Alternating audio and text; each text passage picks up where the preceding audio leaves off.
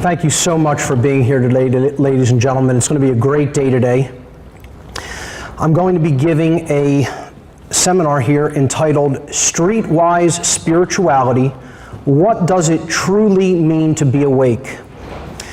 And it's going to be a lot different than what many people think of as the awakening process. There's going to be a lot of points in here. I'm going to cover 20 main points as to what is true awakening, not pseudo-spiritual awakening as we may hear about in the New Age circles. So that's the title of the seminar. And but before we actually jump into the material, I'd like to give a few caveats regarding what I do and my presentation style in general.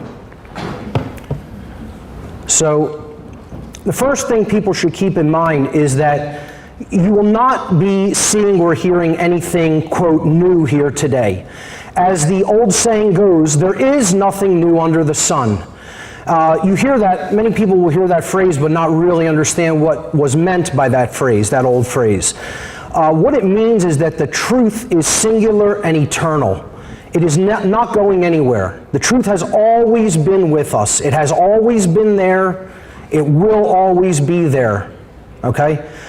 All I can do personally as a presenter is get up here and present this information in some sort of a personalized format or framework with my particular style and my particular aesthetics applied to the presentation, which is what I'm going to do here today. My personal presentation style has been described by some as very intense. Now, for people who may not be familiar with my work, by a show of hands, how many people are completely new to my work? Completely new to it. That is phenomenal. That is fantastic. Okay? Now, with that having been said, you don't have any prerequisite information that I've put out there. So you have to understand, this presentation is like an amalgamation. It's like a coming together of all my former material.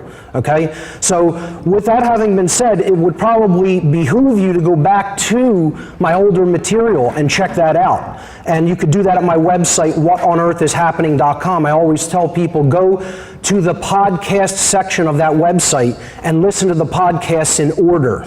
If you do that, that opens up a worldview, a tapestry will emerge from that information from doing it like that. It's a stepwise progression.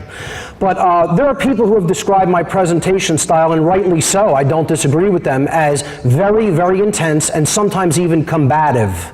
And I don't really make any bones about that. It's true. Some people here today may be very likely to get upset or angered by some of the things that you'll hear me say, and that's fine. So be it. Okay? The fact of the matter is that the truth itself, by its very nature, is belligerent, especially in the time of deceit that we're living in. Okay? Because truth wages war against mind control. And that's what I'm here to do. I'm waging a war against the forces of deceit, against the forces of darkness, against the forces of mind control in this world. Okay? I do not present the information that I present to be liked. I don't care who likes me or who hates me.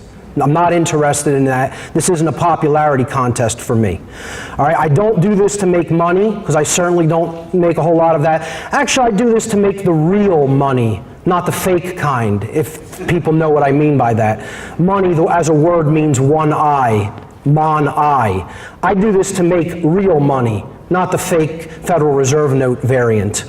Okay, but I also, I don't really want to do this with my time. This isn't what I would prefer doing. I have a whole lot of other personal interests I'd like to be pursuing.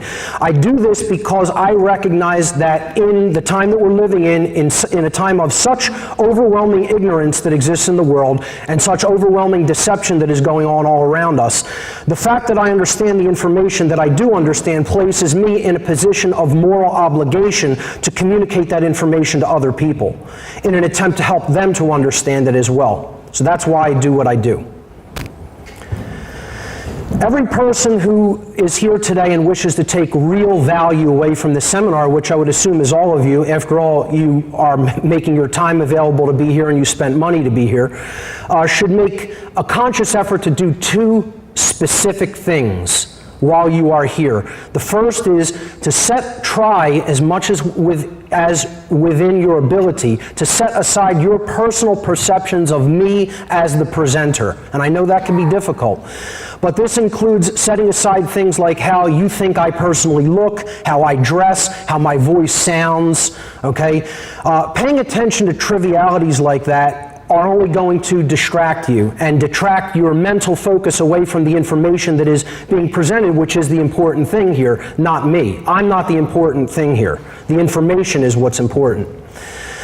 And the second thing is try to be consciously aware of any impulses that you may have to reject information based on emotional response. And that's also quite difficult for people to do. That's why I try to make these points consciously up front. Okay, so that you're holding those ideas in your mind as we proceed. You cannot think about this information with your emotions.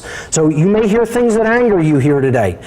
It's a logical fallacy to gauge the truthfulness or the veracity of any information that you hear based solely upon how you feel when you're first hearing it. That is a trap that you can fall into. So that's why I try to make people consciously aware of it right from the jump. The last thing that I want to bring up before we start is that this seminar is a tapestry of information that is meant to be taken in as a whole, not separate or in individuated chunks, okay? It's a tapestry of information. It's designed specifically to be seen in its entirety. So I highly encourage people to gain the maximum value from the information I'm going to present here to stay for the duration of the whole seminar, at least the presentation part of it, okay? We're going to do an extended question and answer session after my presentation. But if you stay for the whole part of it, you'll recognize the pattern that I'm trying to make clear here, okay? If you don't stay for the whole thing, more likely than not, you're not going to see the entire pattern that I'm trying to lay out, and then you're not going to gain maximum value. All right, so with those things, those caveats having been said, let's jump into the information. So what this whole thing is about is what does it truly mean to be awake? We hear this word a lot, right? We hear the word awake. He's awake. He's awake to what's going on. You know, he's not unconscious. He's not asleep. She's conscious. She's awake, okay? Well, what does that really mean? And people have different thoughts about what that means. There's whole communities of people that think that that means completely different things, all right? What I'm going to try to do is present a brand new perspective on what this means. And people are going to hear some points that they probably never would have considered. All right? So I consider what these points are describing real spiritual awakening. Not, again, a pseudo-spirituality that is all too often presented as being true awakening in the modern, quote, New Age communities. All right? So the information that I'm talking about here has real-world, practical, applicable value. All right? It's about spirit in the flesh. That's the balance that I'm trying to strike here today. We're not about our head way up in the clouds, okay, without our feet firmly on the earth. This image represents in the Hermetic philosophy what was known as the stellar man or the stellar woman. The being that is of the star matter, okay? They are deeply, deeply awoken, and they understand real spirituality. So their head is in the cosmos. Their head is in the stars. But where is their feet? It is planted firmly on the earth. The work that we are to do is to be done here and now, not in some hereafter, not in some other dimension, not in some other time. It is about the here and the now. So that image is another image, that I want to set forward as an archetype for today. Spirit in the flesh, work being done on the ground, even though our mind is of the cosmos. All right? So, first point, I'm going to do 20 points of what it means to be awake, truly. 10 in the first 3 hours, 10 in the second 3 hours. Hopefully I can stick to that time framework.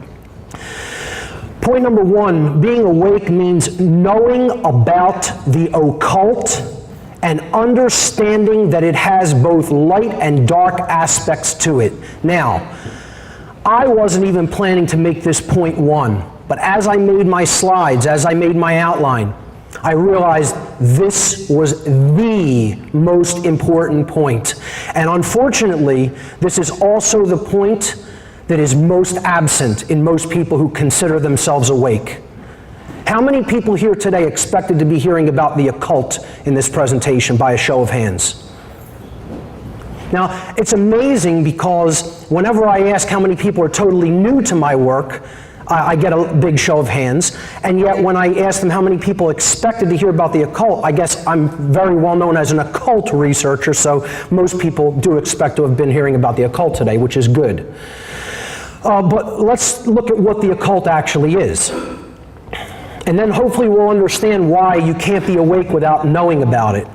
What is the occult? When I use the term occult, what do I mean? The word occult is derived in its etymology, where it comes from the Latin occultus. The Latin adjective occultus means hidden from sight, not easily seen. All right? And that adjective comes from the Latin verb occultare. Occultare means to hide, to conceal, or to keep secret. Now, both of those words in Latin are in turn derived from another Latin word, the Latin noun oculus. Oculus means eye. Okay, so we can see right away this is all about relating to the vision, relating to what we can see and what we cannot see. And that's why I use the symbol of the all-seeing eye as the main symbol for this presentation in my title card. All right? So what we're talking about here is information that is hidden from people's sight, and it is held by very few people in the world, which are represented by the apex of this pyramidal structure here. Okay? That's where knowledge is concentrated and condensed and held very tightly to the chest by some individuals. And then down here, you have the ignorant masses of humanity who have no idea about the occult at all. Zero. Okay?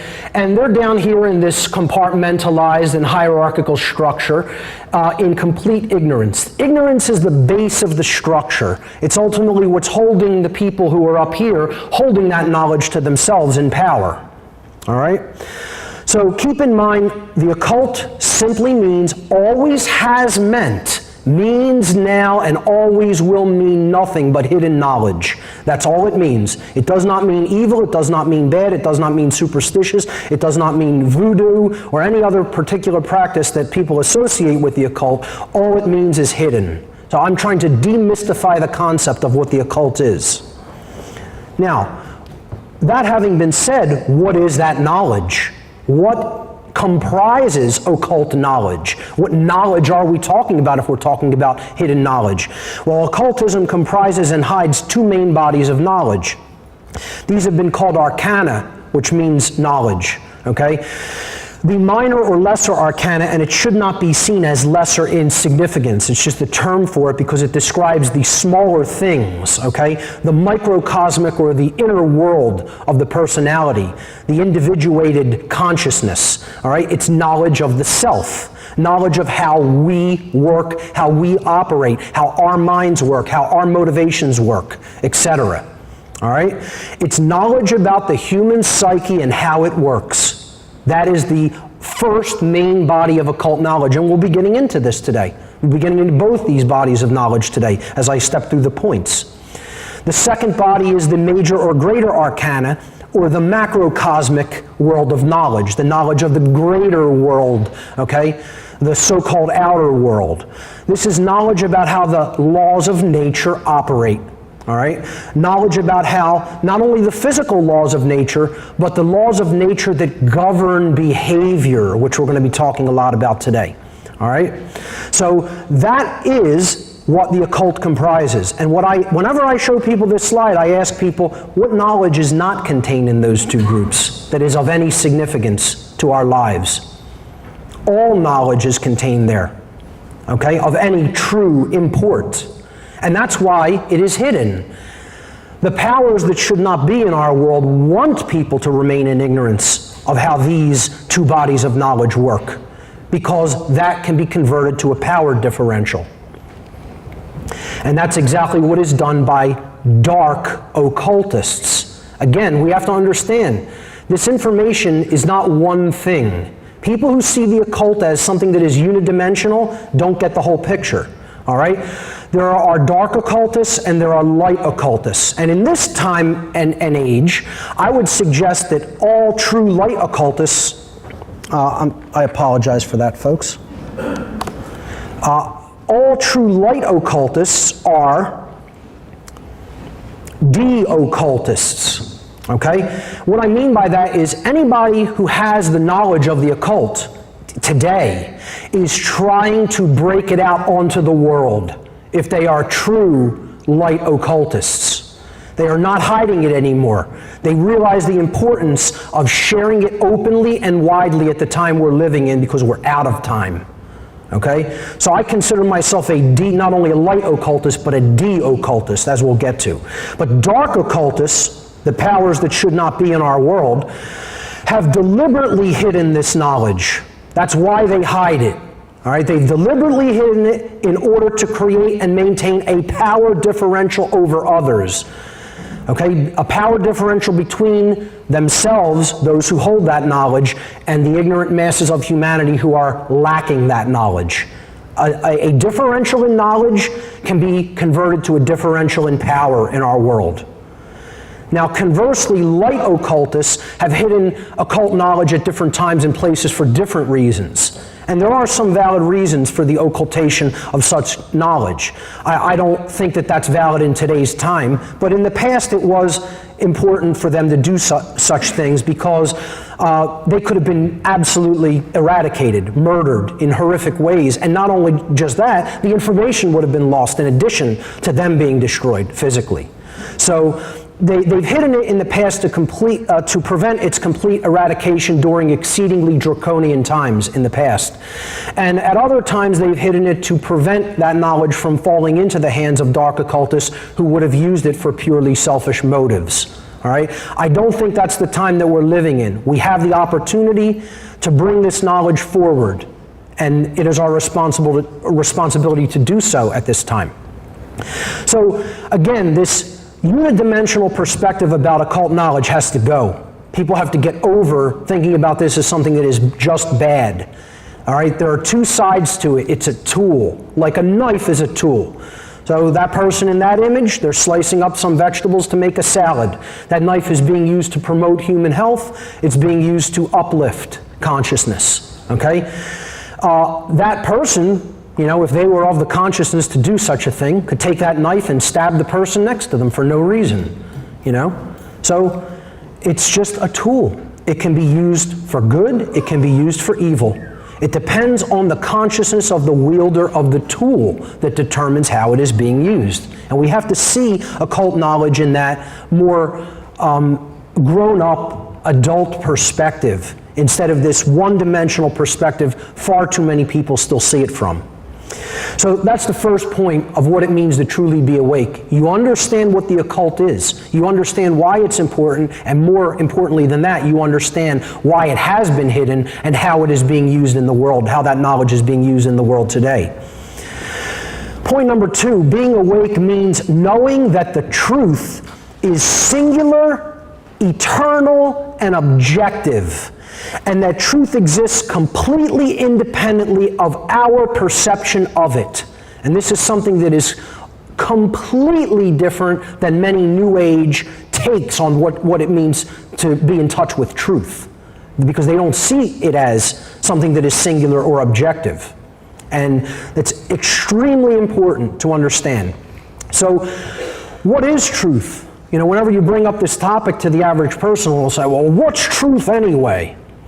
And again, just like I tried to demystify the concept of the occult, I really want to try to demystify this concept of truth, because too many people have a completely mystified notion of what truth is. It's way over the top, it's way too complicated, and it doesn't really capture what truth means. All right? We have to simplify. First thing is, truth is simple. It's not complex. It's not overly mystified.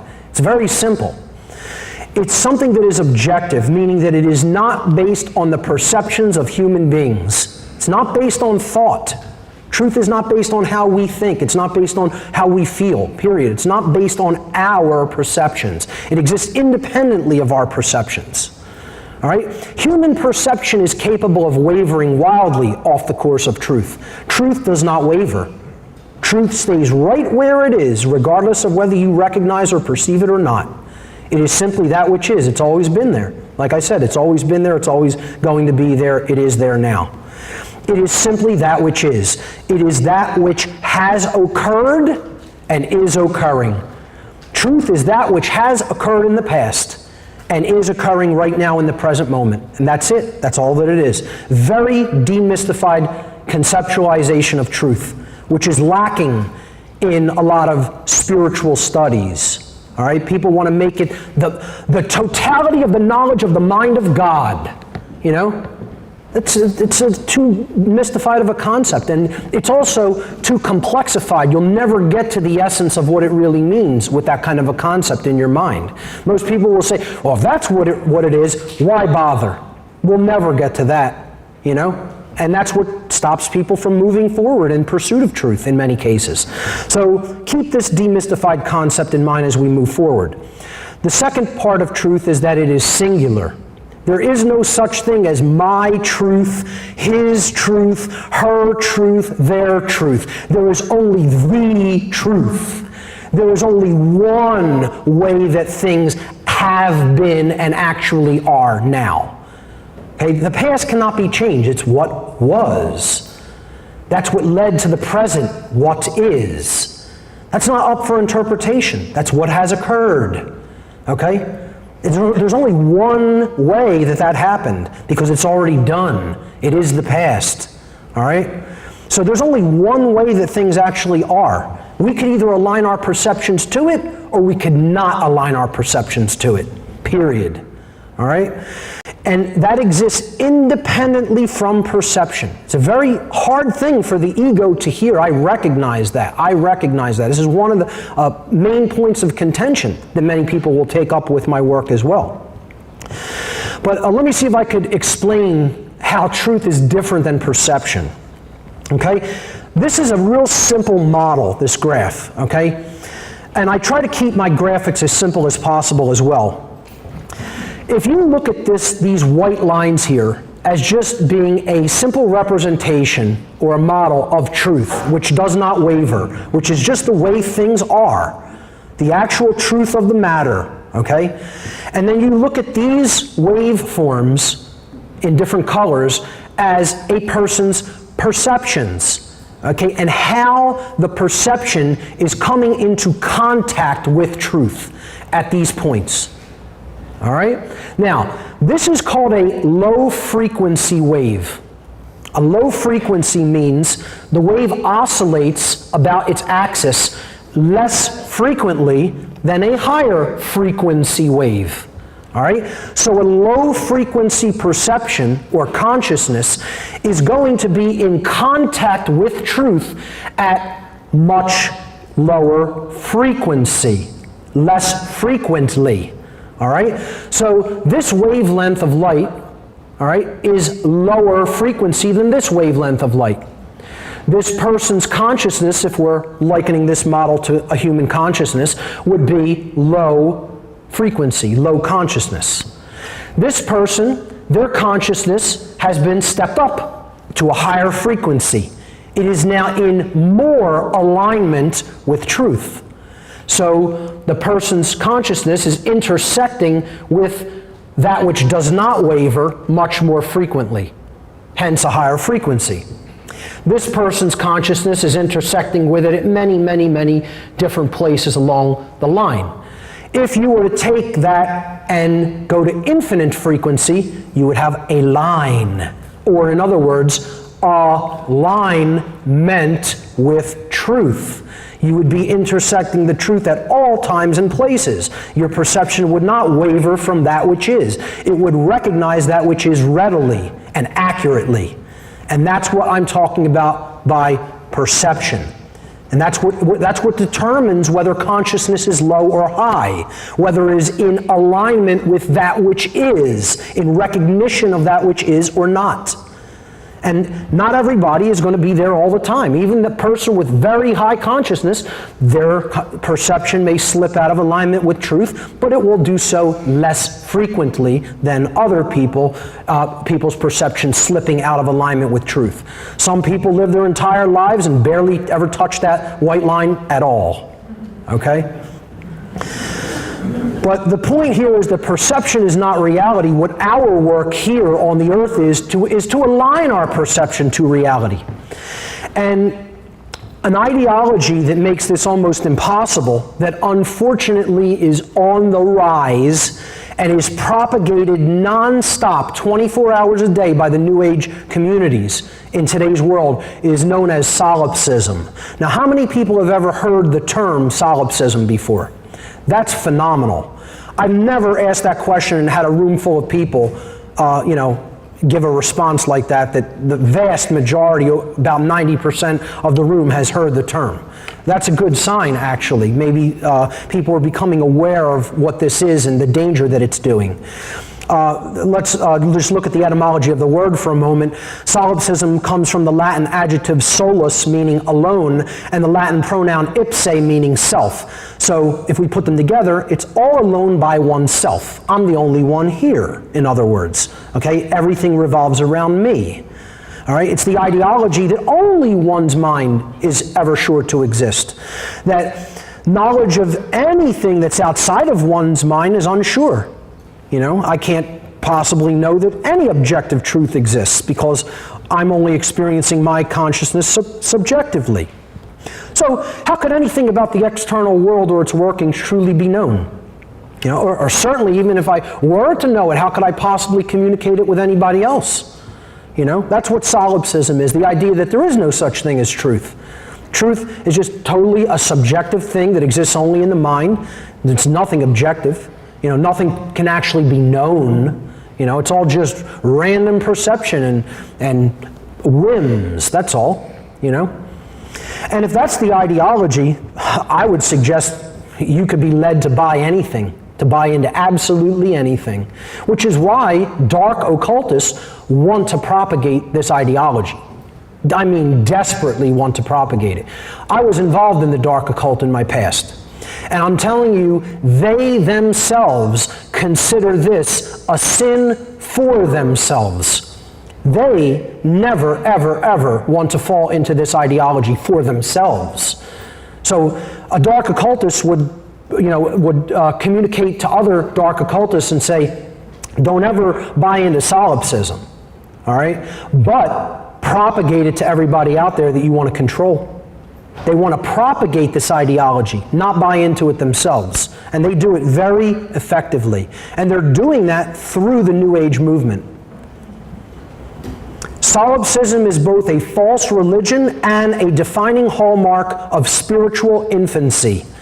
This is what it means to be completely asleep, in other words, to be completely unconscious, not having started the journey in consciousness at all.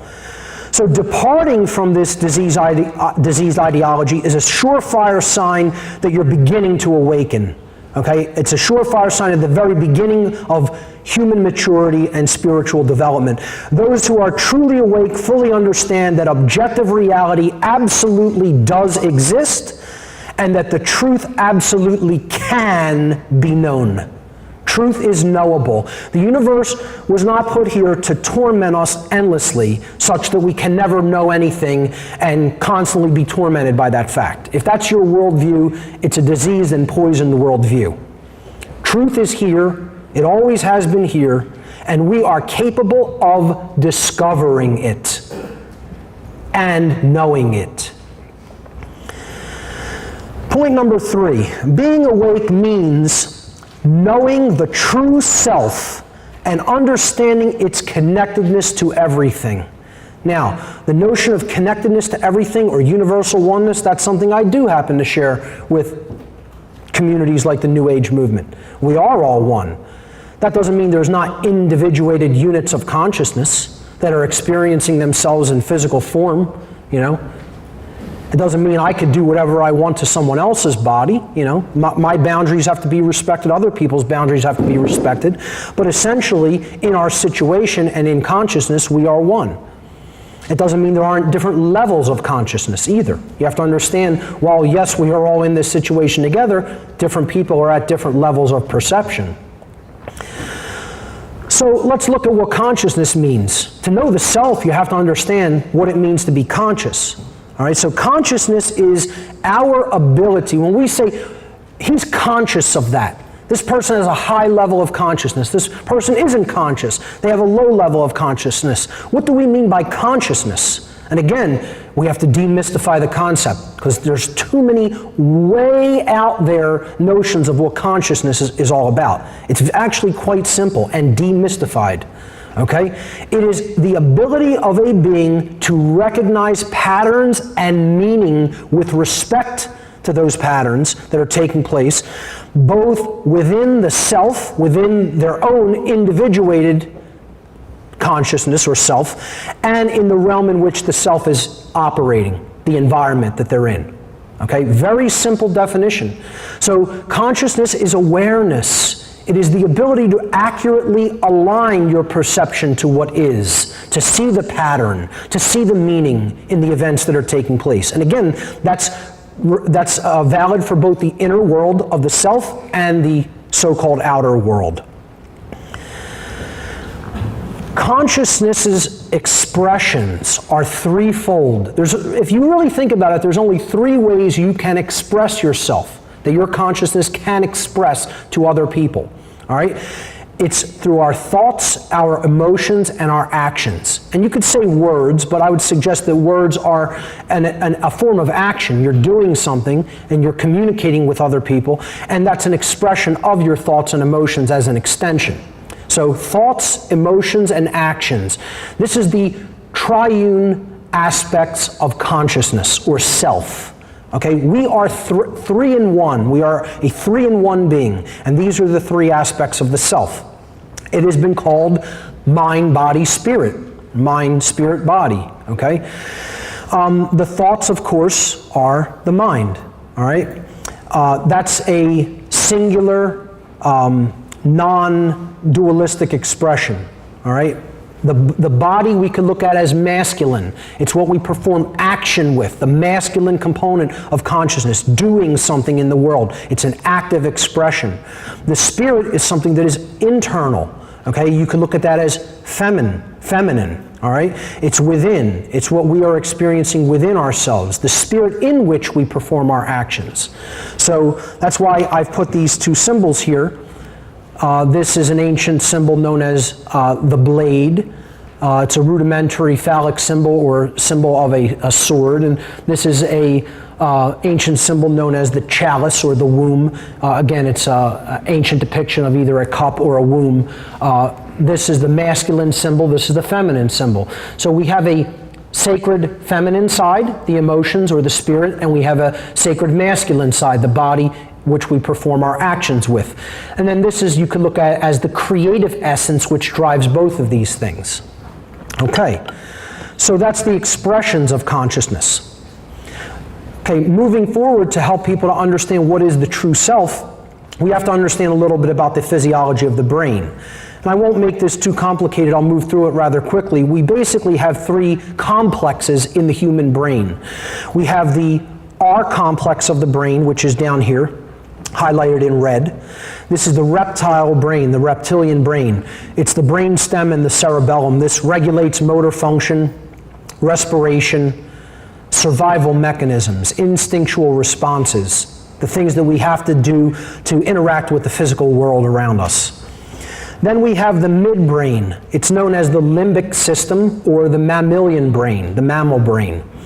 And it facilitates and makes possible emotional responses in the body. So this generates the chemicals, the neuropeptides that help us, that go into our bloodstream and nervous system that help us feel, okay, when we take an action or have a thought. And then there is the higher brain. This is the part of the brain that is actually the most important and the most important to keep in balance and health. because it's called the neocortex, which means the new brain, okay? It facilitates all human higher order thought and separates us from the animal kingdom in that regard, okay? It makes logic, scientific, mathematical thought possible. It also makes intuition, creativity, artistic, holistic, compassionate thought possible. The neocortex of the brain has two hemispheres.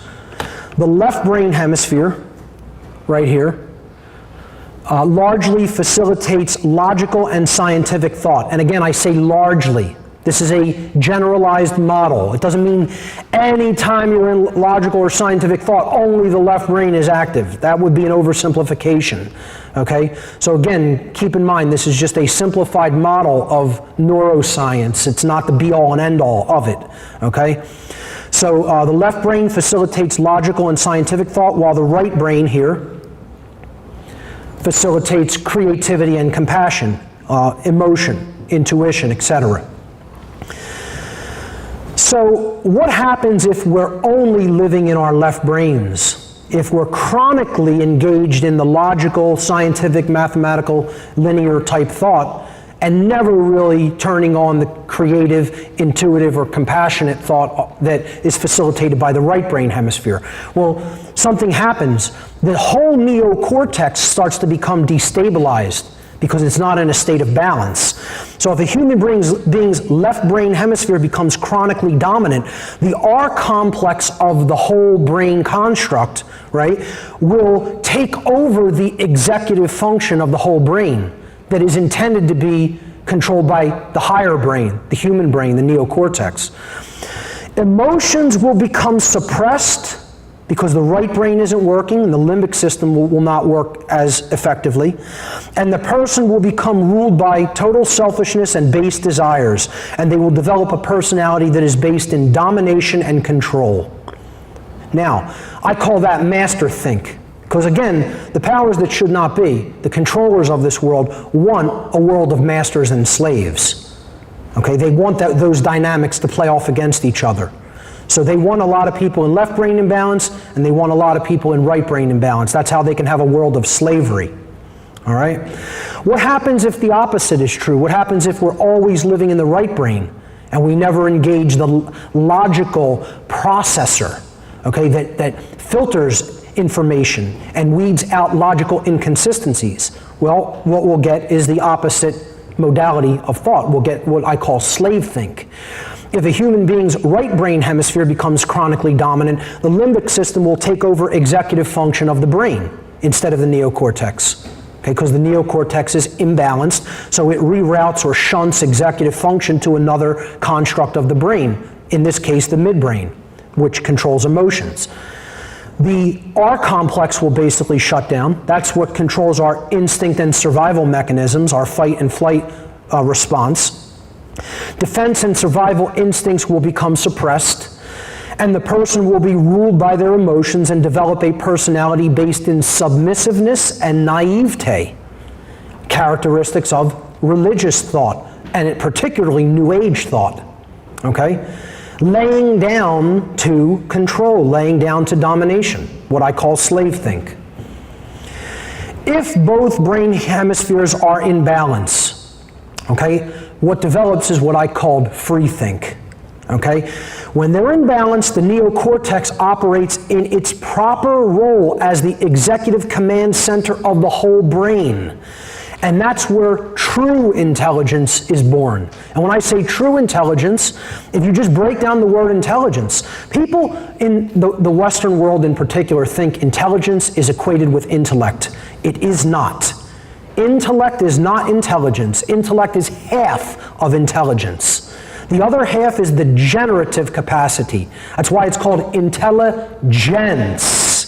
Intella is intellect, gens is the generative capacity of the brain, or in other words, the creative capacity. The word generare in Latin as a verb means to create. So the creative capacity of the brain is the right brain, what the right brain hemisphere makes possible. Intellect is largely facilitated through the left brain. Left brain intellect is not intelligence. So when I say to people, scientists in many cases don't have a drop of intelligence. They look at me like that's a weird thing to say, but it's absolutely true. Because most scientists are totally trapped in the left brain intellect and don't have the right brain creative capacities turned on at all. So that's not real intelligence. That's not holistic intelligence. There's no balance in that, okay? So the balance is what this is all about. Intellect, which is very important, okay? Logical processing plus intuition, creativity, and compassion, which is about the heart, okay? That's real intelligence.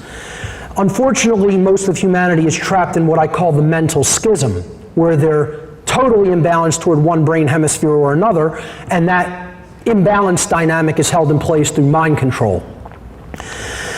The intellect, the masculine component of consciousness, if that's way too overused and we're always living in that state of imbalance, if that part of the personality or that part of the brain is chronically dominant, then what manifests are conditions like rigid skepticism, not taking in any new information or evidence, okay? What I call scientism. This is the worship of science as a religion, as the only possible medium for truth to be known, okay? Atheism, solipsism, moral relativism, which we're going to talk a lot about later, social Darwinism, eugenics, and authoritarianism.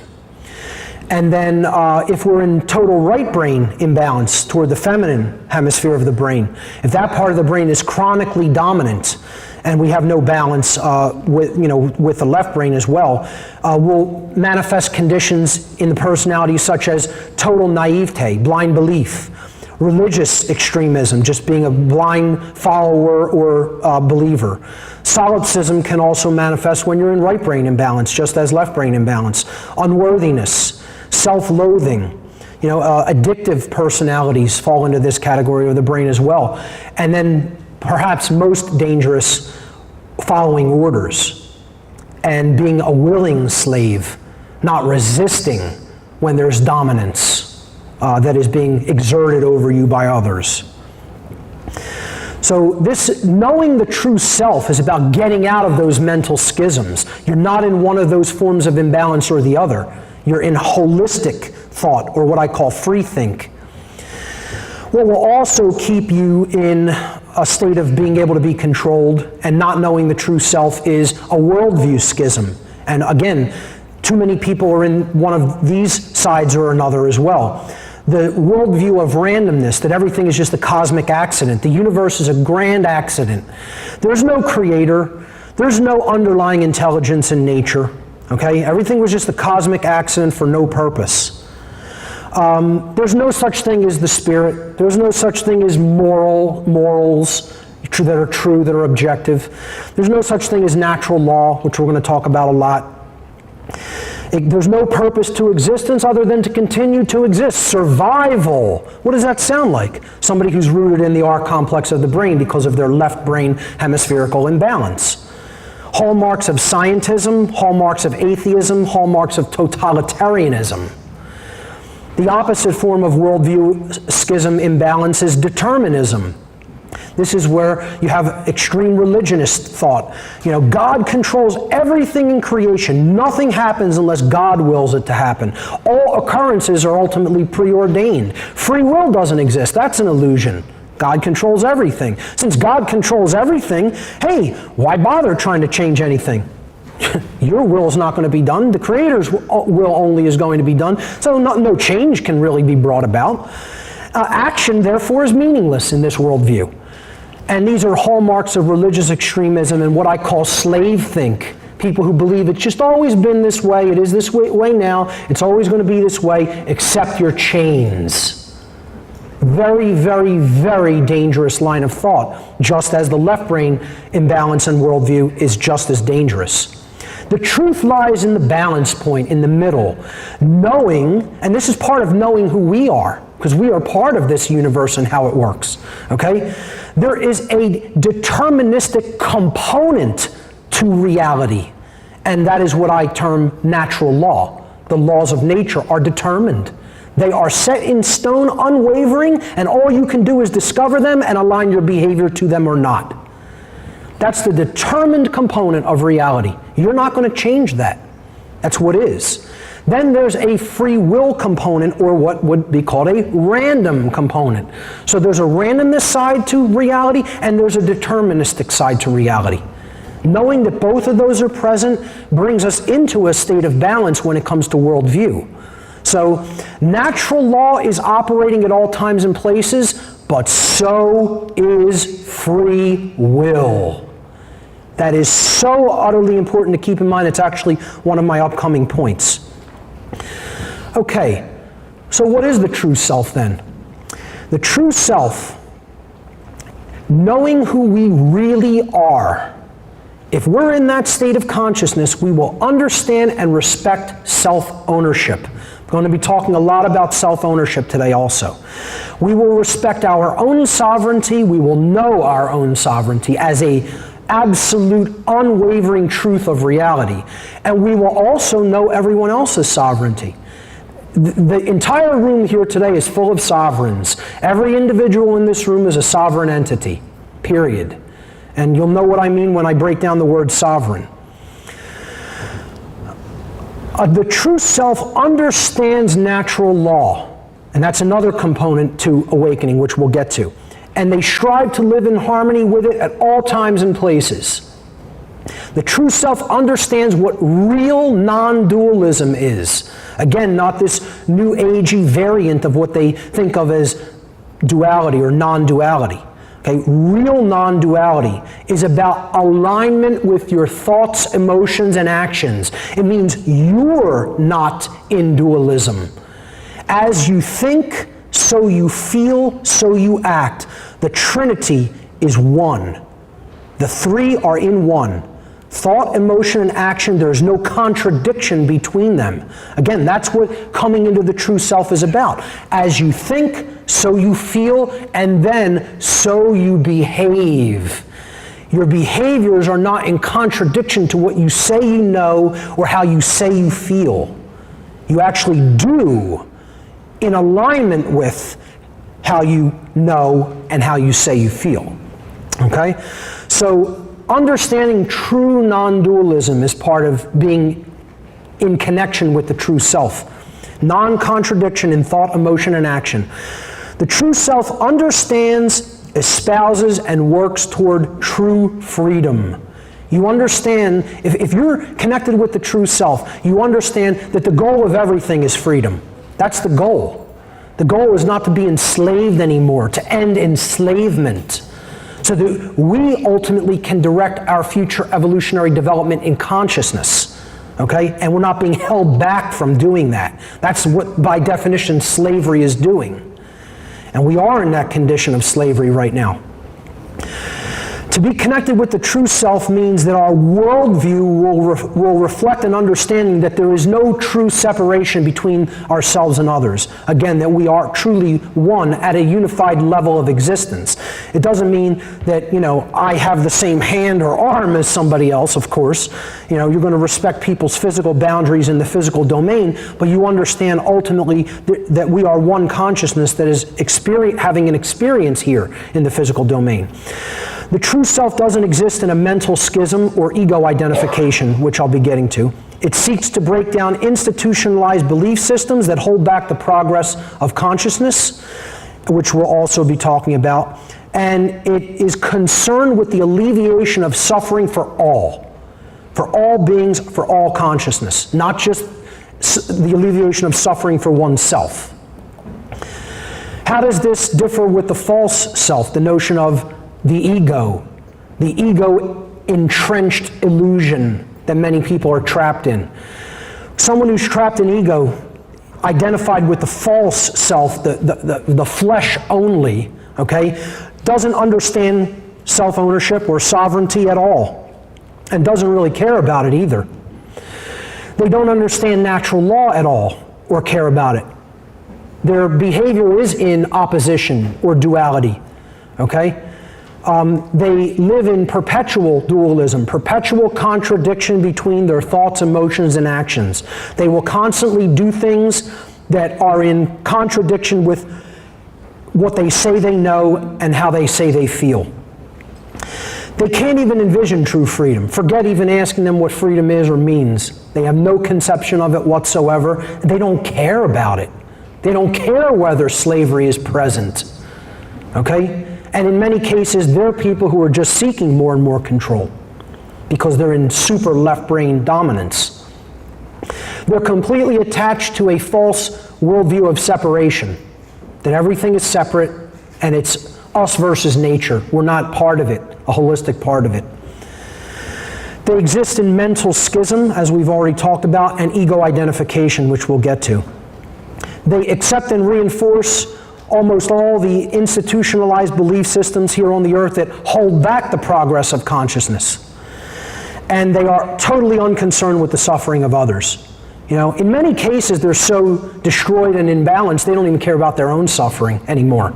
You know, they just look at that as, oh, that's inevitable, and why not just create some more of it, you know, and self-inflict it. So they think only about themselves, maybe their own, you know, their extended family or whatever, maybe, and could care less about whether the world is in total bondage and total suffering or not. Part of understanding the true self is knowing what human nature is really about. And again, this is another big point of contention with my work with a lot of people, because so many people are attached toward believing that human nature is one way or another. When I get up here and tell people human nature is neither good nor bad, okay, human nature is that we are beings that are capable of being programmed. We have a programmable nature like a computer has a programmable nature. Please note, I did not say that human beings are computers, because I do not believe that. Okay? We have a nature that is similar to a computer in that it can be programmed to output a certain mode of behavior. Okay? Human beings are programmable, much like computers. Like a computer, if a human being has a bad hard drive format, that's the first thing you do when you get a computer. You format the hard drive. You're laying the file system into the drive to prepare it to receive an operating system. Okay? That's what is the conditions that are like a child's formative years. Why do you think it's called the formative years? A format's being laid down. And they just accept everything in the first 6 years of development. That's why a child's formative years are so crucially important to the being they're going to become. Okay? If a computer has a bad operating system, a lot of people out there are running computers with bad or infected operating systems. Well, do they compute really well? Not too well. You know, they don't present the desired output onto the screen or onto the printer or onto the internet. And that operating system is the culture we're living in, the system in which we are operating. And that system is corrupted. It's running viruses all over the place. Okay? If a human being has bad software programs installed that are buggy, all the code is buggy. Okay, it's not based in truth. It's bad code. Well, what happens when you run a piece of software that is totally buggy? It crashes, it spits out horrible output. Okay? And that's like our belief systems. Are they in alignment with truth, or are they completely erroneous and we're holding on to them in a rigid and dogmatic way, even though they're false? Well, what's going to be output onto the screen? The output, which is human behavior, is also going to be bad if all those former things are bad. You load up a computer with all that bad stuff, you're not going to get good output on any output device you're going out to. You're going to get junk. So if the hard drive format, the conditions during the formative years, the operating system or culture, and the software programs or beliefs are bad, the output onto the screen, which we call life, the behavior, will also be bad. And it will contribute to deteriorating conditions on a mass scale. Like a computer, the behavior of a human being will largely depend upon its programming, the quality of the information that has been put into it, which enables it to process and create efficiently. So if garbage goes in, garbage comes out. If quality goes in, quality comes out. That is how our nature works. We are programmable. We are the programmer as well. We can change the code. See, that's where free will comes into the picture. We are not at the mercy. This does not mean you are at the mercy of your environment. We can decide what goes into us through diet, through what we are going to pay attention to, or consider, or take into our mental selves. Okay? So that's actually highly encouraging when it comes to the development of the self and knowing the self, that we are in control of that process. It's not just something that is being done to us. Next point, being awake means knowing that there are both spiritual and physical realities, neither of which take precedence over the other. Again, a point of balance needs to be understood and struck when it comes to this. This is what real non-duality when it comes to the whole universe is all about, the non-duality of spirit and matter. Again, you have scientific materialists that are talking about the primacy of matter and how it's so ultimately important and that there's no such thing as spirit. And then you have religious groups or New Agers talking about spirit is all that matters, this world doesn't matter, it's an illusion, and spirit is of primacy. Well, these are both left brain and right brain imbalanced worldviews. There's no balance in either one of those perspectives. It's not being awake. Being awake means spirit in the flesh. Go back to that theme, okay? Spirit in the flesh. We are spiritual beings, but we are also material beings, having an experience in the material domain. So what is that right there? Is that the physical world or is that the spiritual world? Well, guess what? Newsflash, folks, it's both. It's both. It's one thing. Okay? So this dichotomy between spirit and matter needs to go. It needs to merge. It's just one thing. It's everything. Okay? Spirit isn't superior to matter. Matter isn't superior to spirit. They're both the same thing. Well, where do we even get into this notion that they're separate? How could they be separate? Okay? Well, yes, the physical matter, you look at this under high enough magnification, it would look like disorganized chaos and random motion of particles. Hey, I get it. I understand the whole quantum reality, you know. While at some level, at the ultimate level, the unified field level, yeah, this material world isn't solid at all, okay? We could look at matter as an illusion in that regard if you want. That's fine to look at it as an illusion in that regard. But that doesn't mean that you dismiss what happens here, okay? Because what happens here is of significance and importance. Why is that? Because the experience that is being gained and learned from so that the consciousness of the all can learn and grow is very real.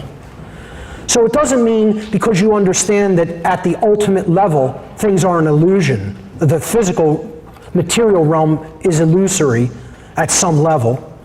It doesn't mean you don't act. It doesn't mean that you dismiss the importance of what happens in the physical realm. No, because the experience that is being gained in the physical realm is real.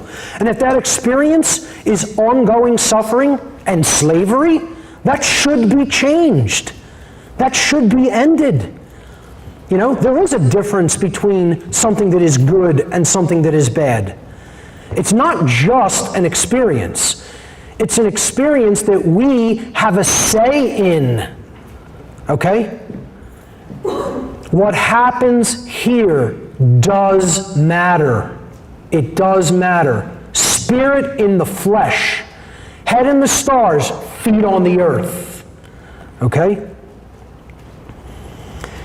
Being awake means being out of ego identification and ego attachment.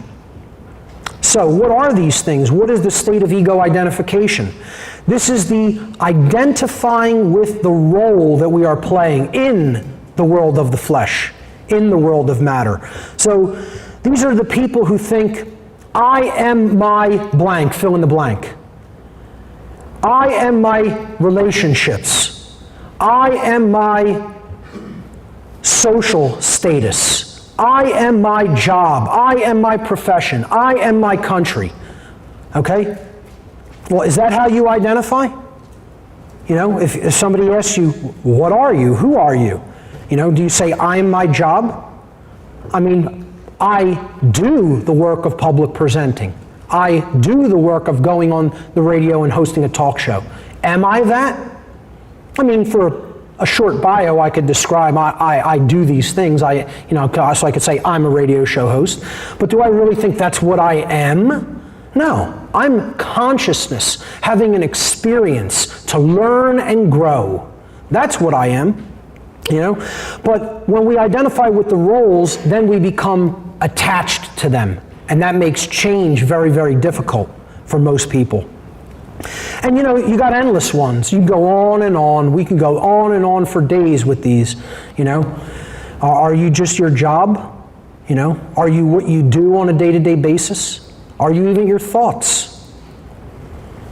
You know, are you the roles that you play? Are you the things, the positions that you take up in our culture, in our operating system? You know, many people think they are these things. They're very attached to that position. They would have no identity without those positions in many cases. What's ego attachment about? It's really about one thing, the inability to admit that we are wrong. So we don't want to look at anything new. You know, the ego in the New Age community is often talked about as like, I can't see myself as a distinct individual. That's not what being in ego means. Okay? If I don't see myself as a distinct individual,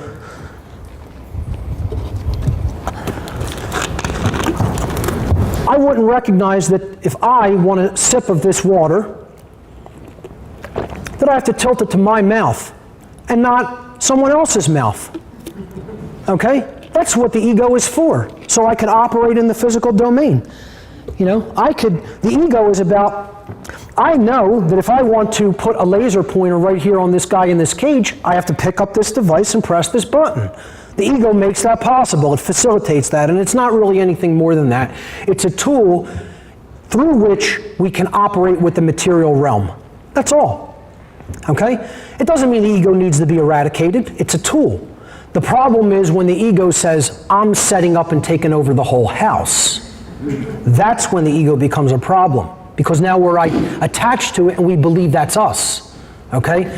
So what does the ego do? It keeps us in a mind prison. It keeps us in the dark. It keeps us in ignorance. That's what that force is. It's a force that works through fear to keep us in the dark, to keep us in ignorance. Okay? Not accepting any new information. It does this two ways. Ego attachment keeps people in fear and ignorance by holding them in two modes of thought. The first mode of thought is, I couldn't possibly be wrong about what I believe that I already know.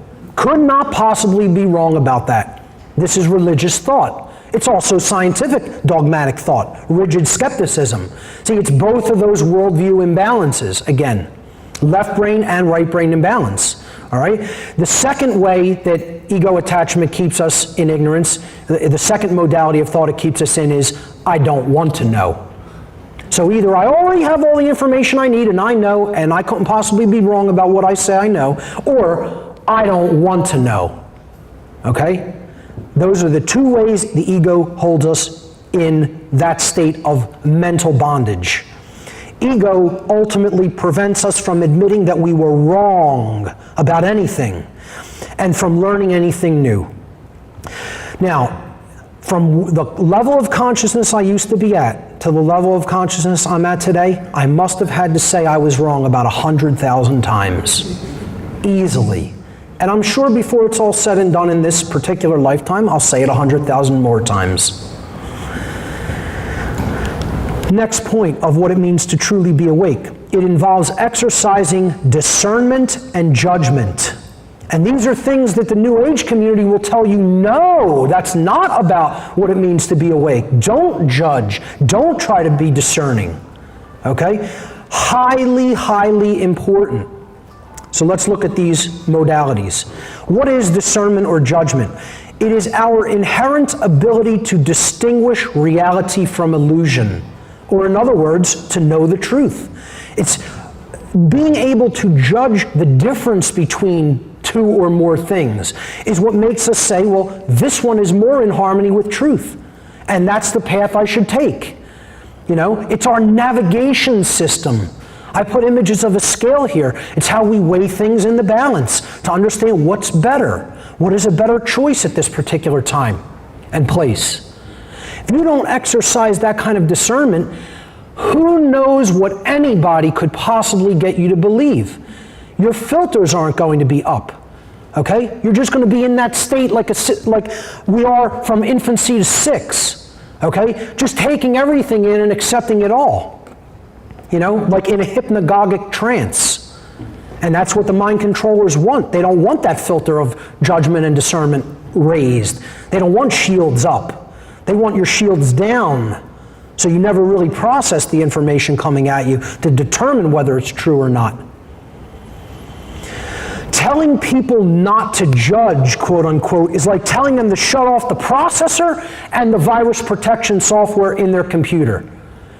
Turn on your computer, then open up the box, go to the main board, pull out the processor. How much more are you going to be doing with that computer?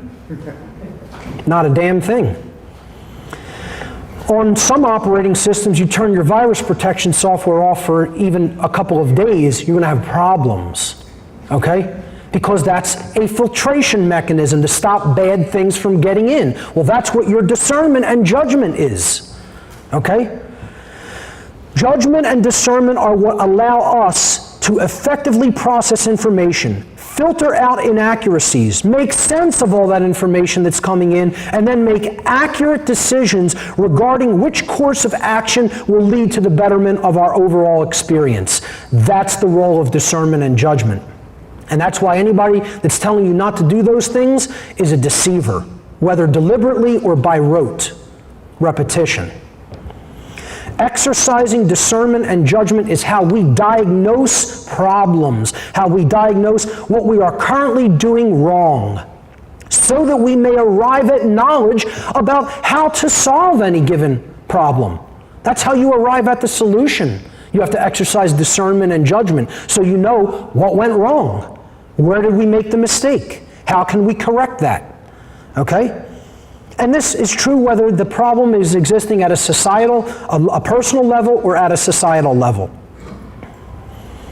The word diagnosis itself means by way of knowledge. It comes from the Greek language. Dia in Greek means through or by way of, by means of.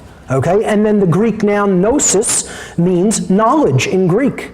So you put them together. Through knowledge, by way of knowledge, by means of knowledge. That's how we understand what's wrong, so we know what we need to do to correct the situation.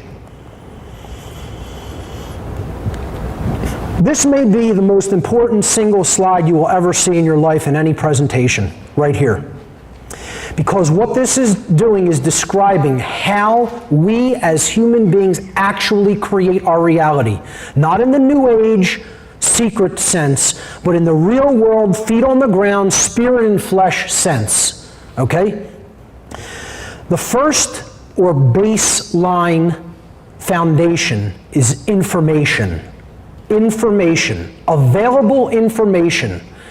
This information constitutes potential knowledge that we can gather, process, eventually understand, and eventually act upon. But at this level, all it is information, okay? In the trivium methodology, they call this the grammar step, okay? So it's all the components that you need to assemble to make sense of anything, all right? Now, we could arrive at knowledge or not. Again, underneath knowledge on that box, it says, or lack thereof. So the opposite of assembling that information, not doing that process, not arriving at knowledge is ignorance, in which case we build a very different reality. On top of that knowledge, we're building something else. So if that's not firm, if that's not a firm base, if it's not based in truth, you're not going to be building a solid structure that is going to be capable of standing. All right? Is our decision-making processes regarding what we have just taken in. These processes take place in the mind. That's why mind control is so important to maintaining the slavery condition that this world is in, because it's an attack on the decision-making processes, okay? The processes that take place in the human mind, they're chosen by each individual, and they are based upon the available information. So this is the processing stage. We process the information. And when we process it, either we arrive at an accurate understanding of it, so now we are either aligning our thoughts to truth or not, okay? Or we don't understand it. We've arrived at confusion regarding what this information means on the first step, all right? Then above that, we're going to build on top of that. The third process, all right, is the behavior or the output, as we've already talked about in the human nature section. The output onto the screen of life then occurs, because each individual's behavior is, by definition, going to be based upon the quality of their decision-making processes in step 2, which were in turn based upon the quality of their available information in step 1. That's why if you want to control the output, you always control it from available information. Hence, hiding knowledge, the occult, okay? That's where the powers that should not be control the world from the level of available information. So, what then occurs? What happens? These are the 3 steps we work with: knowledge, understanding, and wisdom, or lack thereof. Again, that's grammar in the bottom step. In the trivium, this would be grammar, logic, and rhetoric. Or we can use the computer analogy. This is input, this is processing, and this is output. Okay? All of those different ways of looking at it hold true. But then there's something that happens, manifestation. The manifested reality that is the quality of our shared experience in this world. The quality of the condition which manifests in any given society is based upon the aggregate quality of behavior within that society. Aggregate quality of behavior, meaning in the totality. So, if you have the aggregate number of human beings in a society behaving morally, you will have a society that generates a result of order. If you have an aggregate amount of people in society that are behaving immorally, you will have a society that has generated chaos, slavery, tyranny, etc. And we're going to be talking about that process later. The next point of being awake. Being awake means being mentally free of all false religions. So, by definition, we have to define what is a religion then. What do I mean by the term religion? Religion as a word in English comes from the Latin language, from the verb religare, okay? And that means, the word religare in Latin means to tie back, to hold back, or to thwart from forward progress, to bind by tying up. And that's one connotation of the word religare in Latin. There is an alternative definition as well. It means to reunite with or tie back to something that has been separated. You're going and you're then taking it back in and putting it back together. That's a positive connotation of what true religion is about. First, I'm talking about false religion here. Okay? So these are the things that tie us back or hold us back from where we say we want to go. They hold us back from truth. They hold us back from forward progress in consciousness. All right? So a religion, a false religion, qualify it as such, is a system of control that is based in unchallenged dogmatic belief which holds back the progress of human consciousness. That's what a false religion is. And again, it's all about the brain, the mind in the cage, the head cage, okay? Not being able to make any progress because we're not changing our thoughts. And again, if thoughts, the processing of the information doesn't change, we can't change the output through behavior, and therefore we can't change the manifested result. So if people are attached to a religion, nothing can change, because their behavior ultimately cannot change, and therefore the manifested reality cannot change. So I'm going to piss everybody off now by attacking all religions on the planet. Every single one, even the ones you didn't think were religions. Okay? All of the cultural religions, of course, constitute religion. Christianity, Judaism, Islam, Hinduism, Buddhism, Taoism, Shintoism. You name the religion. If it's an ism, that's what I'm talking about up here in the top right-hand corner. The cultural religions. Okay? Now, I also arranged this slide with these on the right and these on the left for a reason. These are the religions that work through the right brain hemisphere. These are the religions that work through the left brain hemisphere. Okay? So we have the cultural religions, as I am going to call them. And then this is the net right here that catches anything that gets sifted, okay, that this big net here doesn't catch, right? Then we have a finer mesh net down here to catch people called the New Age movement. Okay? So they're all right brain modes of imbalance, and they're all control systems. And if you haven't figured out that this one is a control system, you might want to check out my seminar called New Age Bullshit. And that's available in the back in actually, I think, 3 different formats. But I have a 2-disc set of the seminar I just did in Asheville, North Carolina, which is my favorite version of it. Just to mention, I do have lots of DVDs in the back. If people want to check them out during lunch or afterward, feel free to do so. The left brain religions, we have politics or government, the religion of authority, the belief in authority, which we'll be talking a lot about later. And then, of course, scientism, which I've already briefly touched on. Okay, they work through the left brain. And most people, even a lot of people here today in this room possibly, are attached to one of these religions or another. I won't ask by show of hands, okay? But more likely than not, we have some people here who are even attached to some of these religions. And they're all ultimately ruled by one overarching religion, which is the God of this world, and that is the monetary system. This is the religion that the least amount of people on the earth are out of the mental identification with. The least amount of people, therefore, it is the most powerful religion. Money is the most powerful religion operating on the planet. There is no more universally unchallenged, dogmatic belief that is operating in the human species than the belief in magical pieces of paper called money or credits on a computer screen. Okay? That is the overarching universal piece of mental bondage software operating in humanity. If you believe that money is real, you're under mind control. Okay? If you believe it has intrinsic value, you're under mind control. Okay? And you'll just think about its operation with the other religions. Every one of them. It's intimately and intricately inseparable from. Okay?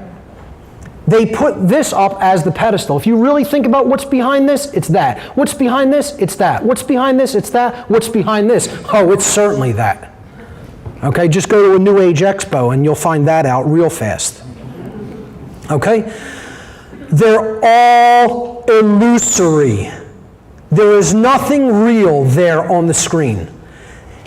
In these two, and even in this one, to a certain extent, okay, there are some seeds of truth. I'm not going to tell you throw out all real science.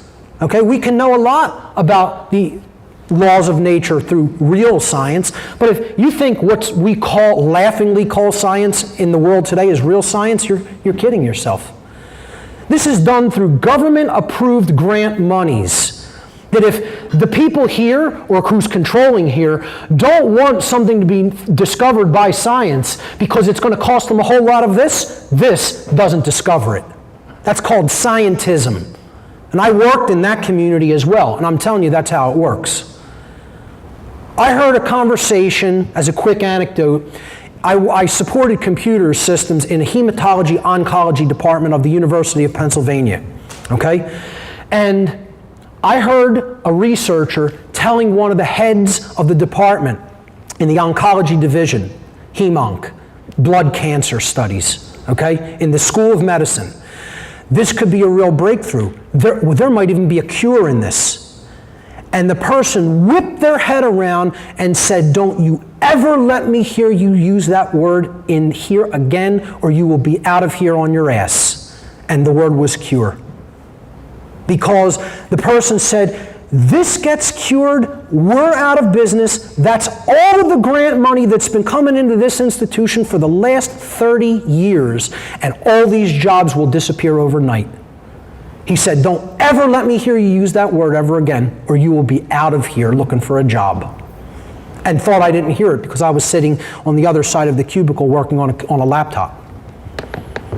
That's what science is, folks, in the world today. And if you don't accept that, if you don't believe that, if you don't know that that's what's going on, I don't even want to use the word belief. If you don't know that's going on, you're very naive. Okay? This is all controlled by money, obviously, you know, the collection plate money and all the money that's coming in through donations to religions. And this is ultimately controlled by money. But what I want to say is there are seeds of truth in these movements as well. I'm not going to tell you no religion doesn't have any seeds of truth if you get deep enough into the absolute esoteric core of the tradition. There are seeds of truth there. They're just covered up by the exoteric aspects of the religion, which are all there as mechanisms of control. The same could be said of the New Age movement. There are certain seeds of truth, but then they get exploited, they get blown out of proportion, you know, deceptions, subtle deceptions creep into it. So that's where the filter, the discernment, the judgment mechanism is so important. So that's being out of false religions means you don't believe in or identify with any of those systems of control, of controlled belief. How do these work? I'm going to look at two particular ones, the left and right brain aspects, which I'm simply going to call government and religion. Okay? And again, the left brain side, you could look at government and scientism, and the right brain side you could look at as religion and the New Age movement. So how do these dynamics work to control people's mind?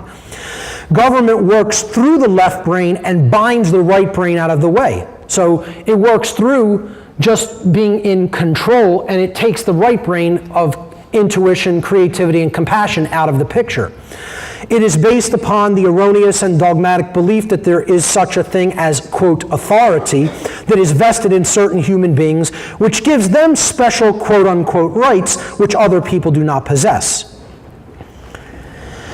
When left brain imbalance is chronic, the person eventually develops psychopathic tendencies if left unchecked, leading some people to the belief that they have a right to rule over other people through violence. And this is the condition that we are in today.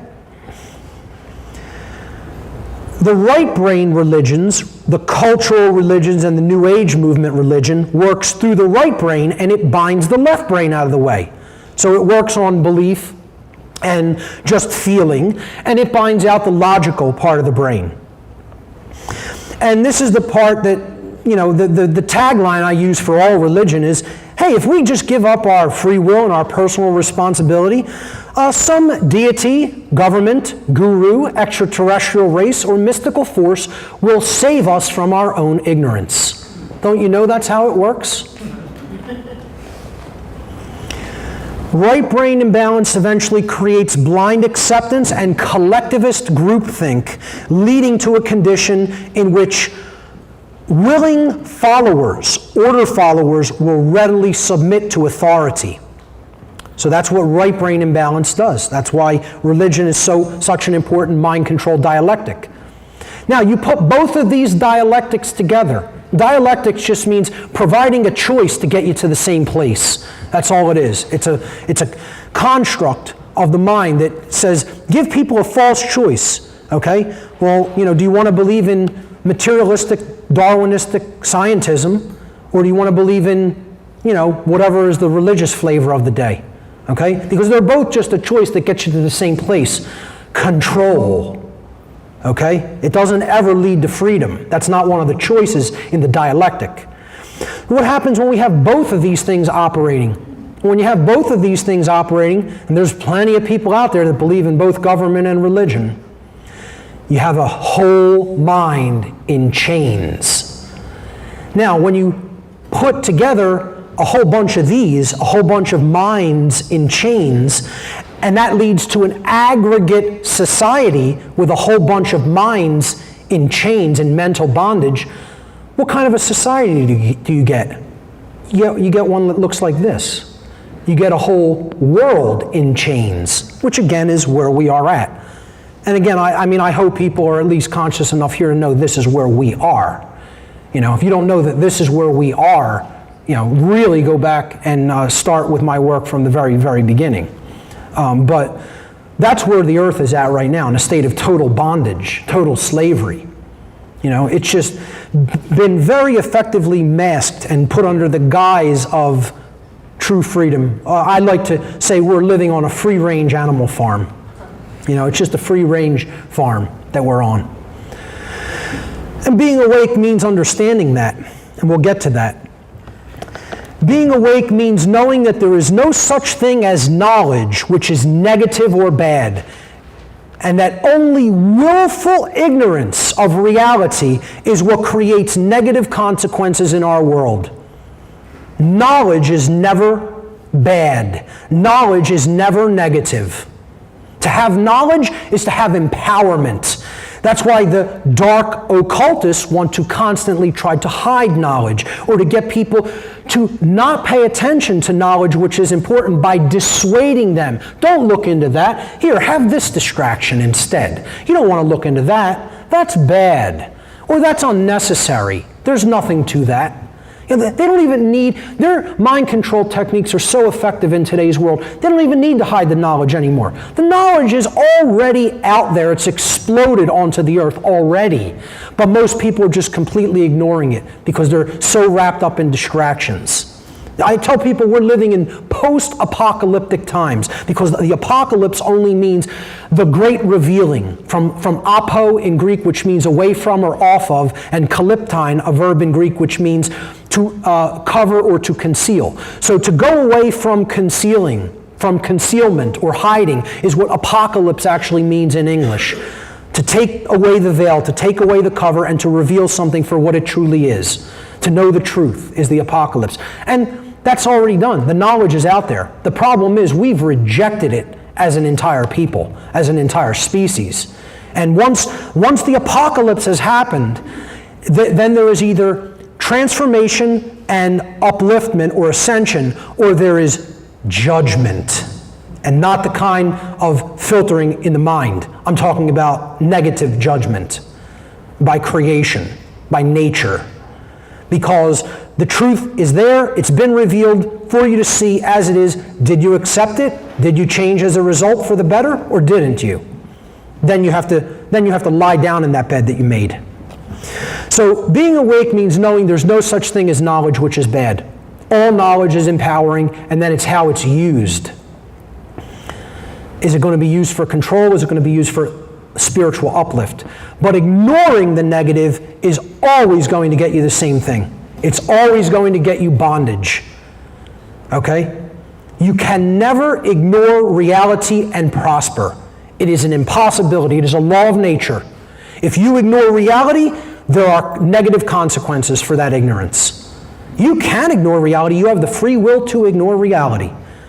But you do not have the free will to ignore reality without negative consequence. That is a natural law. And this is what people in many communities will tell you we should be doing. See no evil, hear no evil, speak no evil. That's bad. Don't pay attention to that. I don't want to talk about the corruption. I don't want to talk about pedophilia, child sacrifice. I don't want to talk about, slave rings. I don't want to talk about people working for slave wages in slavery conditions. I don't want to talk about that government is slavery. I don't want to talk about that religion is mental bondage and mind control. No, don't learn about any of those things. Just try to follow your bliss, which we'll also talk about. Ignoring that which is negative because it makes you feel uncomfortable can only do one thing: get you more negativity. That's all it can do. And I don't mean just you personally. Yeah, you can run down to the tropics and ignore reality and somehow live an existence that for you is a little pocket of comfort in the individuated sense. But I'm saying the more people that ignore reality on this planet, the more the aggregate population of humanity will go into deeper and deeper bondage. And each individual that's doing that is contributing to that overall dynamic. So this is the position that means that you're completely asleep. Putting your head in the sand, not wanting to look at the negative, not wanting to look at the truth about what is in the here and now, regardless of how ugly that may be. And please note the body posture. This is like the creator making a really awesome joke, okay? Because if you have your head in the sand, your ass is up in the air, okay? It's a beautiful thing that the body was designed, that the only way you could put your head in the sand is being bent over and ready to get it, okay? So, we do not give power away to something that is harmful simply by putting our attention upon it and becoming aware of its existence.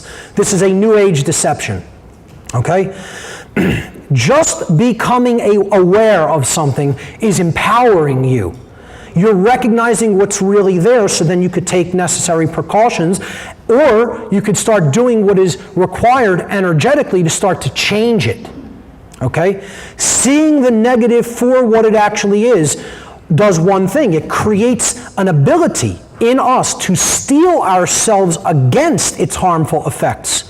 You know, this is like diagnosing a problem. Well, you now know what the problem is. You know what you're up against. You know, you're not in ignorance anymore. Now you know what to do. Okay?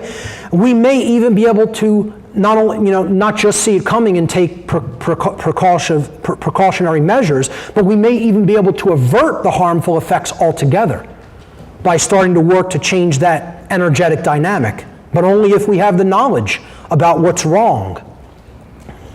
So, refusing to look at critical information is the opposite of being awake. Okay? Refusing to look at critical information just because it may make you feel uncomfortable or scared because you perceive it as quote-unquote negative is willfully choosing to remain in a state of ignorance. And willfully choosing to remain in a state of ignorance is called unconsciousness. Or in other words, you're completely asleep. The next part of this dynamic of waking up to the negative is stepping out of what I call emotional mind control. Okay?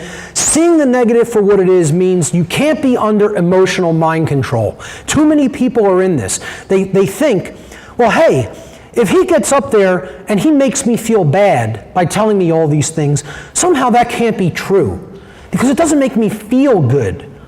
Well, whoever told you the truth has to make you feel good? New Agers told people that. The New Age movement puts that out there, you know? You want to just resonate with it. Oh, that made me feel really disturbed. I'm not resonating with that. That has nothing to do whether it's true or not.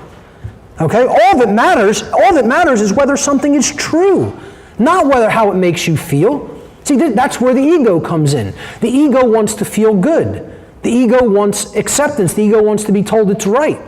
The ego wants comfort.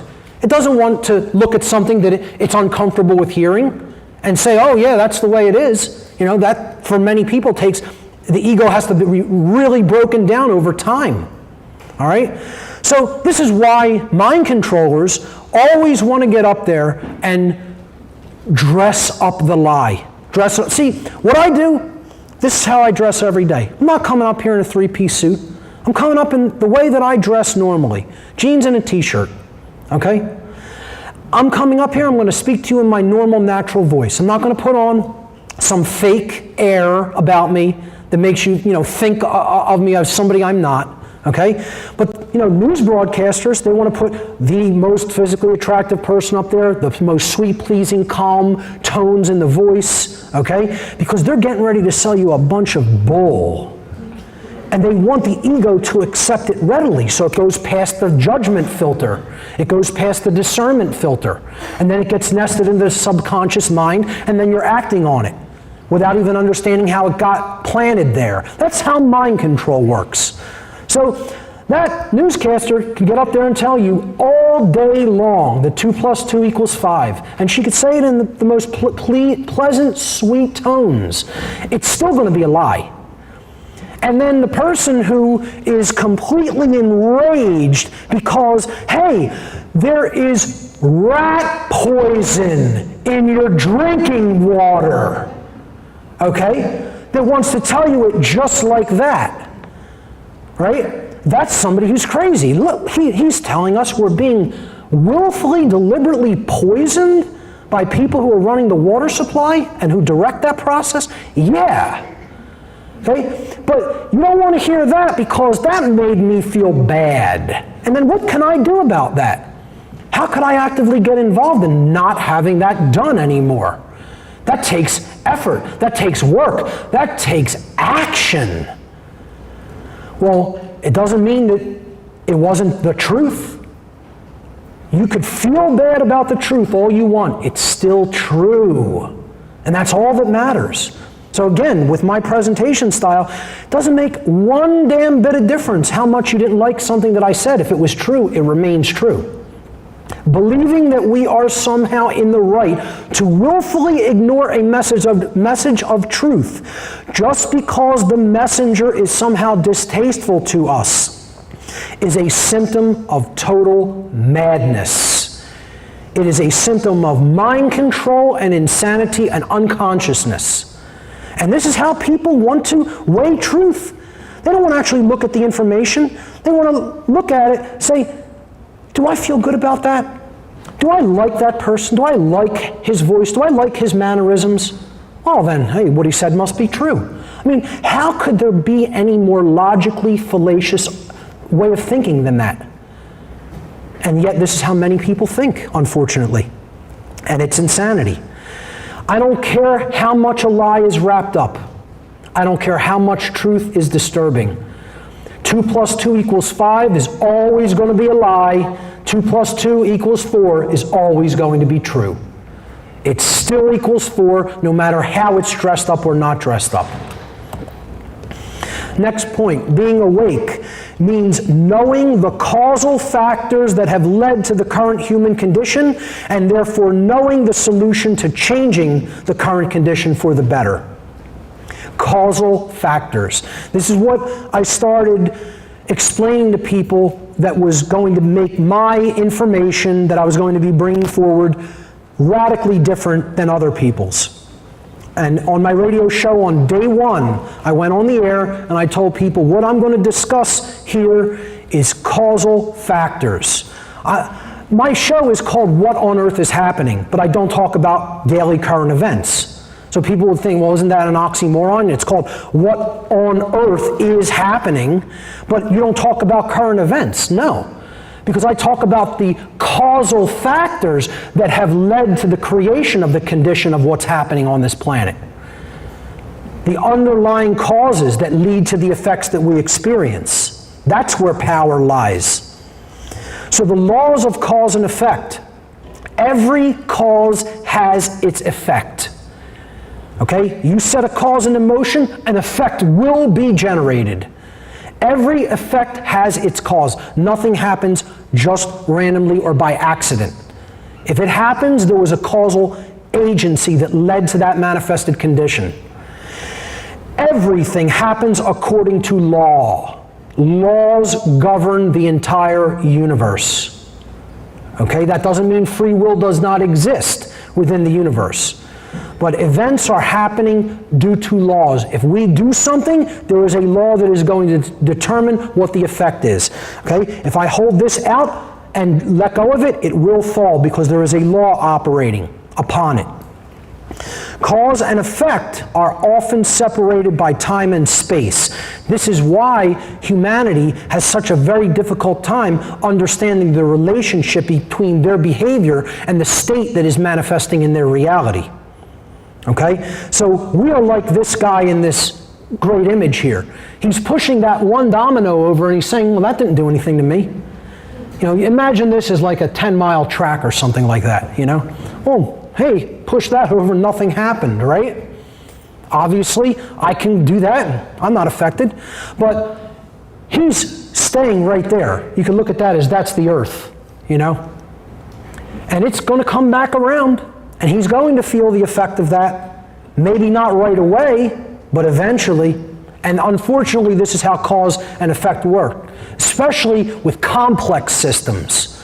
See, that bottom line there is particularly true for complex systems like an entire society. The effect is often separated by time. So, the plane of effects, or in other words, the physical world, this is where there is no power to change things from. Okay? You cannot create change from the level of that which has already manifested. All right? That is like trying to, I explain to people, it's like having a psychological condition that causes you to want to hurt yourself by cutting.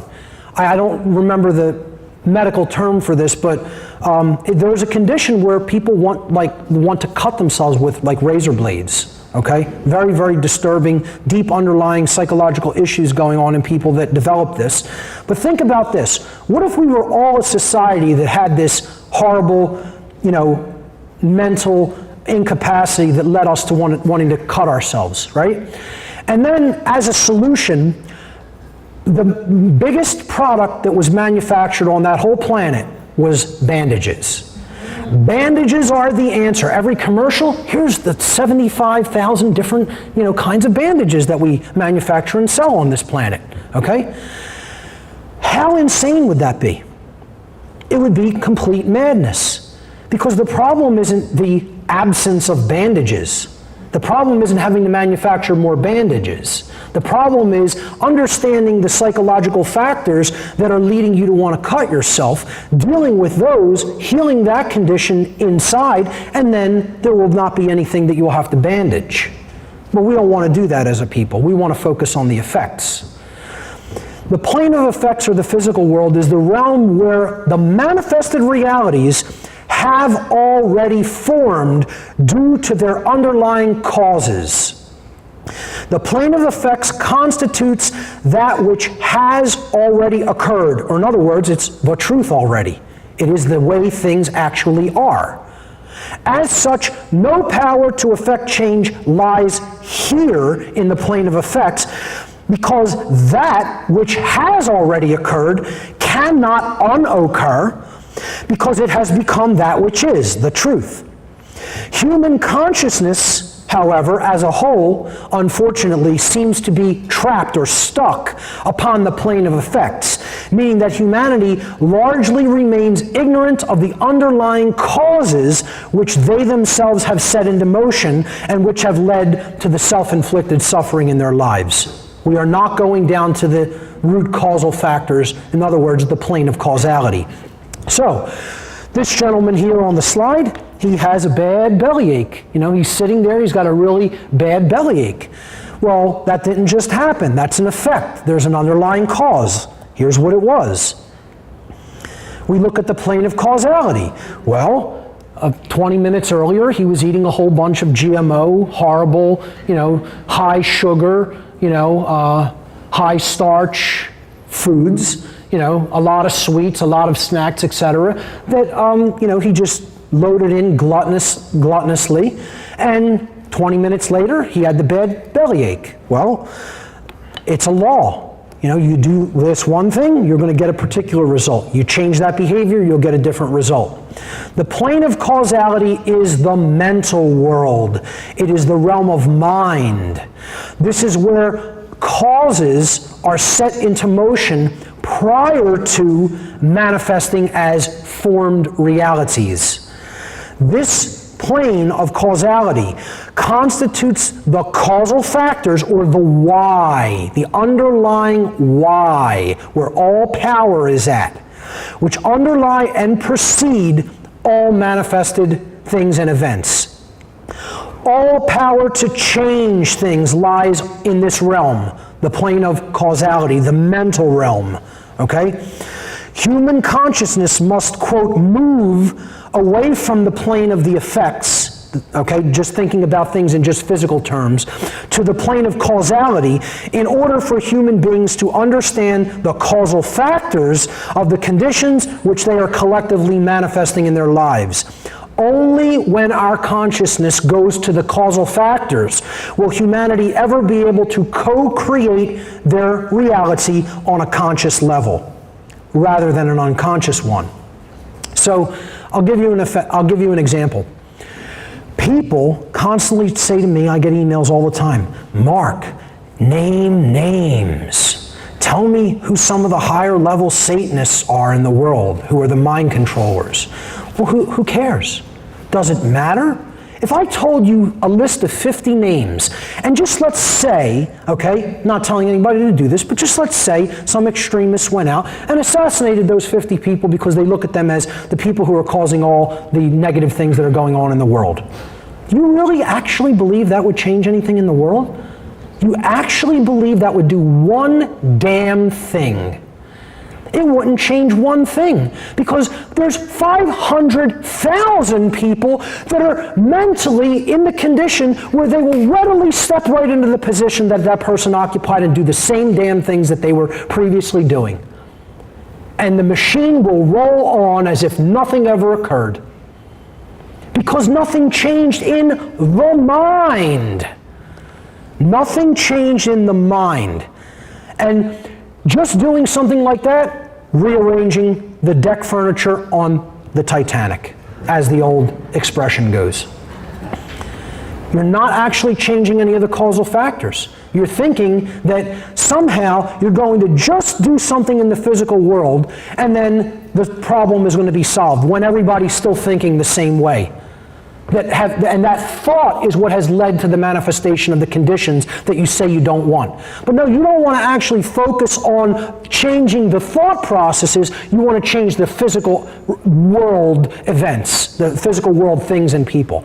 Good luck with that approach. Let me know how it works out for you. That's what I tell the people who email nonsense like that to me.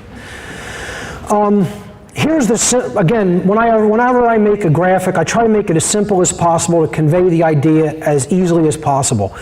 You just look at these two realms, okay, the plane of causality and the plane of effects. You can look at this as the physical world at the bottom level, that at a much higher level of awareness we have the mental world, the why that underlies everything, the plane of causality, where all power to affect change is at. When we do things up here, when we make decisions up here, when we change mental thought processes, it has a trickle-down effect into the realm of the physical, the manifested realities. All right? So here's where consciousness has to go. We have to flip from being focused on this, which is all the problems in the world. I'm not saying don't be aware of those problems. Once you're aware, you have to ask this little question right there. That tiny little seemingly insignificant three-letter question, why, with a question mark at the end, the most powerful word that could ever be spoken by a human being, okay? And when you understand then the causal factors that are leading to these conditions, there's where power to change lies. And that lies in mind, ladies and gentlemen, and that is why they have to control the mind. The powers that should not be, the powers that want things to stay in the current state of slavery that they're at. That's why they have to control the mind. Okay? The plane of effects, no power to affect change lies in that realm, because that's where, unfortunately, that's where human consciousness seems trapped at. People are focused on the symptoms. I'm not telling you don't be aware of the symptoms. That's how you make a diagnosis. But then, once you're aware of the symptoms, you have to understand, why did those symptoms manifest? What are the causal factors that led to that condition? Then change those causal factors. And the causal factors that have led to the current human condition is thinking that is completely out of alignment with truth and natural law. That is what has led to our current condition.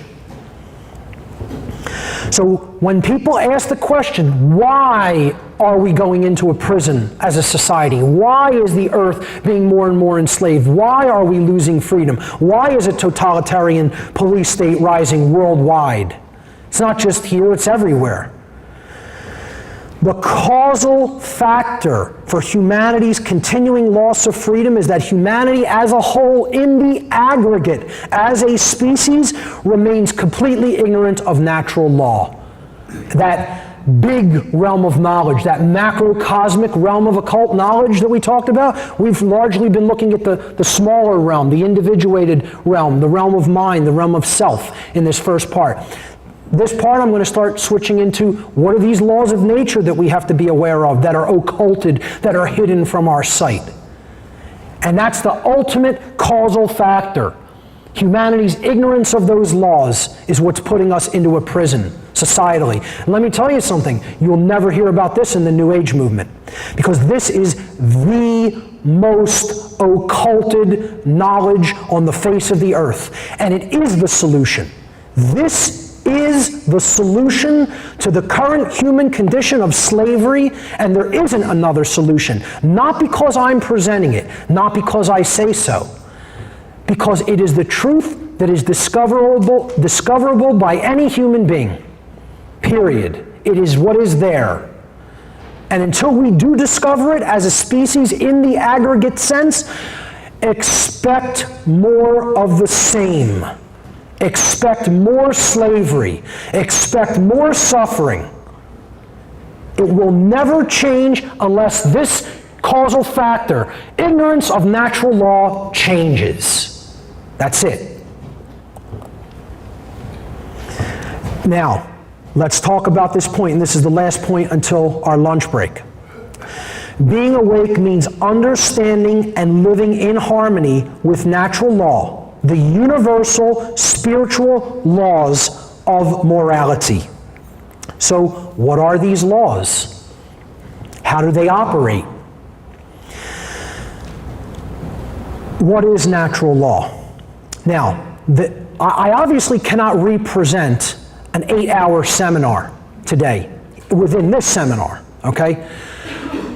This is a seminar I gave back in October of 2013 in Connecticut. It was called Natural Law, the Real Law of Attraction and How to Apply It in Your Life.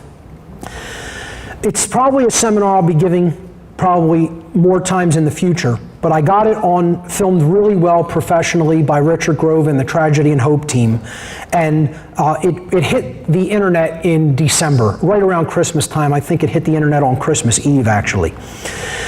And it has really exploded my work into the consciousness of many people, because a lot of other websites picked up this seminar and shared it, and I'm very happy that they did. But if you are not familiar with this seminar, if there is one thing in all of my work that I think you need to become familiar with, it is this seminar. I have them available in the back, but again, all of the videos are for free on my website. There is nothing that I sell on DVD in physical format that I don't make freely available on my site as well. There is nothing for sale on my website, by the way. I don't sell anything on the site. I only sell things at physical presentations to help, with travel costs and help with, doing the things that I need to do during, physically during the trips and things like that. So that's why there's some merchandising in the back. But if people say, what is the one thing that I should go to if I only have a certain limited amount of time to check out regarding your work, it is these 3 videos. The Natural Law Seminar that I gave in Connecticut. It is the most powerful and important information that I've ever put out in one unified format.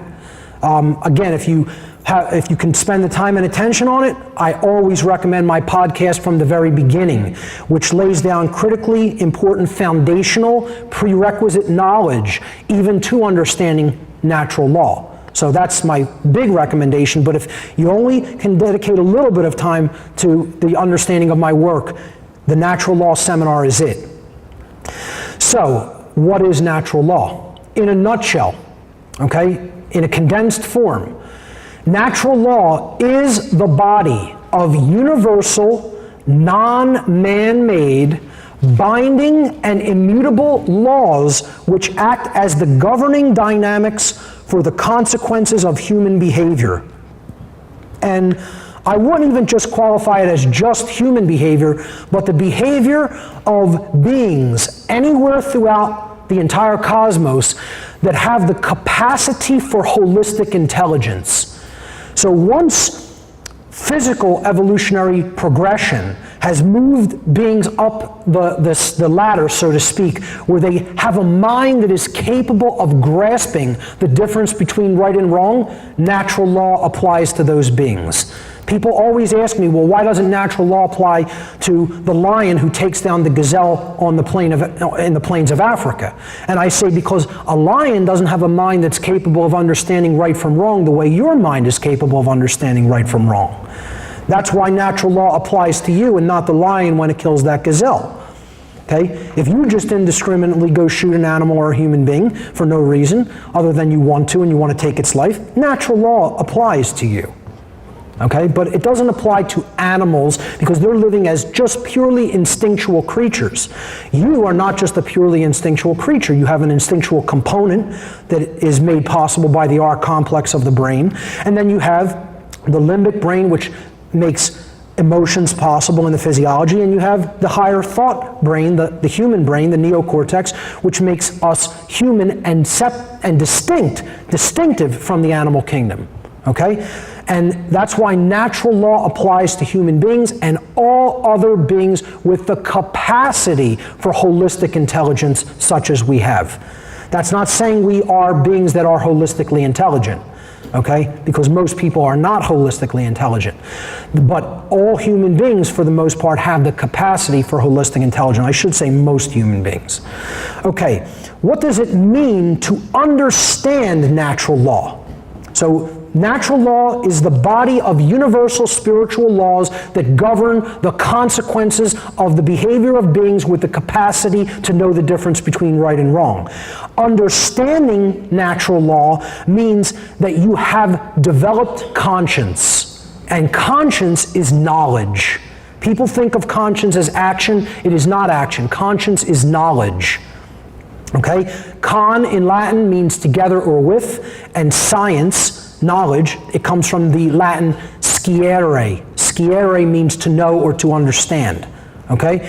So conscience is actually knowledge. What kind of knowledge is conscience? It is the knowledge of the objective difference between morally right behavior and morally wrong behavior. That's what conscience is. So to understand natural law is to have taken the objective difference between right and wrong into oneself and to know what that difference actually is. What does it mean to act in accordance with natural law? Acting in accordance with natural law means that you are actively exercising conscience. It means that you're taking the knowledge that you've taken in and you're doing something with it. You're outputting with it. That's what wisdom is about. You are exercising conscience because you are willfully choosing morally right behavior over morally wrong behavior once that difference has been taken into you and clearly understood in the form of objective knowledge. So once we either understand or don't understand natural law and then either act in accordance with it or not in accordance with it, we get a specific result. So the first result we get is if we live in harmony with natural law. What's the result that we get when we live in harmony with the laws of nature? Well, when human beings live in accordance with natural law, and they are therefore moral beings, they are exercising conscience, they become and remain free. And their society exists in a state of order. That is how order is generated, that is how freedom is generated. They are both generated through choice, through free will. Very, very important concept to understand. Okay, that's the result we get when, in the aggregate, we live in accordance with moral law or natural law. What's the opposite effect? If we refuse to acknowledge that there are laws of morality that we are governed by. When human beings refuse natural law and live in direct opposition to it, they are therefore immoral beings because they are completely dismissive of the laws of morality, and therefore their behavior is not moral. When that is the condition in the aggregate sense as a species, the species becomes and remains enslaved, and their society exists in a state of chaos. And that is why we are in the condition that we are in now. Natural law has been called and has been known in different traditions and cultures as many different things. It has been called the laws of cause and effect in a more scientific type of way, or even you could look at this in the Hermetic philosophy type of way as just cause and effect. So we've already looked at that. Effects invariably follow their causations. And in the term that science has put this in, for every action, there exists an equal and opposing reaction.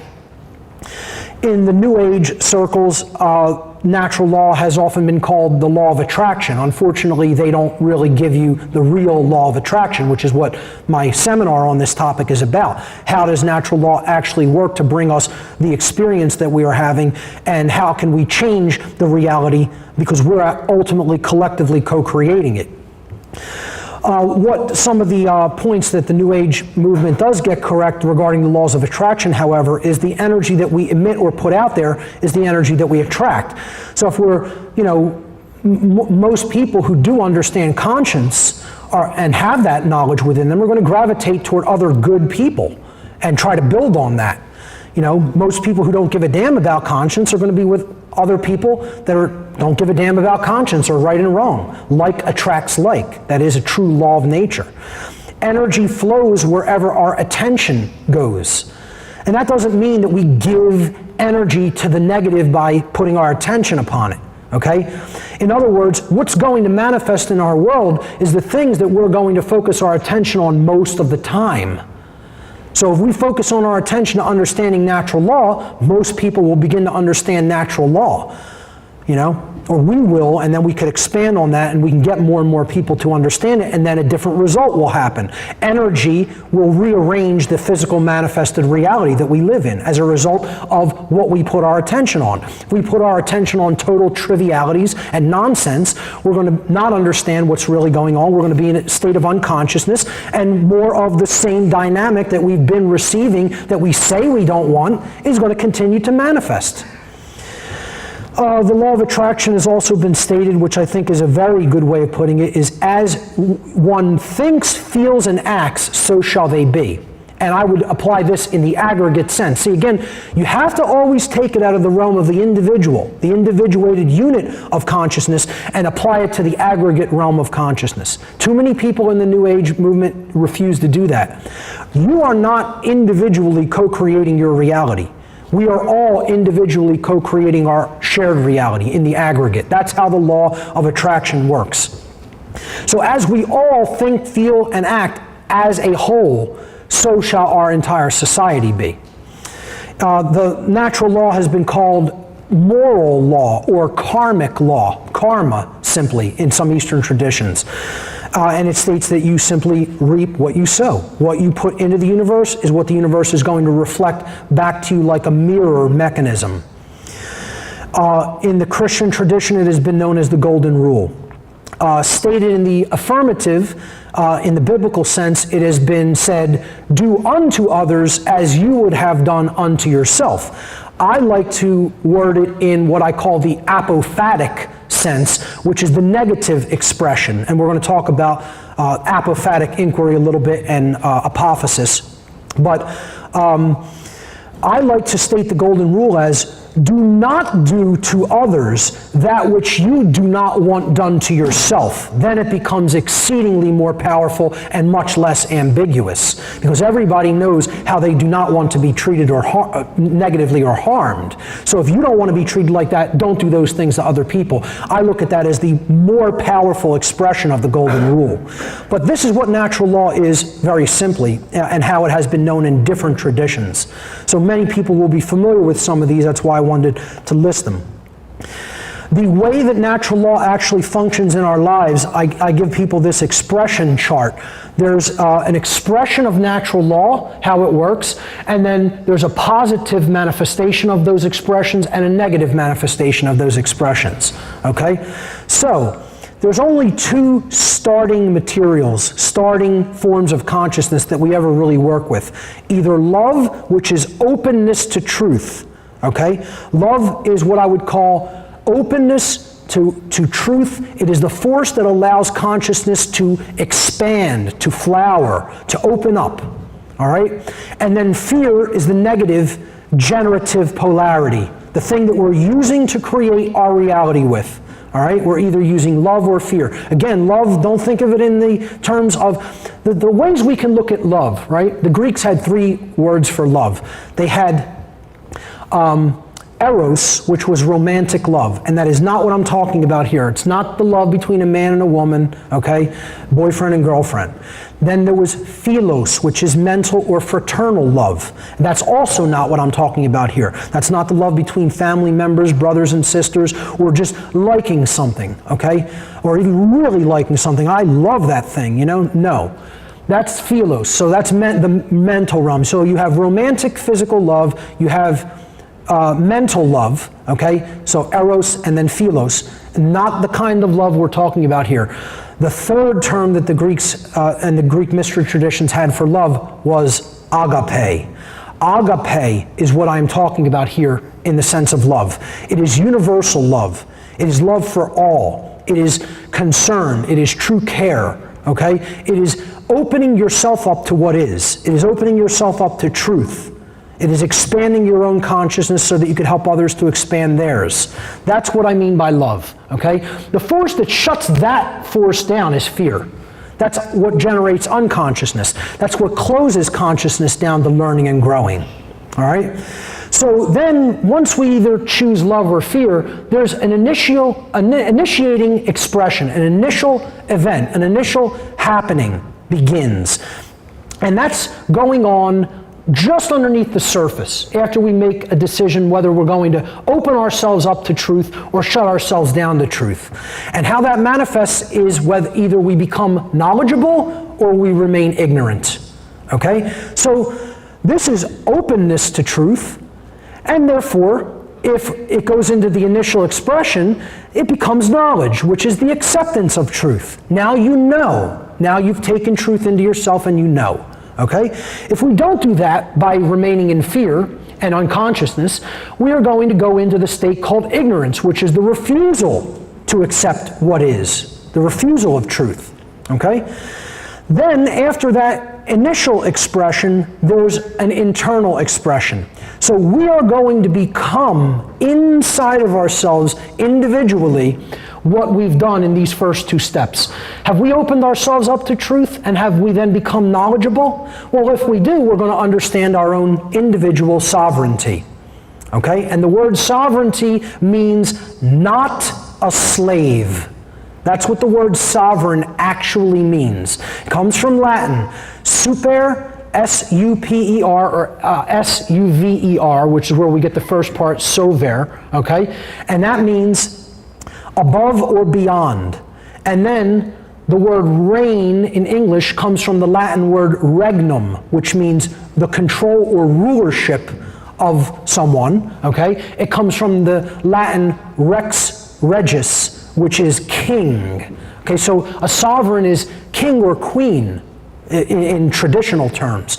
But in spiritual terms, the word sovereign, then we put those two together. Sover, coming from suver, super, means above or beyond, and then reign, coming from regnum, meaning control or rulership. A sovereign is one who is beyond control or beyond being ruled from the outside from someone else. So therefore it means you're not a slave. Sovereign means not a slave. Sovereignty means you're not under the condition of slavery, and therefore you are a free being. And that's all it ever has meant. It doesn't mean anything else. That's why I said at the beginning of the day, every person here is a sovereign. None of you are legitimately slaves. It doesn't make a difference whether you, I'm telling you you're a sovereign. I don't care whether you accept it. I don't care whether you know it. It doesn't make a difference. You're already sovereign. Slavery is inherently illegitimate, period. Okay? So every being on this planet is a sovereign being, whether they know or understand that or not. Period, the end. And can never be any other way. Okay? Even though we're held under the condition of slavery, that condition is inherently an illusion and illegitimate. Okay? And it's going to be ended. It's going to be a matter of how much energy and suffering is going to take to get that done. But the point I'm making here is that this is the real thing, and anything that is not that is an illusion. And again, that's where what gets created by the internal negative expression, illusion or confusion, not understanding what you really are. Someone in fear and ignorance doesn't understand their sovereignty. They're in a state of internal anarchy. There's no ruler at home. See, this is a ruler. Sovereignty meaning that I rule myself. I am the internal monarch of me, of my physical vessel called my body. I'm the one who's in charge of it. I'm the one who's ruling it. There's nobody outside of me that rules over me.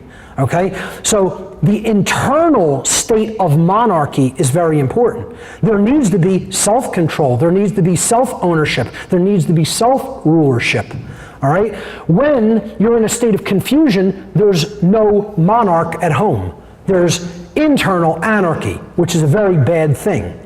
We need external anarchy, but not internal anarchy. Okay, we need the rulership in the house, inside, not outside of ourselves, not with anybody else, with us inside of ourselves. All right, so then there's an external expression. Once these three things manifest, something happens in the society. Well, if the society opened up their consciousness to truth, they became knowledgeable, they accepted what is, and they know themselves, they know who they truly are, they're all sovereigns, okay? There's no such thing as the legitimacy to outside control over another person, which is called slavery.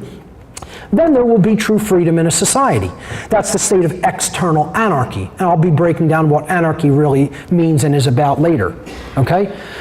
So, if we're in fear, ignorance, and confusion, all that can ever manifest is a society that is in slavery. I really do need to change this slide. I've said it before. I need to take out the word control and just put slavery there, because even control is a euphemism, okay?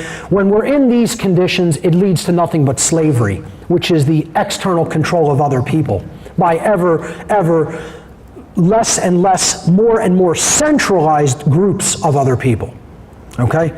So, once that external condition manifests, then we have a final result or manifestation in our shared experience, which is either the state of order, which is manifested goodness and all the things we say we want for ourselves, or it's a state of chaos or manifested evil, or all the things we say we don't want for ourselves.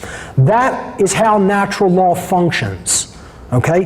How do we get either of those conditions? Well, we either understand the difference between right and wrong, or we do not. And I'll be going through that in a moment. But one last thing I want to say about this chart, and you can always go back to the chart for reference, but these are unilateral. You cannot cross over into this column from this column. If you start with this, with love, with the expansion of consciousness, you can only get the acceptance of truth or knowledge. You can only get sovereignty, freedom, and order. Okay? If you start with fear, you can only get ignorance, confusion, control, and chaos. You cannot, in other words, if you start with fear, you can't get knowledge. If you're in a state of ignorance, you can't understand your own sovereignty. Okay? If you're trying to work through control of other people, you can't really generate order. You certainly aren't going to generate freedom or order in a society. There's no crossover in the chart. They're unilateral columns. Keep that in mind. So, natural law is ultimately about knowing the difference between right and wrong, which determines what our whole society is going to be like. So the word conscience, again, is knowledge. It comes from the Latin, the prefix con meaning together, and the Latin verb sciere, where we get the word science from, which means to know or to understand. Conscience literally then means to know together. In other words, common sense. It is the knowledge, the common coming together knowledge that we should all share and have together of the objective difference between right and wrong action, between right action and wrong action. That is what conscience is. It is knowledge. The exercise of conscience is action. So what is the difference between right and wrong? And yes, it can be summed up in as simple of a chart such as this. It is not any more complicated than that, okay? The problem with the world is you could go on the street, you could ask your family members and friends, please define for me what a right is, and they will not be able to do it. Not effectively, not truthfully, not actually truly get the answer right. There is such a thing as the correct answer to what is the definition of a right. And the problem here on earth is that 99.9% of the people of the earth cannot give that correct answer. But there is a correct answer to that question. What is a right? Okay? Right is that which is both correct and moral. Right is that which is both correct and moral. Okay, so that's why if we say, what's the answer to that question? And you give the right answer, it was the correct answer. If you follow something which is correct, which is in harmony with truth, you are going to arrive at something that is based in morality because it is in alignment with natural law. If you follow that which is wrong, it is both incorrect and immoral.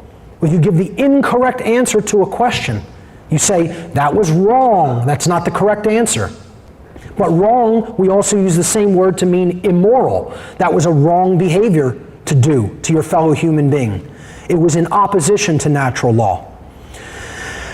The actions that we take that are rights do not result in harm to other beings. By definition, that is what a right is. A right is an action that does not result in harm to another being. That's it. That is what a right is. Consequently, a wrong is an action that results in harm to other beings. Very, very simple, demystified concept of right and wrong. And that's all it is and all it ever has been. And it is that simple if we get our ego out of the way. Right and wrong are both objective and knowable. Objective, they exist independently of human perception. There is an actual, tangible effect that happens in the natural world when harm results. Therefore, it's not a subjective thing. It's not something that I can make up, that an action is right or wrong. Either I know that an action is right or I know that an action is wrong. It is objective, and all we can do is align our perception to the reality that is already there or not. It is knowable. Right and wrong are not super mystified, overly complicated concepts that human beings can't readily understand and know very simply. We need to demystify these concepts in the same way we demystified things like the definition of the occult. Okay? Right and wrong are both objective and knowable. They're not based in perception, just like truth is not based in perception. Because right and wrong are based in truth or falsehood and deception. This is what is true. This is what is false. Okay? If you are pursuing that which is correct and based in truth, you are pursuing that which is moral and in harmony with natural law. If you are not pursuing things that are based in truth, you are going to continue to go into opposition with natural law and get a negative result. How do we know what rights are? An exercise for knowing what actions are rights is by knowing what actions are not rights. See, that's where the catch comes in. You couldn't possibly list all your rights. No one could. You'd be here for eternity listing all the things that you could possibly do that don't cause harm to another person. But we could have a very, very, very short list of the actions that you could do that could cause harm to another person, and I'll tell you something else. I could say one word that sums up all the wrongdoings that anybody could ever do to anybody else, which we'll get to. Rights are most easily understood when they are considered through what is known as apophatic inquiry, the process of apophatic inquiry or apophasis. Okay, a word many people have never heard, but if you look it up, it's a very, very powerful concept. It means, apophasis comes from the Greek verb apopheni. Okay, apopheni in Greek means to say no or to say what something is not. And that's all it means, okay? So what apophasis is a process where you're going to describe what something is not, All right? So when we're looking for what a right is, we can't really define it in the affirmative. Apophatic inquiry is negative inquiry. It's affirmation through the process of negation. You're weeding out what something is not to get to the essence of what it really is. Okay? So a right is something that does not cause harm to other beings. Therefore, to know what a right is, what do we need to know? What actions are those which cause harm to other beings? Then anything that is not those actions is a right. Okay? So, this process helps us to understand what rights actually are by understanding which actions are not rights because they cause harm to others. So, what are the wrongdoings? What are the actions we should not engage in? Well, harmful actions, okay, are anything that harms or defrauds another living being. A living being or their property must have been harmed in order for a violation of natural law or a wrongdoing to have taken place. Any action which does not cause such harm is a right. In other words, if there is no victim, no crime has been committed. There's no such thing as a victimless crime. Okay?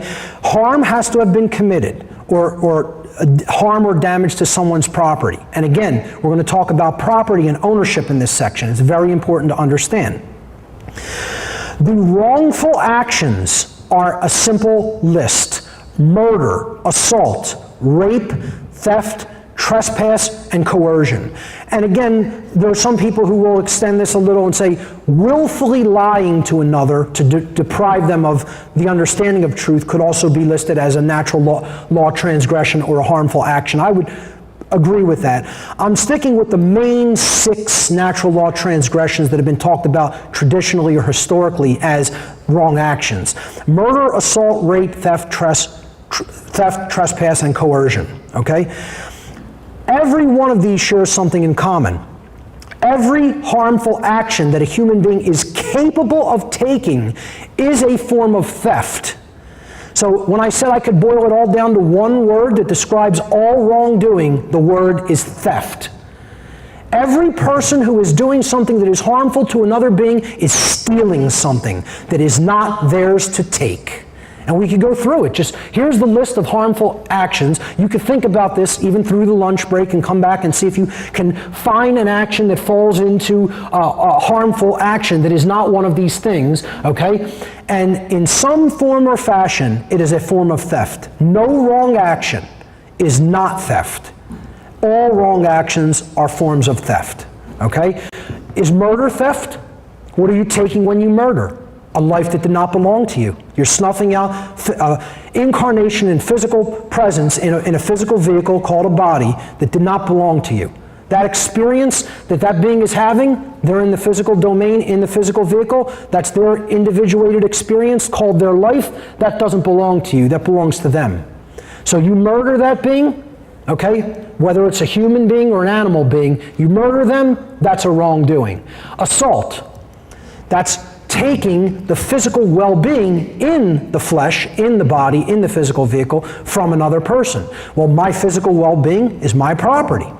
It doesn't belong to somebody else. Someone wouldn't just have a right to come up here with a hammer and crush my fingers. Why? Because they're my property and I'm using them and I'm responsible for them and I'm not harming anybody with what I'm doing with them, and therefore that would be an assault. You wouldn't be killing me, but you'd be assaulting my physical body. Okay? Rape. Are you stealing something when you rape someone? Sure you are. Okay? You're stealing their free will to sexually associate with whom they choose to sexually associate. So that's a theft. Theft, the simple theft of physical property. If somebody just tried to steal my laser pointer from me, it's a wrongdoing. This is lawfully, rightfully my property. Why? Because I'm in rightful possession of it. I didn't harm or defraud someone else to acquire this, okay? And I'm using it. And we'll talk about possession, what constitutes possession, ownership in a little bit. But physical taking of objects from other people is also theft.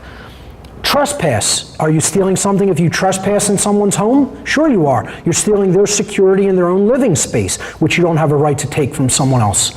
Okay? You're making them feel threatened. Coercion, is that theft? That's direct taking of free will from somebody else, saying, you must comply with my will. I'm going to force you under duress, the physical threat of harm to your body. Okay? That's coercion, that's a form of theft. All wrongdoings are forms of theft. No action that is a right is a form of theft. You are not taking anything from someone else that does not belong to you when you are performing a right action.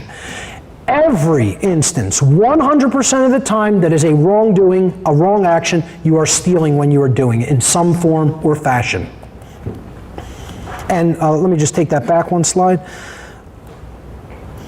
I just wanted to mention, life, rights, and freedom all fall under the category of property.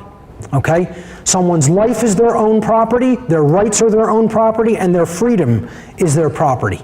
Okay? And whenever any of these things are taken, life, rights, or freedom, that is a theft, it is a wrongdoing. There is no such thing as the delegation of a wrongdoing. I cannot tell anybody else, you have clearance and now have a right to go and commit a wrongdoing. There is no such thing. No such allowance exists in the universe under natural law. This means that if a specific action is not a right for any single individual anywhere in the universe, then that same action can never be delegated, granted, or licensed to any other individual or group and then magically deemed or called a quote-unquote right. That action would forever remain a wrong under natural law. Okay? So if I cannot tax another individual's labor and say, you have to give me a certain percentage of what you have earned. Okay, if I can't do that individually, there's no such thing as a right for a group of people to do that to other individuals. Okay? If I cannot tell someone sitting in the audience, you yourself may not ingest a particular compound into your physical vehicle called your body, okay? Then how can anybody else make a, quote, law that says, we are going to prevent you from the ingestion of a physical compound that we deem off limits for human consumption? What that is a claim of ownership on your body. Just think of those two situations right there. Taxation and prohibition. Are they not claims of ownership on another human being, which equates to slavery? If the product of someone else's labor is just that, product, their production, their property that they have created. Producere in Latin means to create or to make. You have made something. Okay? That is your creation. Do I have the right to just take it? No. If it's not a free will decision, it's based in coercion and therefore based in violence.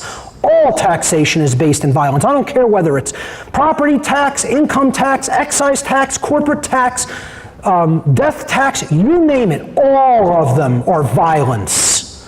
All. 100%. See, that's the other thing in this presentation. The ego has a hard time with absolutes. You know, one of the most scary things to the ego is that the truth is absolute. The human being doesn't want to deal with absolutes. It loves relativism. Okay? The satanic mindset loves relativism. It likes saying everything is just hazy and fuzzy and shades of gray. It doesn't want to see there are black and whites. There are absolutes. There are certain things you can say that are blanket statements that are 100% true. Okay? And that's one of them. All forms of taxation are violence. Okay? Prohibition. How could an action in the 1920s, it was legal and lawful and not punishable by any, punishment that the state could do to you. Then suddenly laws go into effect. Now the ownership, making, or consumption of alcoholic beverages is now illegal. Well, was it moral before? And then upon the passing of that law it became immoral? Was it a right, and then somehow we magically everywhere in this country lost a natural existing right? And then when Prohibition was repealed through whatever amendment, what was it, the 26th, then somehow we magically gained that right back. And it went from being first a moral behavior to an immoral behavior back to a moral behavior again. That makes a whole lot of sense, doesn't it? Well, that's moral relativism. And all man's law is built upon moral relativism. The idea that right and wrong are a whim, are just a choice that we get to make. It's not an objective truth that needs to be discovered by human beings and then acted in accordance with. No. Man can get to make that up. And you know what that's called? That's called man being God. Determining what right and wrong is because we say it's that way. That's what that's called. Okay? So you can never delegate a wrong, nor can you ever tell somebody they may not actually exercise an action that really is a right. There is no such thing as being able to delegate that to a group of people and then calling that their right to do that or enforce that. Another part of knowing what rights are is understanding that population, when it comes to rights, is completely meaningless and insignificant. It plays no bearing on it. Okay, what is right for an individual would be right for 100 trillion individuals. What is wrong for a single individual would be wrong no matter how many people agree that they can somehow magically turn it into a right. Natural law holds true regardless of a population's belief systems. No matter how many people agree that a wrong can be turned into a right or that a right can be turned into a wrong, such things can never be done in reality.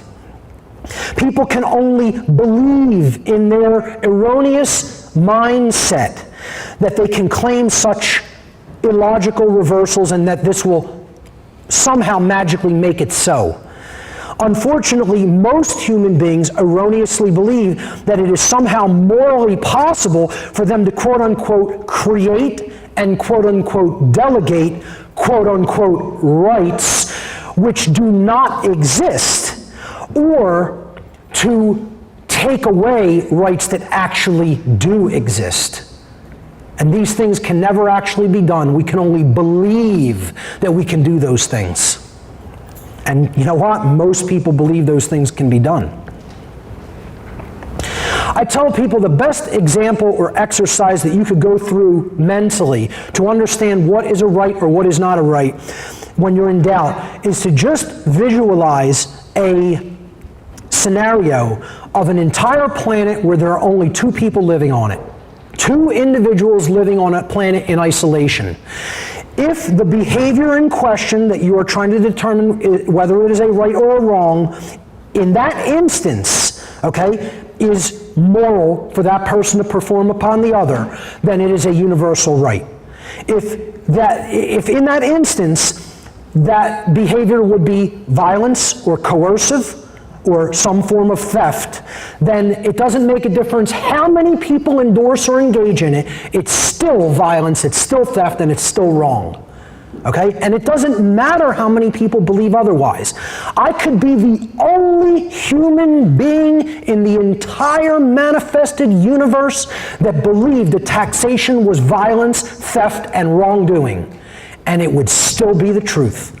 If every single other being in the entire cosmos thought that it was a right, it still wouldn't be a right. It would still be a wrongdoing because it's based in violence, it's based in theft, it's based in coercion, and it's a form of slavery. Just to go back to those two examples, perfect example, taxation. If I'm making a claim on someone else's labor, am I not making a claim on their body? You produce what you produce, you've done with your body. So if I say the production value of what you have brought forth or created as a result of what you've done with your body now belongs to me, by extension, am I not saying your body belongs to me? That is exactly what the claim of taxation is. It's the claim of the ownership on the body of another person. And what is the claim of an ownership on the body of another person called? Slavery. Okay? Prohibition. If I tell a gentleman or a woman in the audience, I've just decided in our situation here where we're only two people on the earth, okay? Me and one other person. I've decided all carrots on this planet are off limits for human consumption. I don't like them. I think they smell. I don't want you eating them. I don't like how they taste, period. Okay? Have I not just made a claim of ownership on your body? just because I find carrots deplorable or distasteful. Okay? Your body is your property. What goes into it is up to you. I can't tell you what to put in your house or your car because your house and car are your property. Why should I be able to tell you what you can and cannot put into your own body, which is intimately more your own property than any physical possession? Okay? Telling someone what they may or not ingest is a claim of ownership on the body. A claim of ownership on the body is called slavery. All prohibition, no matter what substance it's for, is a form of slavery. And it's all morally wrong.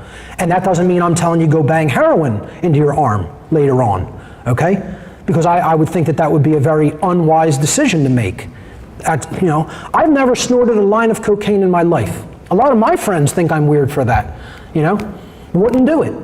I find it deplorable.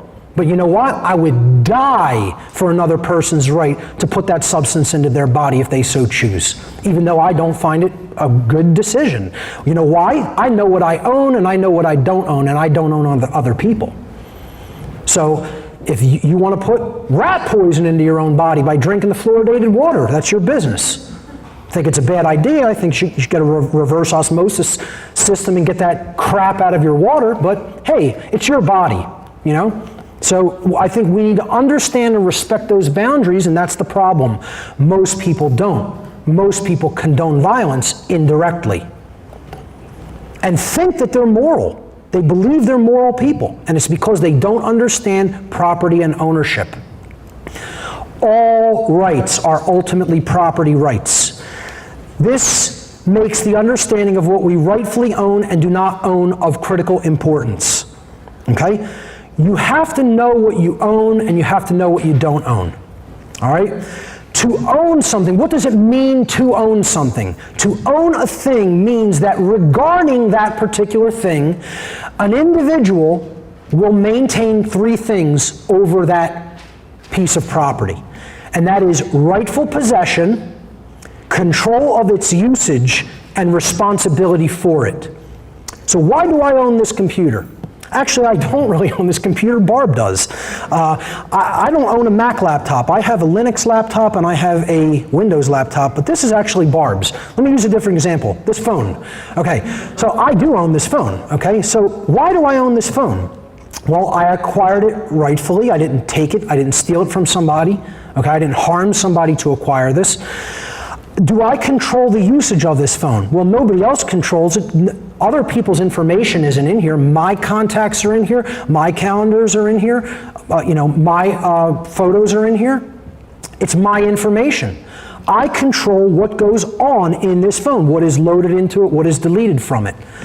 Am I responsible for this phone? Well, if I want to hold on to it, I need to be. That's why we have to be responsible for what our rights are and are not if we want to hold on to them and not lose them. See, that's the problem. We're not being responsible with what we actually do possess, namely rights. And that's why we're losing them. Okay? If I wasn't responsible for this, I could easily lose it. I am responsible for it. So I maintain rightful possession, control its usage, and I'm responsible for it. And this is what needs to be done with the body. We need to be in rightful possession of the body through having a clear mind, through having clear thoughts that are in harmony with truth. We need to control the usage of the body. This is self-control, self-ownership. And we need to be responsible for what we do with our bodies and our rights. And unfortunately, most people don't understand this. They don't understand there is no such thing as the legitimacy of slavery or coercion.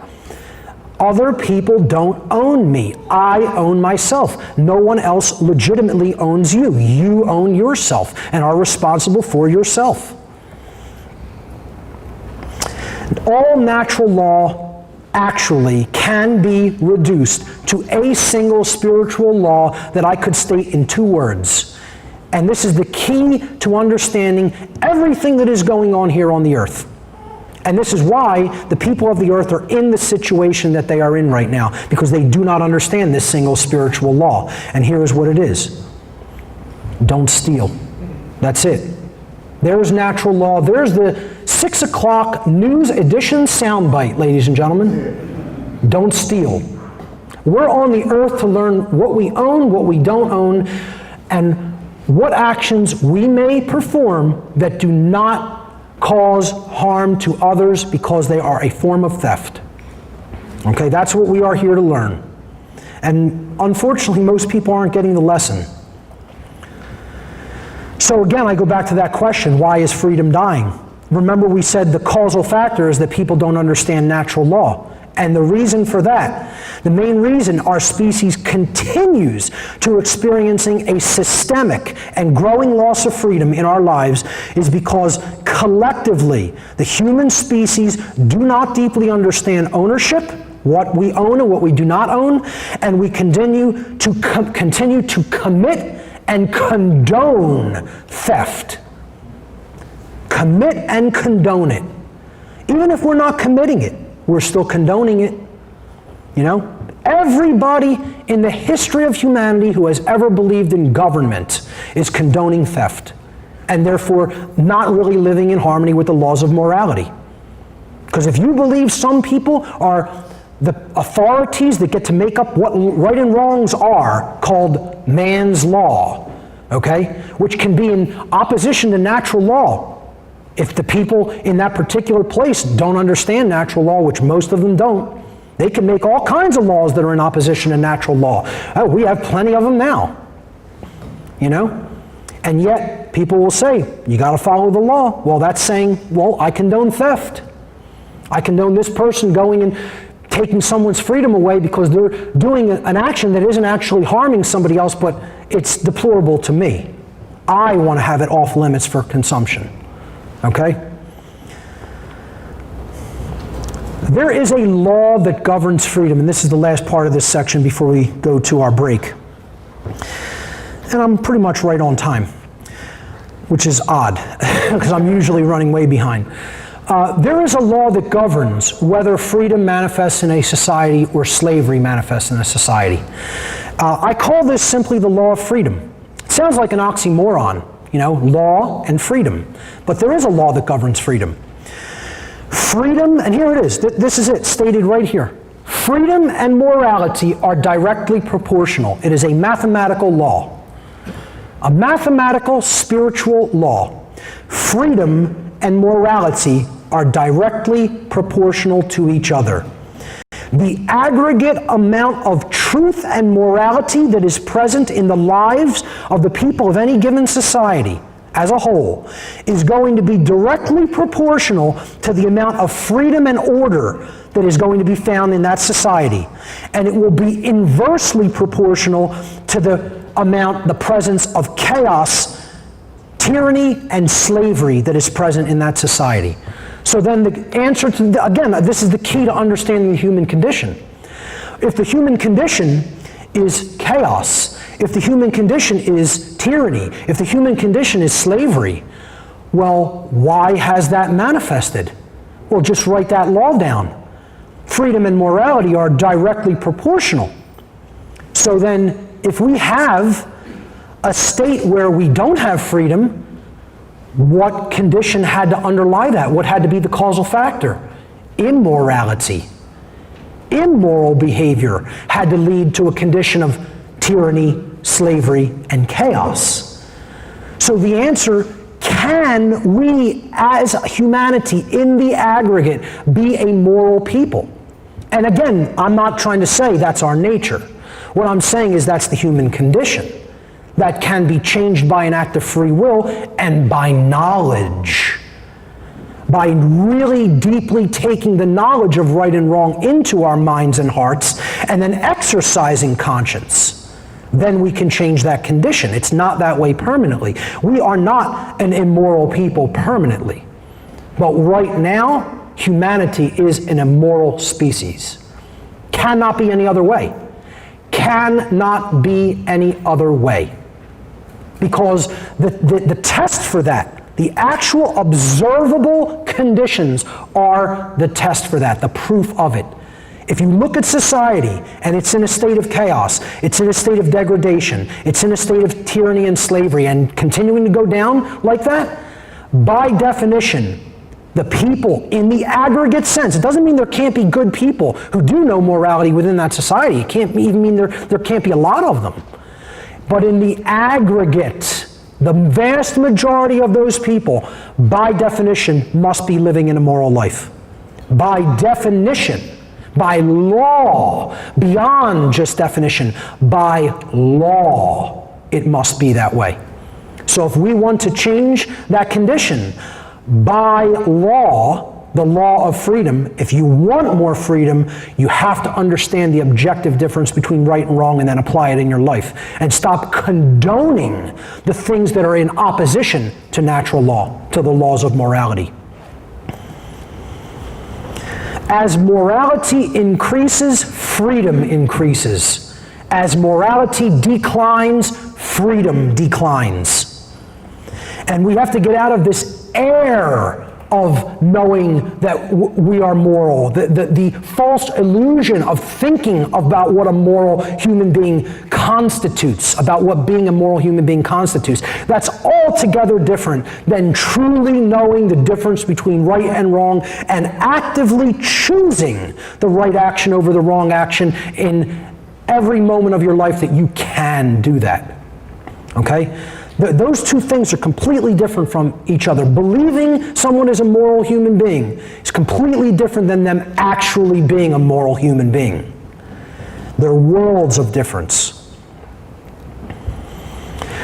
True freedom, ladies and gentlemen, can never, underline it 25 times, can never, not just won't, okay? It is an impossibility under law for true freedom ever to manifest in a society that embraces moral relativism. Okay? And this is, again, this notion of moral relativism is what so many people have bought into. Government is moral relativism. Okay? The New Age movement is touting moral relativism.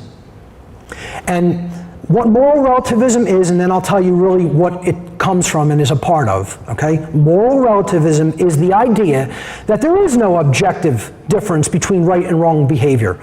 So humanity itself, human beings, can actually arbitrarily decide or create what right and wrong are for themselves. Okay? So when let's just look at marijuana prohibition as just a random thing. Okay?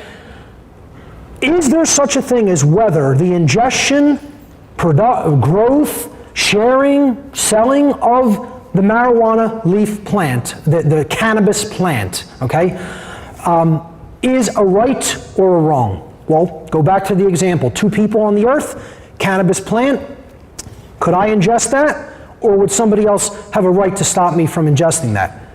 Now, I'm saying, can I ingest it? If I did ingest the compound and then I went nuts on it and tried to attack somebody else, they have every defensive right to stop me from performing that action.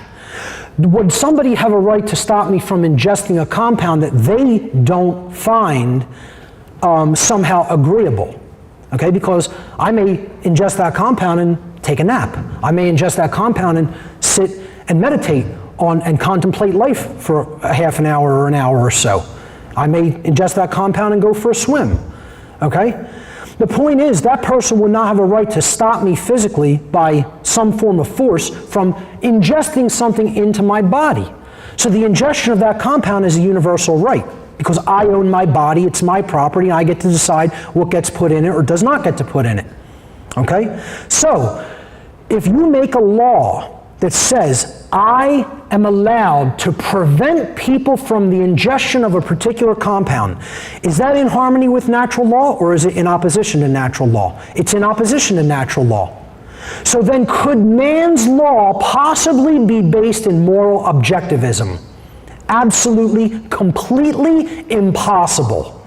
By embracing that it is okay to pass a law like that, you have embraced moral relativism.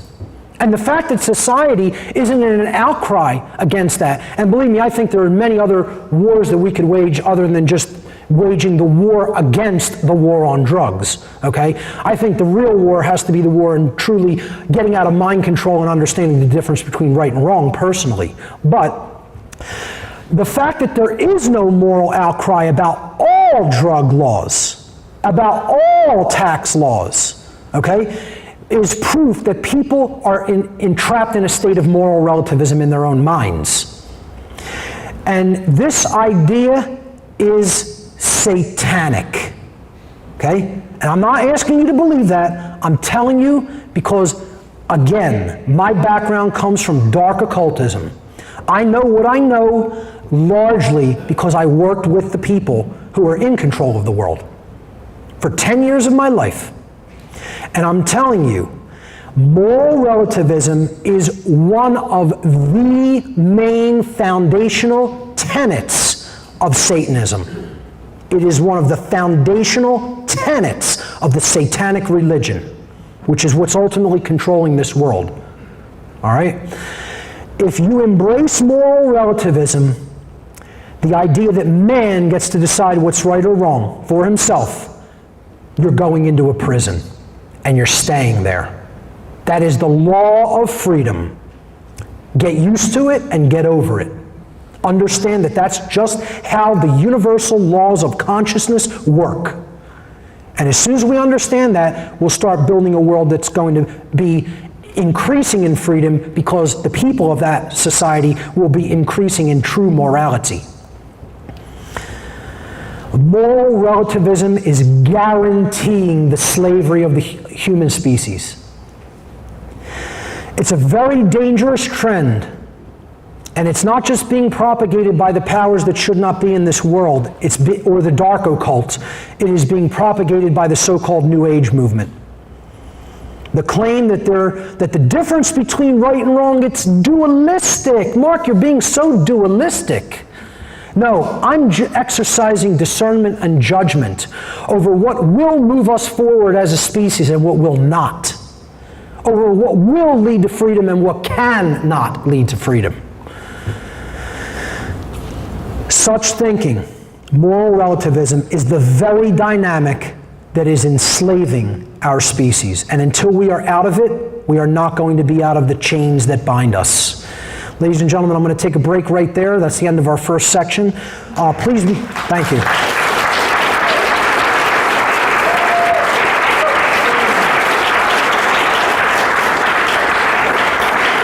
Wrapped up about 7 minutes early, so we have a little bit extra time for lunch. Please be back here a little bit before 2. I'm going to attempt to begin the second part of the seminar promptly at 2 p.m. Thank you. And we left off in the previous section talking about moral relativism and how that's really going to keep the dynamic on our planet the way it is. So with that having been said, I'm going to jump into some more of the topics regarding what it really means to be awake.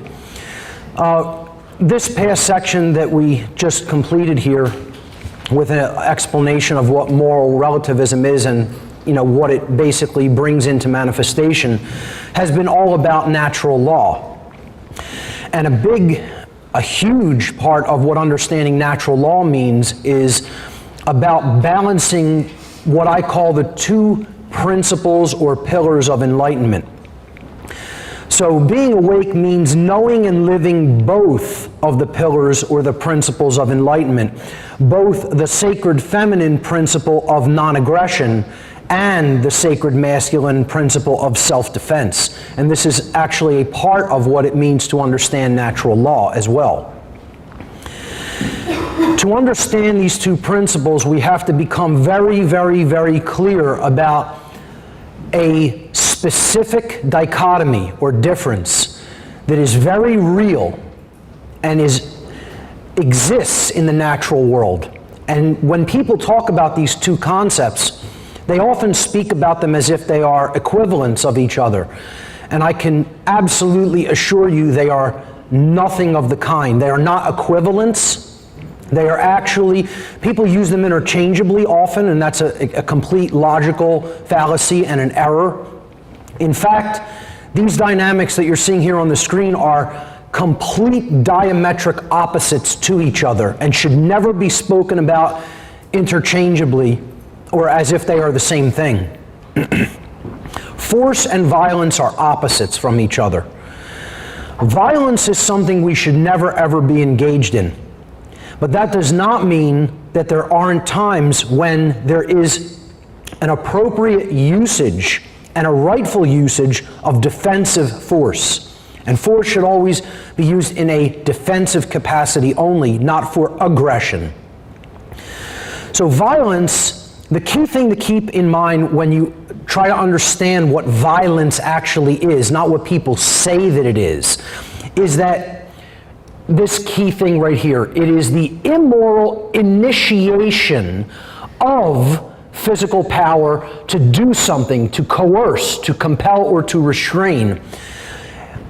It's always immoral, and it's always initiated. Violence means that you started something that you didn't have the right to start. Okay? So let me give two examples here. I'll explain the difference between force and violence, and then I want to give two clear examples that illustrate the dichotomy, the clear difference. Force is the capacity for a human being to do work or cause physical change in the physical domain that we live in. It's energy, it is strength, it is active power applied in the world. It's ultimately action that is in harmony with morality and natural law because it does not violate the rights of other beings. And that's what violence comes from. The word violence comes from to violate. We are violating someone's rights when we employ violence. Okay? Force, we have the right to take it. We possess the right to use force. And this includes acting in a defensive capacity when we are accosted with violence. Violence, however, is always immoral, and therefore one never actually possesses a right to use violence. So you can't say, I had a right to do that violent behavior. There's no such thing as a right to do violent behavior. If you're doing violent behavior, you're violating someone else's rights, which you have no right to do. So, two examples, okay? Let's say there's two children who are in trouble in school because they were engaged in fisticuffs, okay? One child was accosted near the lunchroom in the hallway by another child, and the child who was acting as a bully demanded some of the lunch money of child one, okay? And said, give me this lunch money or I'm going to do such and such to you. Well, that's a threat of violence. And if the other child then said, no, I'm not giving you my lunch money, it's mine, you don't have a right to steal that from me just because you're bigger than me and you're threatening me, with hitting me or whatever. The child number two, okay, has a right to say no, first and foremost. And if child number one then were to turn that toward a violent encounter, meaning he tried to push or shove or hit the other child, child two would have a right to physically defend himself with the use of force in that situation. Now, you'll see the examples where a teacher comes over when, these two kids had been maybe possibly going at each other after an incident like that took place, and they'll say something to the effect of, the child number two might try to explain, here's why I defended myself, and the teacher might say something to the effect of, I don't care who started it. You're both doing something that you shouldn't be doing. You're both being violent. That teacher would be incorrect. Okay, as hard for that is as some people to understand or comprehend. Only one act of violence had taken place, and that is by child number one coercing child number two and then using physical power to continue to try to coerce that child into giving up what was not rightfully the property of child number one. So it's who started it does matter. As a matter of fact, that's really the only thing that matters. So when a child or a teacher or a parent says to a child, it doesn't make a difference who started it, they're completely wrong.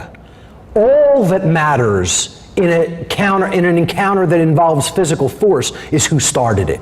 Because the violent one is the person who immorally initiated that physical power. The person who responded with defensive capacity of force was in the right to respond that way, once that person didn't respond to the word no. Okay, I would say you can tell an attacker or a person who's being violent to you one time, stop, no, I don't agree to this. And then if you use defensive force after that, that is within your rights to do so. And it's another thing people have been well domesticated to not understand. Well domesticated. Okay? So, and it's a big, huge part of the New Age movement, you know, propagating this notion that, you know, there's never a right to defend oneself physically in the physical world. Remember, the theme here today is spirit in the flesh. Not off in some wonderland or fantasy world with our head in the stars, but having your feet firmly anchored on the ground and understanding what does happen here matters. Understanding, yes, we are spiritual beings, but we are having an experience in the physical domain that matters.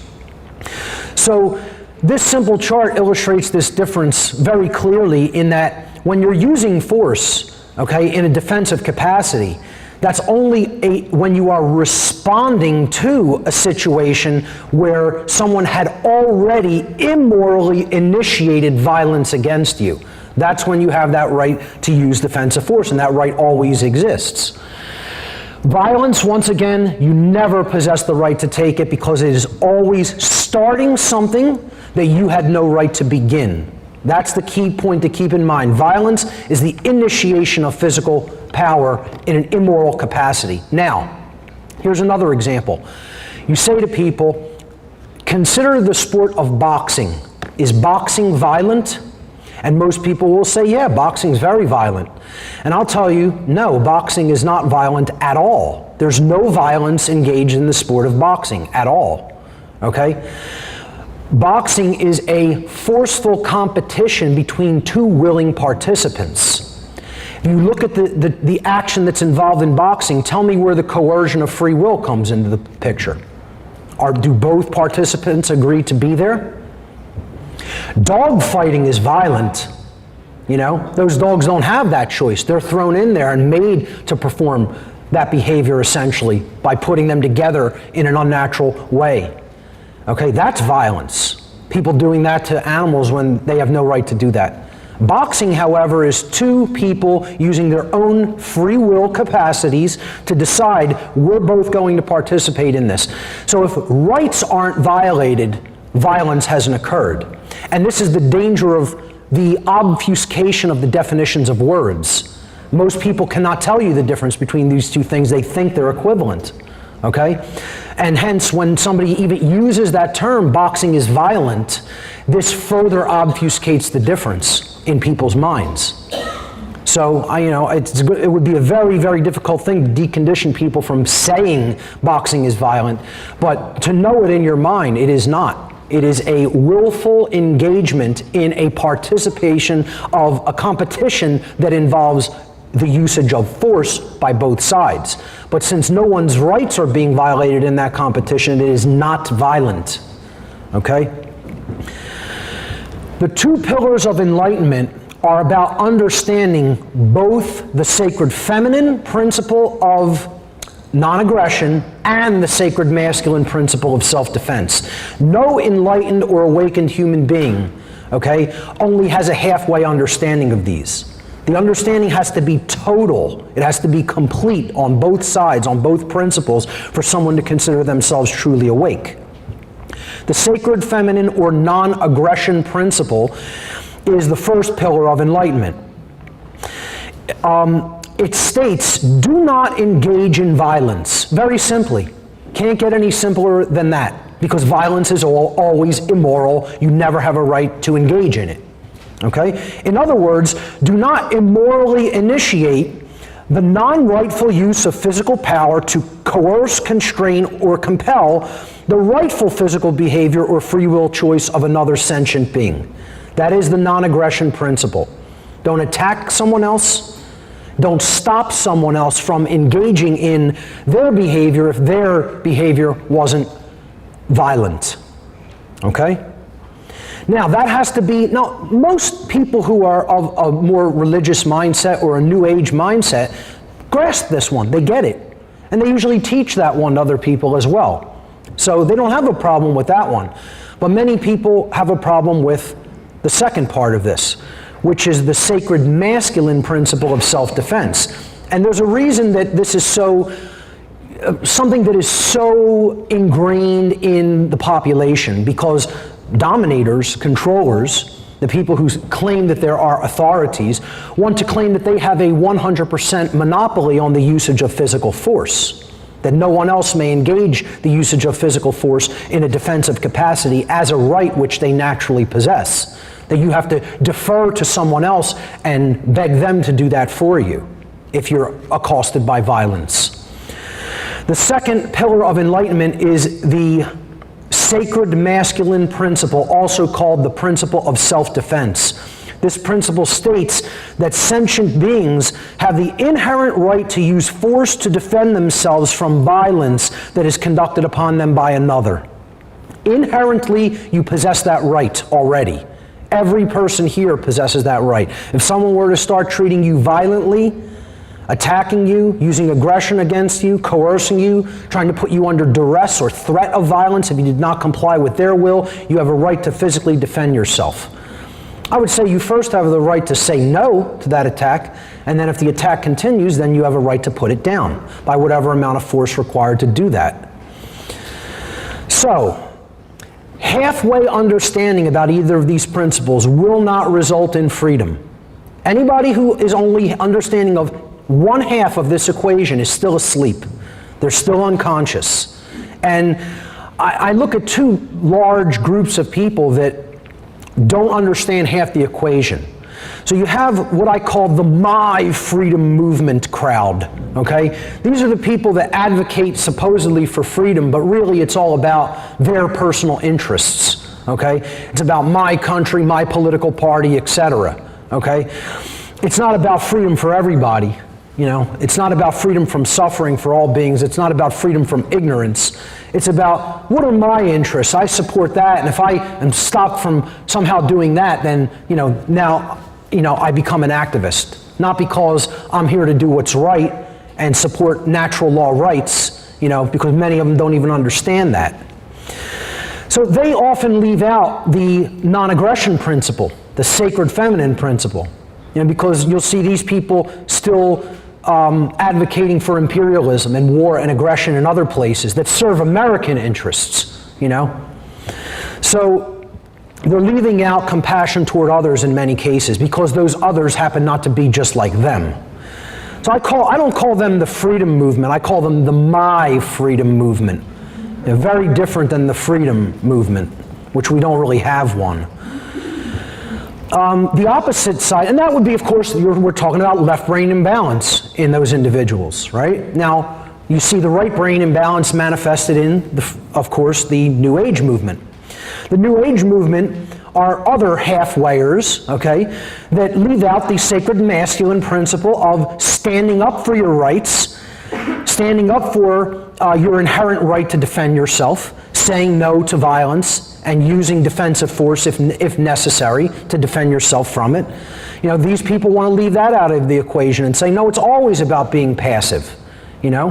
If you're defending yourself with force, you're no better than the person who engaged in violence. Really? I'm exercising a right, an inherent right, but I'm no better than the person that just immorally initiated coercive violence? How does that make any logical sense? So this halfway understanding needs to go. You have to get both of those principles or you're not all the way there. And it's a very difficult thing because so many people are trapped in different illusory mindsets that deliberately wall them off from the complete understanding. Both of these principles have to be in effect. That's what real enlightenment looks like. It means you're not engaged in violence at all. It means you're not going to conduct it and you're not going to take it either. It's called do no harm, but take no shit.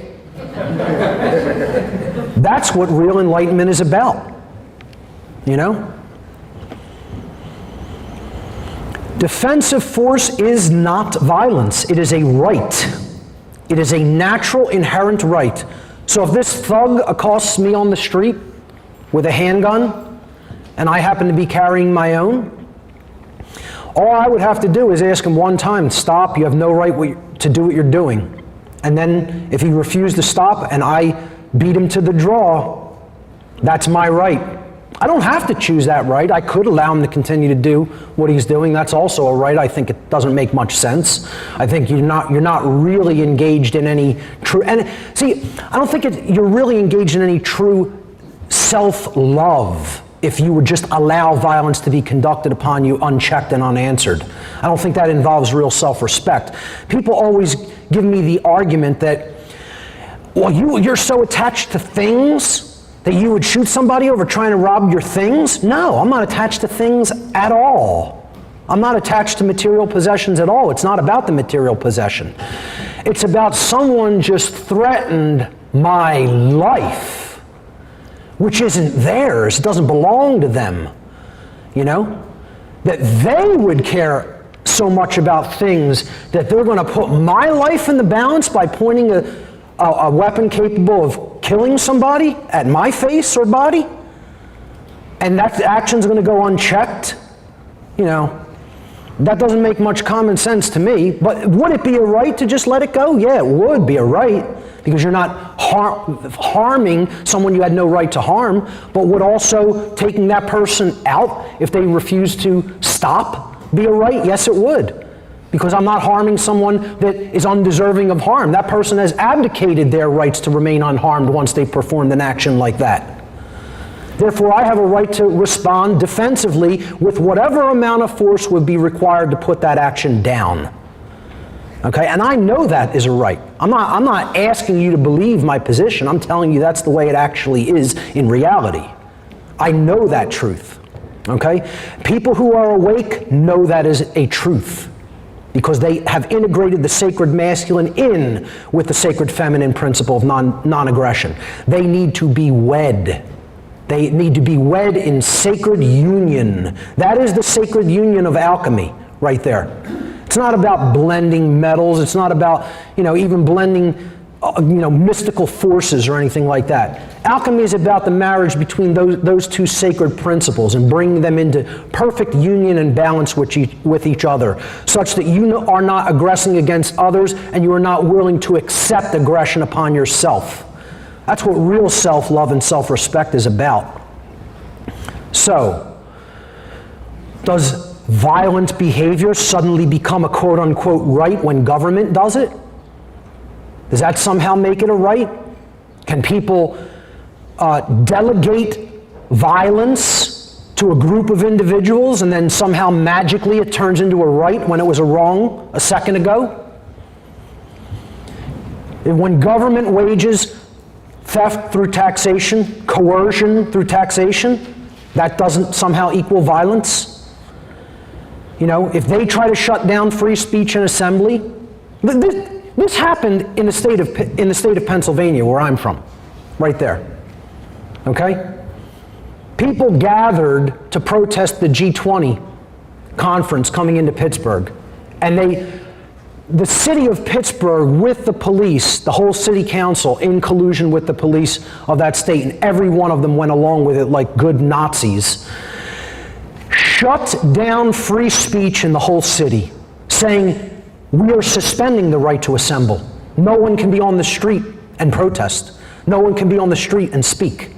And they used LRAD cannons, which is long-range acoustical device, which means sound so strong it's capable of breaking the human eardrum and deafening a person, on people who dared to stand up and speak their mind about the types of absolute slavery that they're being sold into by these multinational corporations and deals.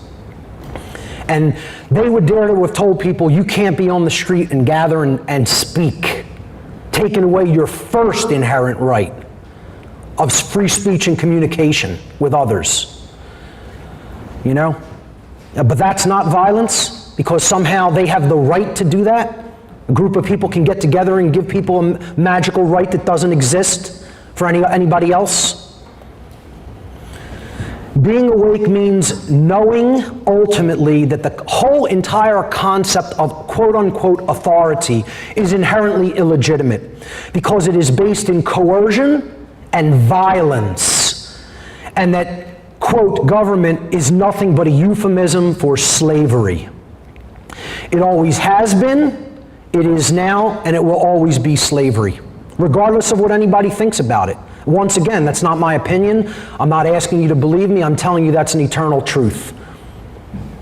It's not true because I say that it is. It's true because it's an eternal truth and it is capable of being discovered.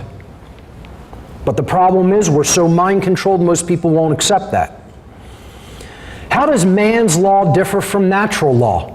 People will say, well, if there's nobody in charge, how would things work? Well, things are going to work the same way they've always been working, according to the laws of nature. We align ourselves to morality, we will have an orderly experience that is based in freedom. We refuse to align our behavior to the objective laws of morality operating in nature, and you're going to have chaos and enslavement. The end. Natural law is always based in principles and truth. First things, principles. Okay? We set our entire lives based upon those first and most important truths, and things will be orderly. We don't do that, and we base them in rigid and dogmatic belief systems, which may or may not happen to be in harmony with truth. More likely than not, they're not in any kind of harmony with truth, and you're going to have chaos. Natural law is harmonized with by people, okay? It's not complied with because you fear the retribution or punishment. It's harmonized with because you have arrived at an understanding of how it works. Are you complied to obey the laws of gravity? Has anybody forced you to obey gravity lately? We just, on passing through Chicago, we went up to the top of the Willis Tower. It was a great experience. They have a clear glass ledge that you stand on now. You could see 103 stories down like you're standing in the middle of the air. It was awesome. But if someone were to go up to the roof of that building and decide to step off, does it matter what they believe regarding gravity? They could believe in it, they could not believe in it, they're going to end up as a splat on the ground. Like a grape someone just stepped on. Okay, gravity doesn't care about whether you understand it or not. It's not complying you or forcing you to understand it, it's just there. Well, that's how natural law works. It's harmonized with because of our knowledge and understanding of it. So, it would probably be a really bad idea to go up to the top of the Willis Tower and step off the ledge of the roof, because you'd have a pretty bad day in a few seconds later, okay? But you don't not do that because anybody's threatening you. You don't do that behavior because you know what the consequence will be if you perform it, because you understand how a law of nature operates. Well, that's how natural law should work. That's how our understanding of natural law should work. We understand what behaviors lead to the betterment of our condition and order and freedom and peace and harmony, and then we understand what behaviors cannot lead to those conditions that we say we want. All right? Natural law is universal. It exists everywhere and applies the same way everywhere in the entire universe, regardless of location or time. Okay? Just like gravity does. It's a universal law. The laws of morality work the same way. They are applicable everywhere in the universe with beings that have the capacity for holistic intelligence. Man's law, however, differs with location based upon the whim of whoever are the legislators in that location. Again, in Pennsylvania, okay, for the rifles that I may possess, I am allowed to have high-capacity magazines according to man's law. So I could have a 30-round magazine for my semi-automatic rifle. I could have a 40-round magazine for my semi-automatic rifle. I could have a drum for my semi-automatic rifle that holds 75 or 100 rounds in it. Okay? But if I were to take any one of those physical possessions 2 miles east of my current location where my house is, I could be thrown in a cage just for the possession of those items, not for ever using them, doing anything with them at all, for possessing them. So that makes a whole lot of sense. It's moral in one location, it's immoral in another location according to man's law. Of course it's not. Possessing an item is either something that is moral or not moral. And I would say possession of any item except another person's life is essentially moral as long as it was yours and you lawfully acquired it. Okay? If you try to possess something that you don't lawfully own, that's called theft, and of course that's immoral. So the whim of legislators is what determines man's law. And that is called, as we talked about before the break, moral relativism. Moral relativism is the idea that there's no such thing as objective right and wrong. We get to make it up based on our preferences, our likes, our whims, and it could be, law can be different in any given location. I give people the example. You go into certain countries in the Middle East, and you could be jailed for listening to a particular kind of music that is outlawed by the government that is essentially bases its laws in Islamic religion. Think about that. Listening to a particular style of music could have your body caged. And people think there's something to be so revered about man's law and put up on some kind of a lofty pedestal, when that's the kind of differences in range that can result in this legislator over here likes things like this legislator over here likes things like this, and that's the kind of differences that we can encounter that have nothing to do whether anybody was harmed or not. And we think that we're somehow a moral people. Natural law is eternal and it is immutable. It cannot be changed by any single thing that any physical being is capable of doing in the universe. It is there, it is eternal, it works the same way at all times and places. Cannot be changed. That's what immutable means. Man's law, however, as we've already talked about, changes with time based upon the whims of legislators as well. So what does this ultimately mean for man's law in light of the knowledge of natural law, in light of the knowledge of the laws of morality that govern the consequences of human behavior?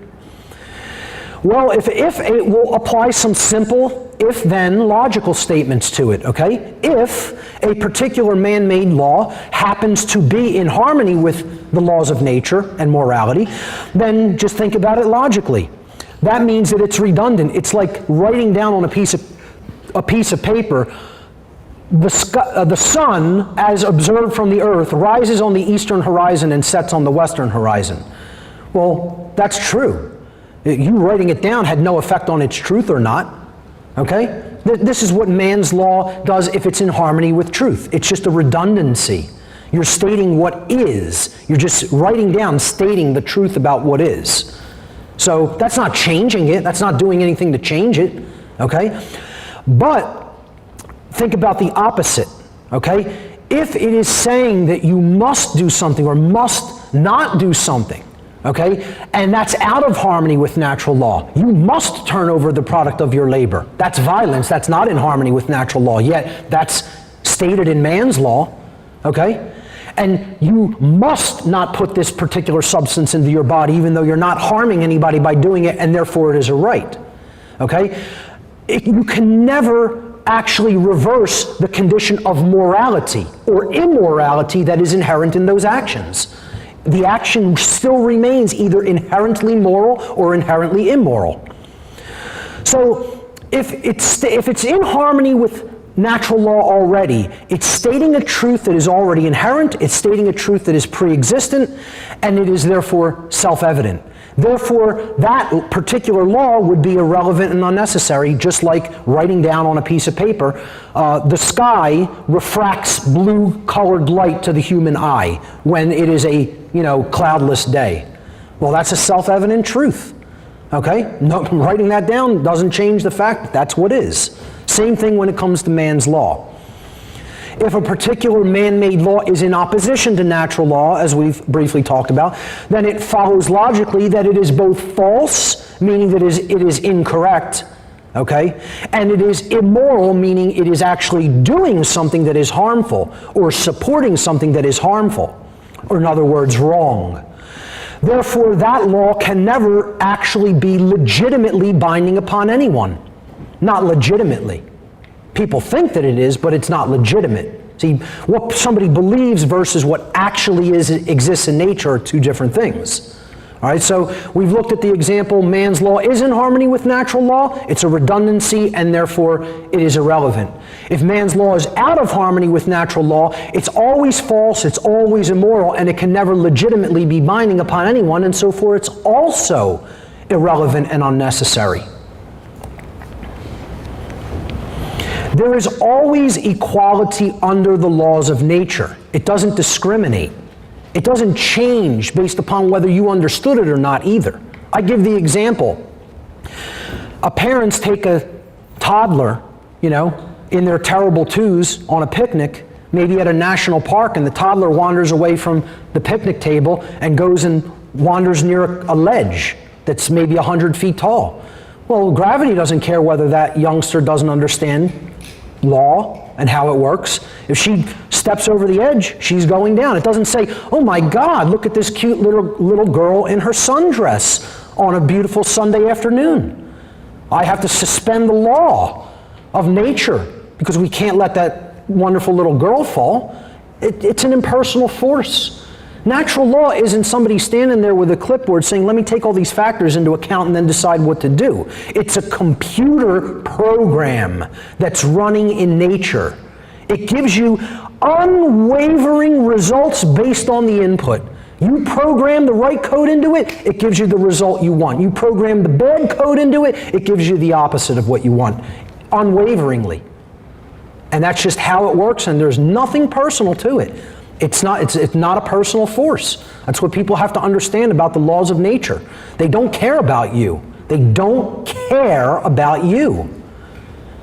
They're just there and they work the way that they work. And it's up to you to understand them so that you can align your behavior for efficiency, working in accordance with them, working in harmony with them. That's it.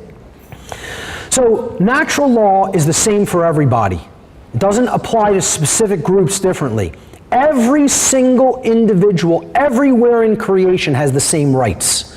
No one has any more or less rights than anybody else, because the same behaviors is what we're talking about. If one person over here did this behavior, it's a wrong. If a person over there does that behavior, it's also a wrong. If it's a right for one person, it's a right for all people.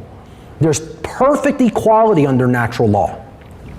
Also, since rights are not created by humanity, and since they are the birthright of humanity, that's another place that the word right comes from. It comes from birthright. We have our rights not because anyone granted them to us, but because they are a birthright by the very nature of the fact that we exist in the cosmos. And that birthright was granted to us by the creator of the universe, not by any three-dimensional being in the universe. Since they are the birthright of humanity, gifted to us by the creator of the universe, no human being or group of human beings is actually capable of, quote, granting rights to anyone else, nor is any human being capable of, quote, revoking rights that do exist from anybody else. Yes, they can do those actions, but what I'm talking about is the legitimacy of those actions. Is it real? Okay? Yeah, my free speech rights were shut down in Philadelphia at one point. Passing information to people on a piece of paper, I was told I cannot engage in that behavior. Okay? I'll continue to engage in that behavior. I don't care what law is passed to say I can't do it. Okay? That person may have performed that behavior. I was violently accosted by people who believed erroneously, completely falsely, that they had such a right, but in nature, they did not possess that right and can never possess that right. I'll go even farther than that, and I'll tell you, I did not choose to engage in this behavior because had I done that, the consequences would not have allowed me to keep teaching what I'm teaching and reach more minds, to wake more minds up. But if I decided I did want to put that physical behavior down by whatever amount of force required to do it, including deadly force, it would have been my right to do so. And if you don't know that, you're asleep. You're not awake if you don't know that. Somebody would dare tell you you have no right to speak and then violently put their hands on you to prevent you from speaking? You wouldn't take that from anybody if they weren't in such a so-called position of quote-unquote authority. It's called mind control and bullshit. is what it's called. Okay? That's what that's called. Government is mind control. Government is mind control. It actually means mind control. The word means mind control. Yes, it does. Yes, it does. Not my opinion, not my interpretation. The word government means mind control. From the Latin governare, meaning to control, and the second part of the word does come from the Latin noun mens mentis, meaning mind. Okay? It means to control the mind, because to believe in it, your mind has to be controlled. You have to be under mind control to believe in the concept that anyone else is an authority over any other living being. Okay? And people want to debate that last part, that mens mentis isn't the root of ment, because ment in English means the state of or the condition of. Well, just go back to the slide that we did on how our reality is built. Okay? Available information controls your processing of the data in the mind, which leads to the behavior, and therefore creates the condition. So the people who brought the English language and amalgamated it together were using older words that represented conceptual ideas. The state of or the condition of anything has to first exist in mind before it gets manifested in physical reality. That's why they use the Latin noun mens mentis, meaning mind, to mean in English the state of or the condition of. So, you know, I don't even want to talk about the validity of that etymology, because it is absolutely valid. That's what it means, it's what it has always meant, and it's the condition that government will always be, the control of other people's mind to give up their sovereignty, not understanding their sovereignty as individuals, so that they can be controlled. It works through a concept known as jurisdiction. And when you start to break down words, you start to really understand what you're being told through the usage of those words. This is how these satanic systems work. It's all about spells, okay? It's all about word magic and word games. Jurisdiction comes from the Latin jus juris in Latin, which means law. The first part, juris, okay? And then diction. Diction is speech in English. The word diction is an English word, okay? And diction comes from the Latin dictere. The Latin verb dictere means to speak, to say. So we put them together to say the law. Jurisdiction literally means to say the law. I'll say what the law is, and then it will magically be that way. You know? That's why they call themselves authorities. Author. What does an author do? They write things. See? So in your mind, you're thinking they make things right. They make the rights. See? That's how mind control works, through words. And people never see it because they never stop to even break down the word or consider where it came from.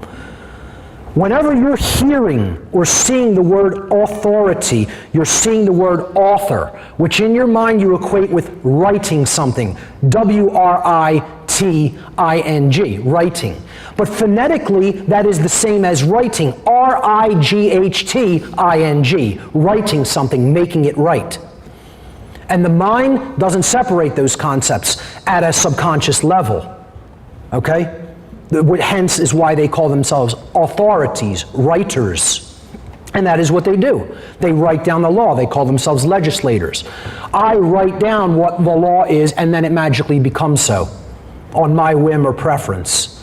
And you know what that's called? I've said it before, and I'll say it again. It's called claiming to be God, is what that's called. Authority is nothing more than an illusion that only exists in people who are mentally ill. If you believe in authority, there's disease within the human psyche, period. I don't care who's offended by that, get as offended about it as you want.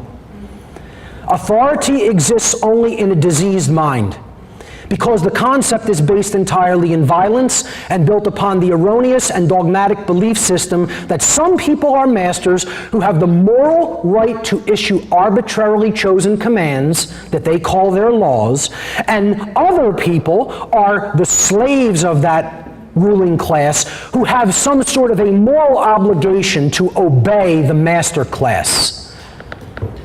And we call this authority. You know what I call it? I call it what it really is, slavery. It's called slavery. It always has been slavery, it is slavery now, and it always will be slavery. Let's stop euphemizing things.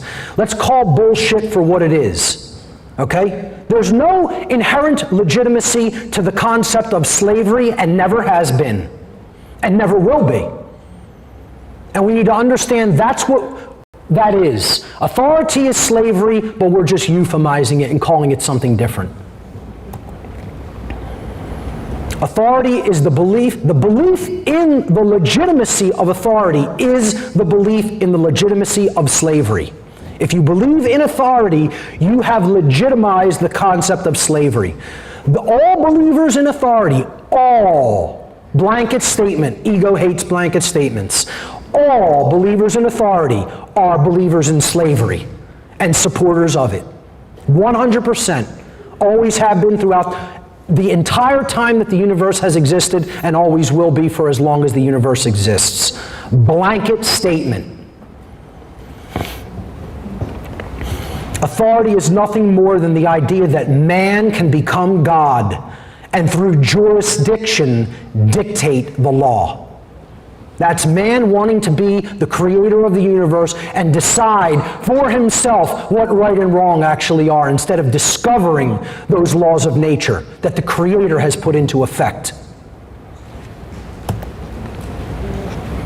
It's the same old story, folks. It goes back for tens of thousands of years, hundreds of thousands of years.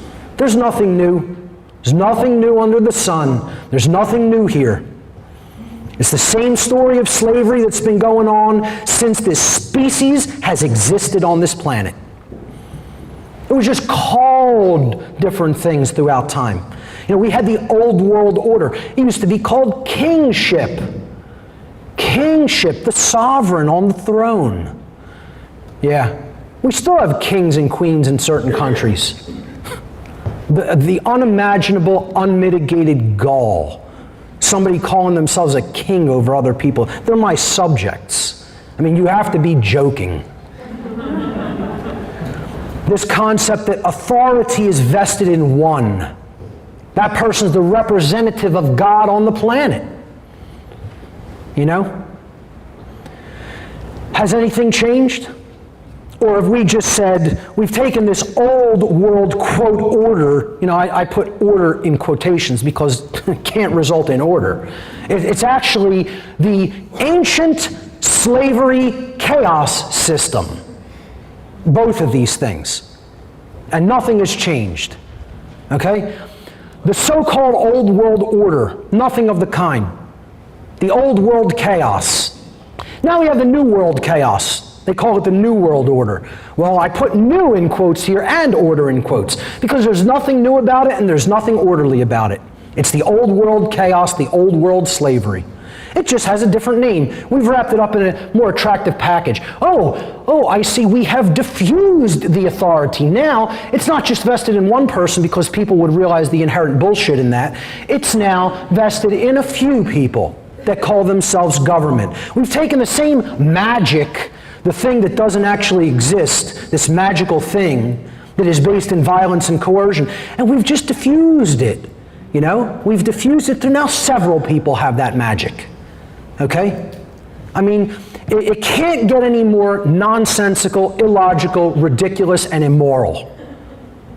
And yet people still believe in it. This is their religion. It's their religion. It's their slavery, is what it is, okay? Because it doesn't make a difference. Authority vested in one, authority vested in few, it's the same thing. Slavery.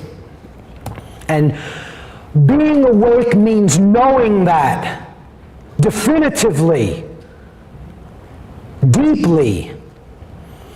There's only one true divide that exists in humanity. All the other things that supposedly separate us are divide and conquer strategies.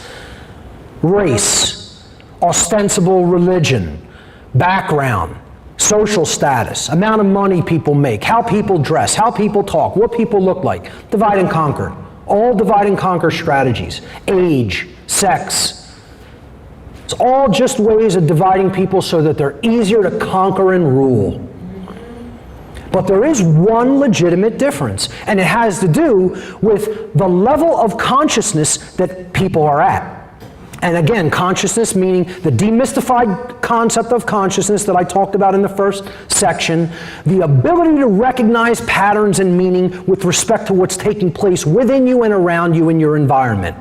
That's it. So how much are you aware of the pattern? How much of the truth are you actually taking in and processing accurately and understanding? That's what I'm talking about by a different level of consciousness. There's only one true division in humanity that separates us into two distinct types of individuals. And that the criterion for that divide, for that difference, is whether or not an individual believes in authority and therefore believes that there is legitimacy to slavery or not. That's it. That's the only real difference between human beings. And this is what it looks like, the one true divide. The statist or the anarchist. And I searched for some memes on social networking to find, a good image that represents the general concept of the statist and the anarchist. You could find 1 million of them for statists. You'll just look at any police brutality image, and there's billions of them online. But I took this kind of funny cartoon meme that says statism is the brilliant idea that we give a small group of people the right to kidnap, imprison, harass, steal from, and kill people so that we can be protected from the people who kidnap, harass, steal from, and kill people. It makes so much logical sense, don't you think? I love the statist argument that we need to be protected from ourselves because human nature is fundamentally bad. So we're going to put the concept of authority into the hands of people whose nature is fundamentally bad to protect us from ourselves because we're fundamentally bad. Wonderful, flawless logic, as you can readily see. Flawless logic. Flawless logic. And it goes back to that worldview schism. That schism about how do you view human nature as well. The human nature schism. Are we inherently good and wonderful beings or inherently flawed and evil demonic beings? When in the truth of the matter is, we're neither. Those two conditions are just that, conditions. They're not our nature. Our nature is that we are programmable such that we can become either of those extremes if we're programmed well or badly. So when I was looking for an image to represent anarchy, and anarchists, I didn't see any good ones because they give you these utterly ridiculous concepts of anarchists are people that are all about creating chaos and damage in society. Okay? You look up anarchy on Google Images, anarchist on Google Images, you'll get the so-called black bloc, these children that are nothing but communists in disguise, okay? Who think that communism is anarchy, all right? Because they've read the absolutely polluted writings of Karl Marx and Frederick Engels, etc. Okay, and advocate, let's take everything, give all resources into the hands of the state. We'll magically be free then. And then they think anybody who disagrees with them is a dyed-in-the-wool, crony capitalist that believes money is the solution to everything. And human greed should see no bounds. That's why people have a hard time with my work. I don't believe in any of it. I'm out of the mind control, out, 100% out. All of those systems do nothing but lead to control and slavery. Okay? And that's what other people need to get out. Out is the answer. Out is the solution. Get to the outside of that so you can see it from the outside for what it is. Something that destroys human innovation, creativity, freedom, love, etc. That's all those systems do. That's all they ever have done. So when I was looking for an image to represent a real anarchist, I didn't want to be too egotistical and just put my face up there, or some of my other friends who are also real anarchists. I saw this meme on Facebook and I said, yeah, that's it. Christ, the ultimate spiritual warrior, the ultimate anarchist. And again, please don't fill up my inbox saying, don't you know all about astrotheology? I could write books on astrotheology. I probably may even do that in the future, okay? I get it's allegorical. I get there is doubts to the historicity of the actual historical figure, and I don't care, because it's the message that matters. Who is Christ warring against? He was warring against the established religious institutions of his time, the Pharisees and Sadducees, okay? When he put out works that went against their so-called law, okay, there was a big uprising against his word. Then the banks of the day became involved, because when he went to the temples and they were charging ridiculous interest rates on temple coins, preventing people who actually wanted to go to the temple and worship, they couldn't. So then he freaked out in the temple and turned all the bankers against him. And then who ultimately did the crucifixion? The state, the Roman Empire, which was the police and military of his day. And people in the actual religion who say they're into the scriptures can't even read them and see the institutions that this being was warring against was religion, money, and government. They can't even see that when it's right out in the open in their face. And these are the things they put up on a pedestal.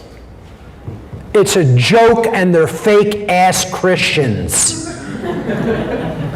Okay?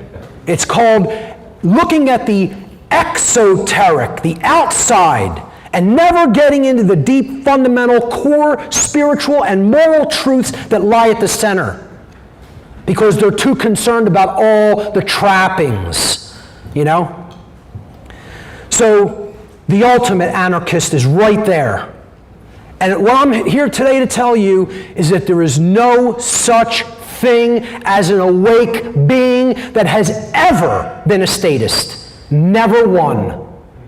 Every truly awake being that has ever existed in the cosmos is an anarchist, and can never not be one who is an anarchist, one who believes that there is no such thing as the legitimacy of ruling and owning other people. Because that's what an anarchist is. Someone who believes there is no legitimacy to the external rulership or ownership of other people, or in other words, that there is no legitimacy to slavery. That's what anarchy really is. And I'm going to explain that right now. Okay, a statist is an individual who erroneously believes that there is such a thing as authority vested in certain human beings, magically giving them the right to rule over other people. Without euphemism, you know, if we stop euphemizing things and we're honest with ourselves for a moment, a statist is a person who believes in the legitimacy of slavery.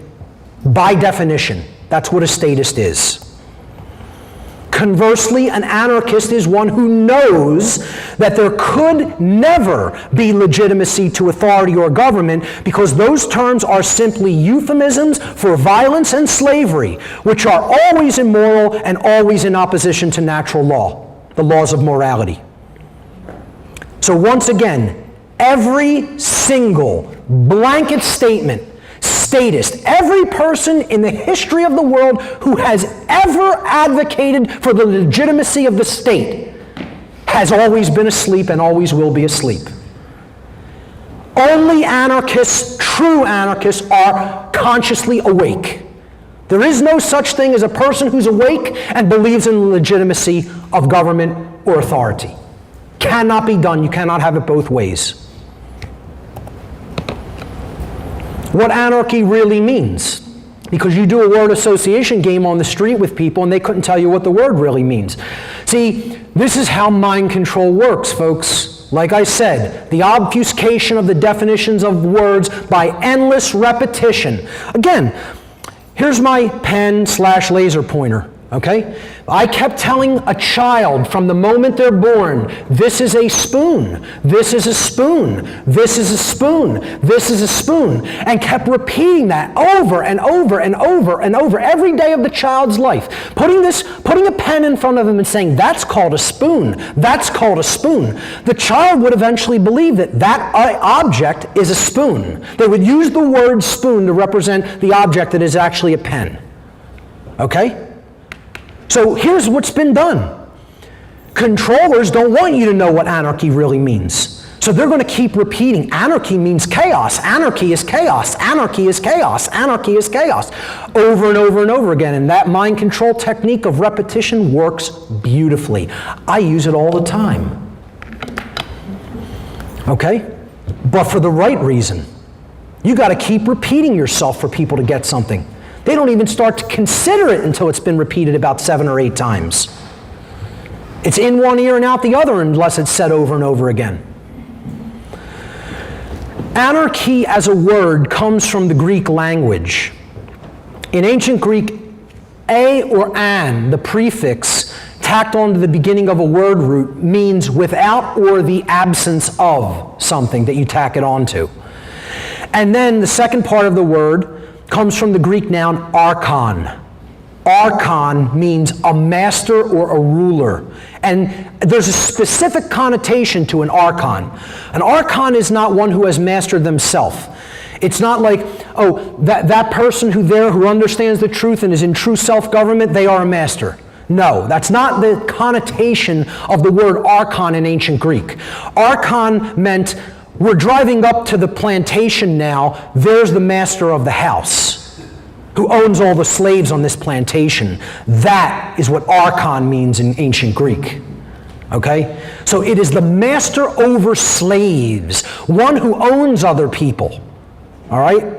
A ruler over subjects. That's the connotation of the word archon.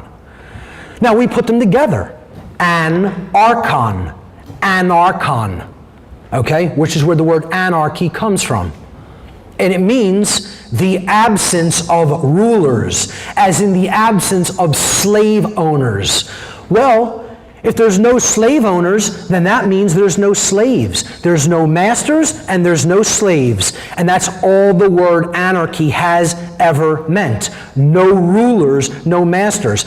The word anarchy does not and never has meant without rules.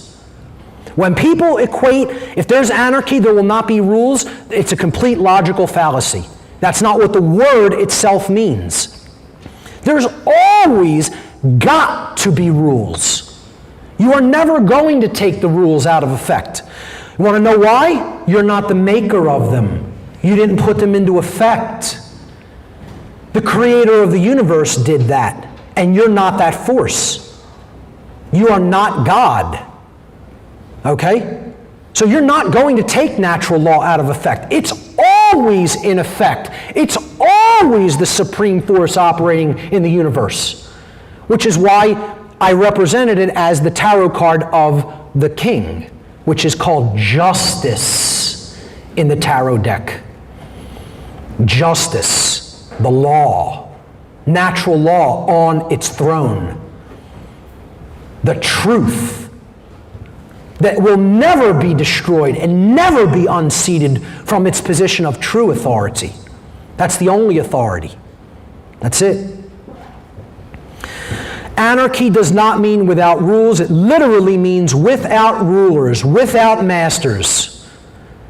Anarchy means the absence of slavery, or in other words, true freedom. If you told people the root of anarchy is without rulers, without masters, no rulers, no masters, and you said, please, in one word, tell me what that phrase, no rulers, no masters, means to you, 99.9% of people are going to say it means freedom. And yet, you do this word association game with people in your family, your friends, on the street, and they'll tell you it means chaos. Which again, is the opposite side of that chart about natural law expressions. Okay? How could you start at freedom and arrive in chaos when freedom is order by definition? It brings about order. It's the only thing that can bring about order, because it's based in the awakening of consciousness or love. That's the only way you can have freedom. It's based in morality. Anarchy means that true anarchy is understanding that it's not man's law that we need to respect and put up on a pedestal and try to live our lives according to. It's the laws of the creator of the universe that we need to do that with, which is natural law, moral law, the true difference between right and wrong behavior. Being awake means recognizing the critical importance of both free will and personal responsibility. Two things many people don't want to even acknowledge or look at. And this means having a deep understanding of what moral culpability is. Because when we're talking about responsibility, what we really mean is who's responsible for that having been manifested in the world. And this is another thing a lot of New Agers want to leave out and not talk about. You know, they want to wash right over this or say, oh no, we don't need to talk about who's at fault. It's nobody's fault. Nobody's at fault. Nobody's to blame. Well, there are people to blame. There are people at fault through erroneous, bad thinking, bad decision making, bad judgment. There are people who are to blame for our condition. And I would say everybody who continues to support and condone those bad modalities of thinking are to blame. That's why I say I'm not involved in that process. I'm out of those modes of thought. I don't lend my behavior to those modes of behavior. So I'm not causing those things, me individually, personally. And there are many other people who are in that condition that through no fault of their own is the world keep going into a state of ever spiraling decay, into immorality and slavery. The problem is most people are at fault for that condition because they will not change their thinking. They will not abandon their religions, their false religions. Moral culpability is the determination of who is ultimately at fault or deserving of blame, or in other words, who is responsible for the commission of actions which have resulted in harm or loss to other individuals. The word culpable literally means at fault or deserving of blame, from the Latin noun culpa, which means fault or blame. A dangerous New Age movement deception is that blame is invalid as a concept, and it should never exist. We should get rid of the whole concept of blame. Okay? When people buy into this notion, it quickly descends into the idea that no one is ever truly responsible for anything that manifests in this world. That's what they're really saying when they say, don't judge, don't blame. Nobody's at fault. Things just happen. It just magically got that way.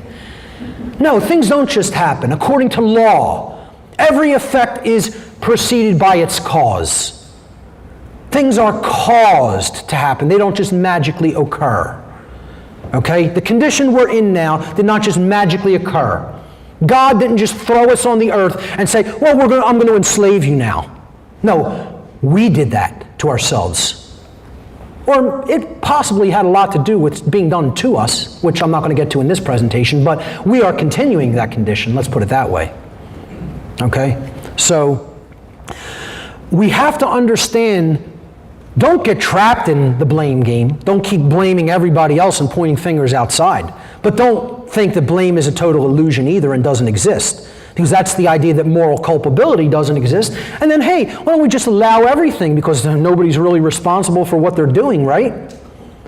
You could see how a seemingly innocuous New Age so-called teaching can lead to a very imbalanced condition if it's left unchecked, which in many cases, with right-brained individuals, it is left unchecked. They're not applying that judgment and discernment filter. So, I'm going to show you a little meme I put up on Facebook one time and got hate mail as a result. Because people don't like this question. I say, here's a great party starter. Break this out at your next party, this question. Okay? They'll love you for it. You'll be invited back, you know. Who is more morally culpable, the order giver or the order follower? Now, before we answer the question, let's emphatically recognize the question, because people often don't hear the question. They hear what they want to hear being asked, but they don't hear the actual question being asked. Okay? People, both of them are responsible. I didn't ask if either party was responsible. Of course, both of these parties share in moral culpability when harm results. I didn't ask the question, do either one of these people or both of them have moral culpability when harm results for what they have, done, put into effect? I said, who is more morally culpable? Meaning that there is an imbalance in culpability here. One party is more culpable than the other party regarding a harmful action that takes place. Is it the order giver who has more moral culpability or responsibility when they order an action to be done and then harm results? Or does the order follower have more moral culpability when they perform the action that they were ordered to perform and then harm results? Okay? Well, how you answer this question is very simple. You just do a mental exercise. Okay? And you envision the harm that has been done. Okay, so here's what the harm that has been done in this instance looks like. Okay? And I think the problem in this country is that's not our children.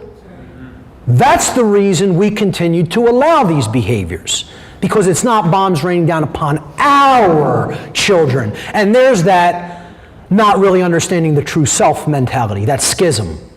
Okay, seeing everything in a state of separation. Well, that's somebody else. That's their problem. Okay?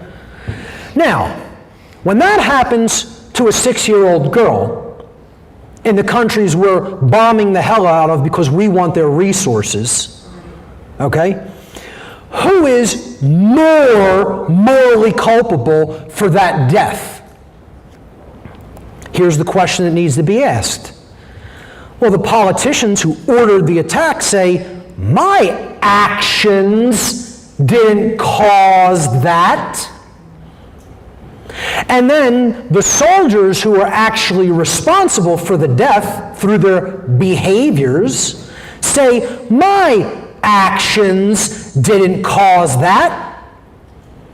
You envision that scenario right there. Both people are saying, I'm not the one whose actions manifested that condition. And then the question that you need to ask yourself is, who is lying and who is telling the truth? And you could start throwing things at me any time now. I'm telling you, I got so much hate mail when I put this slide on Facebook one time. I couldn't believe, I think people would have tried to murder me if they were in my presence.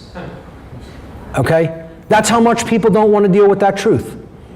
There will be a question and answer session after I'm complete. Okay? So, read the question, not what you want to hear. Read the actual statement. My action didn't cause that. Okay, well, you could say speech is an action and they spoke to that person, told them, but I would say it's decidedly different than pressing a trigger or flying a plane and dropping a bomb from it. Decidedly different. A little bit of speech from my mouth to someone else's ears is an altogether different action than actually blowing somebody up. But I could just be the weird one, I don't know. Maybe I'm weird for thinking there's a big difference between those two modes of behavior. I would suggest that the people over here, as deplorable as we all may think that they are, and I certainly believe they're all deplorable, are telling the truth, unfortunately. And these people, if they were to say, my actions didn't cause that, that's a lie. Okay? And that's how you know who's more morally culpable. The painful truth is that the order follower always, again, blanket statement. The ego hates blanket statements. Okay? Always, in every instance, bears more moral culpability than the order giver. Notice I am not saying the order giver does not bear any moral culpability. Please do not put those words in my mouth. Of course the order giver bears much moral culpability as well. Not as much as the order follower, though. Okay? The reason the order follower bears more culpability is because the order follower is the one who actually performed the action. And in taking such action, actually brought about the resultant harm into physical manifestation in the world. Without their behavior, the event could not have manifested. Without their behavior, the harmful event could not have manifested. The politician could talk all they want, all day long, giving orders to as many people as are in their presence to go out and do this harmful behavior. It would never actually be accomplished without the order follower. Okay? That's how you know that they bear more moral culpability than the order giver themselves. And if somebody can't understand that, I can't help you. I'm sorry. If you don't agree with that from that explanation, there's nothing I can do.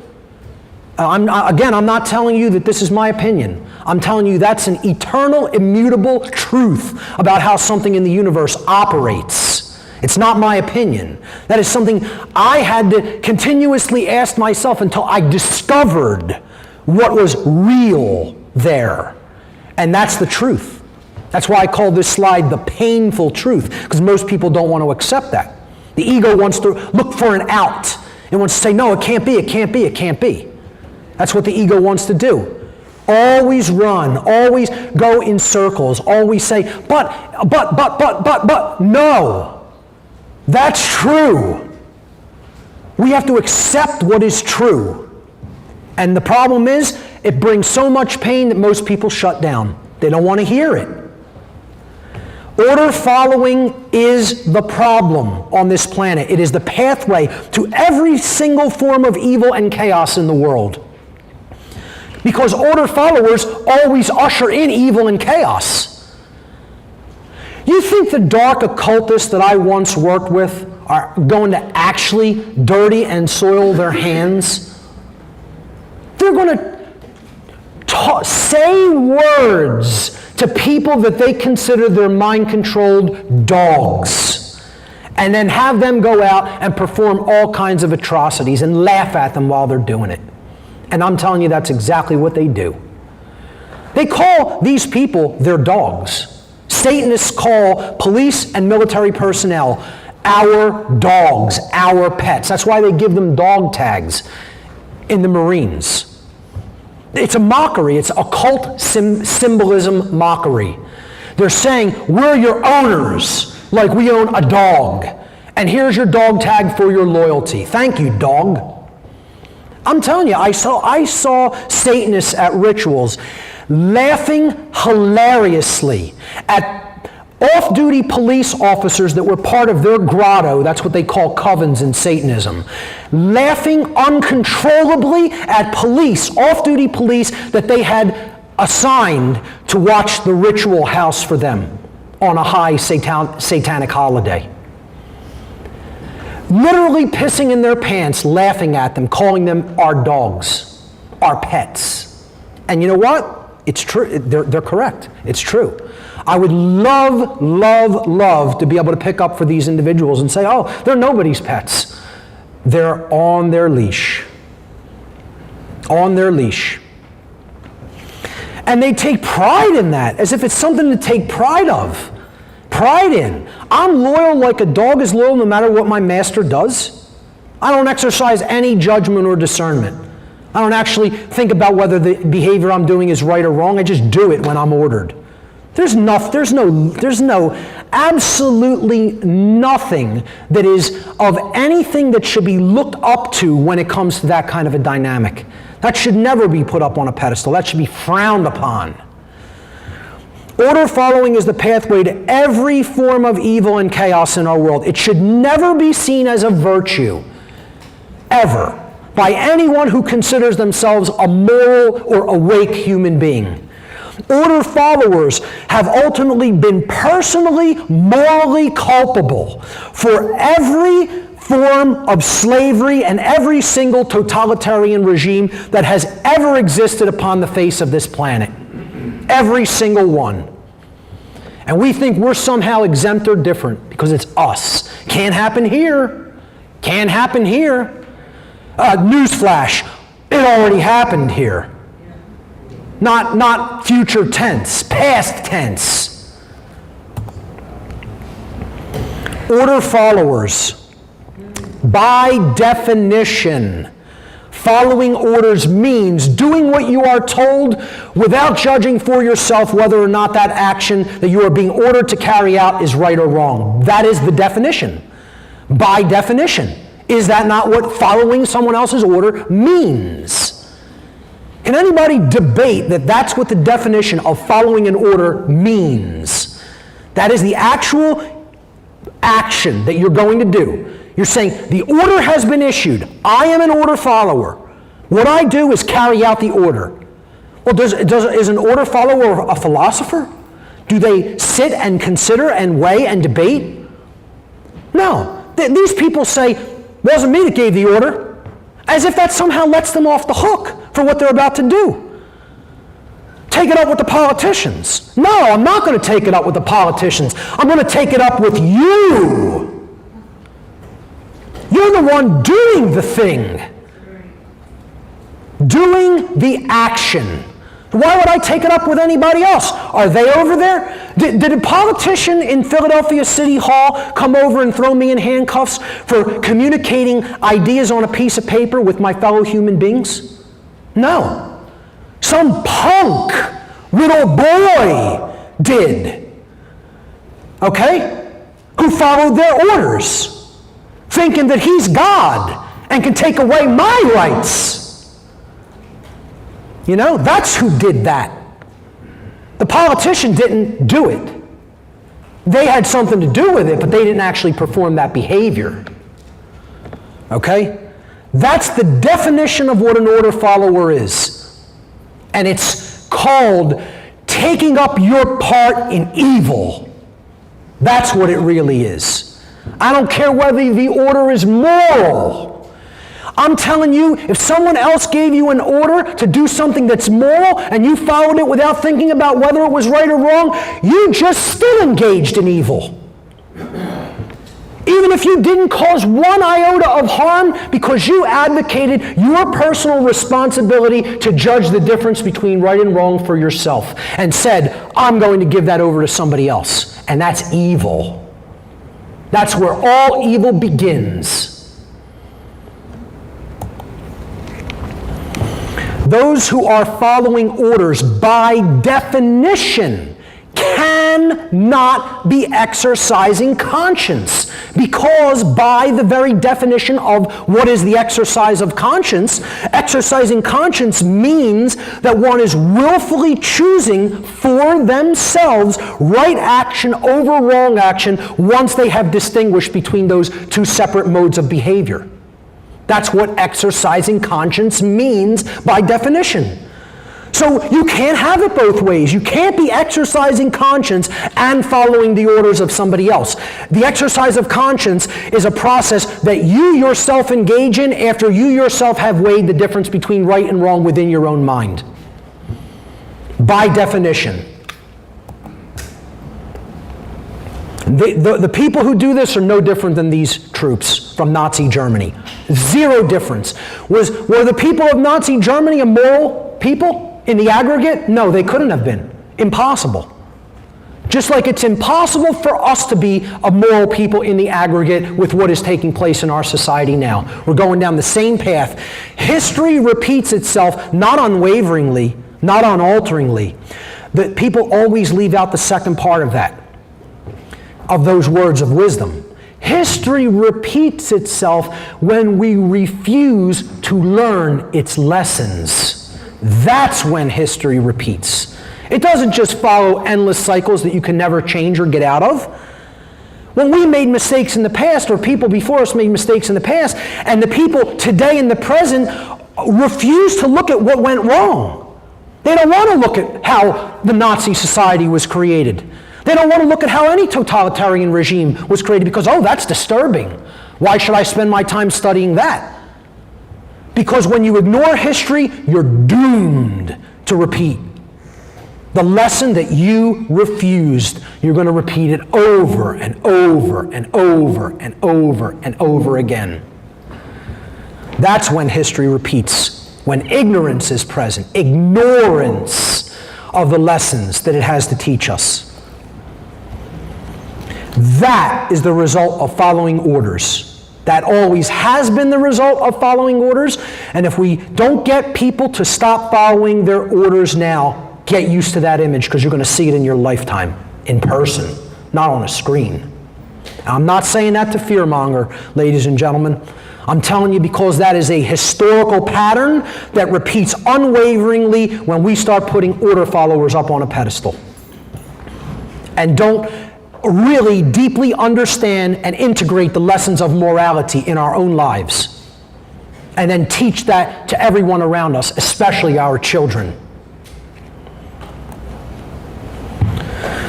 Order followers and people who support them always try to run. See, this is what the ego does. It always seeks for justification, justifying. Oh, I need somehow way to justify this when there is no justification. Okay? Doesn't exist. But people want to look for one. That's what the ego does. Okay? The word justification. Let's break it down from its etymological roots. Again, I keep doing this because I'm trying to impress upon people the importance of the origins of words. Get yourself a Latin dictionary, a Latin reader, a Greek dictionary, a Greek reader, ancient Greek, and ancient Latin, and study where words came from. We don't even understand what we're saying half the time because we don't understand where these words that we're using on a day-to-day basis came from. Justification comes from the Latin noun jus, meaning law. We already saw that one before, right or law. And the Latin verb facere, which means to make or to create. It's where we get the word fake from. It's where we get the word fashion from. It's where we get the word fasci from, which underlies the word fascism. Okay? It means to fake or to make something in the image and likeness of, to create something, but again, it's to fashion it, to make it look like something. That's why fashion is about dressing something up so it looks good, even though maybe underneath the surface it doesn't look that good. Okay? Well, when we're trying to fashion right or fashion the law to try to create a right or create what the law is, that's offering a justification, literally to create the law or to create what is right. We're looking to make a wrong into a right. I was following orders is never a valid excuse or justification for immoral criminal behavior. And this lame attempt to abdicate personal responsibility should never be accepted as a valid excuse for such behavior. There is no justification when it comes to violence. You are responsible if you conduct violence. Passing the buck on to somebody else isn't going to work. It didn't work for these people, and nor should it have at Nuremberg, saying I was just following my orders. Well, that didn't fly, nor should it have, and nor should it fly for these people. Because engagement in violence is engagement in violence, and you had no right. Period. It's about personal responsibility to gauge right from wrong. An individual's personal responsibility to choose right action over wrong action for themselves always belongs to them. That is always their own possession. This goes back to ownership. I don't care whether you don't like that you're in control of that, you are in ownership and control of that, and can never not be. That can never be. I could never, can in nature, never hand somebody else my personal responsibility and say, could you please be responsible for judging right and wrong for me? I could claim with my words, with my mouth, that I could do that, But in nature, it could never be done. I'm still responsible for my own behavior. So is everyone else. One can only claim that they are abdicating personal responsibility for such choice to someone else. It can never actually be done in reality. More simply put, an individual is always personally responsible for their own actions. Okay? Now, the only caveats I would give to that, okay, and say it's not a 100% blanket statement, it's largely a blanket statement, is you could look at people with certain genetic conditions, palsies that have a deteriorated brain condition. Okay, they're unwell, they're sick, unwell physically individuals. Okay, that I can understand. That person's not ultimately responsible for every behavior they're going to take. Also, the one other instance I would say is people under hard electronic forms of mind control, which do exist.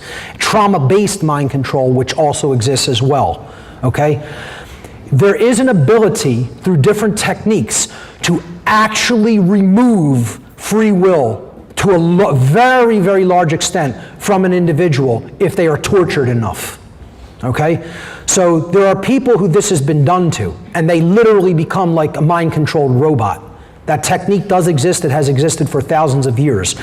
What I'm saying is that is the infinitesimally tiny minority in the world, the amount of people who have actually undergone trauma-based mind control or direct electronic stimulus and control of the brain, of the central nervous system and the brain. Okay, those are examples that I would say fall outside of that person is actually then not responsible for what they're doing. They're being deliberately, willfully, physically controlled by their handler. Okay, but it's the vast minority. Okay? An individual who is not under those particular conditions is always responsible for their own actions. Most people erroneously believe that they can hand over their, and this is the second part of personal responsibility. See, one involves what you're going to do, okay, when in regard to other people, especially if you're asked or ordered, quote, to do it. Then there's this other part. What if somebody accosts me with violence? Well, is it my responsibility to deal with that? And I'm going to tell you, yes, it is. It's not anybody else's responsibility to deal with that. Okay? Now, I'm not saying that means if you see violence being conducted upon somebody and you have the ability to do something, don't respond. That would be total passivity.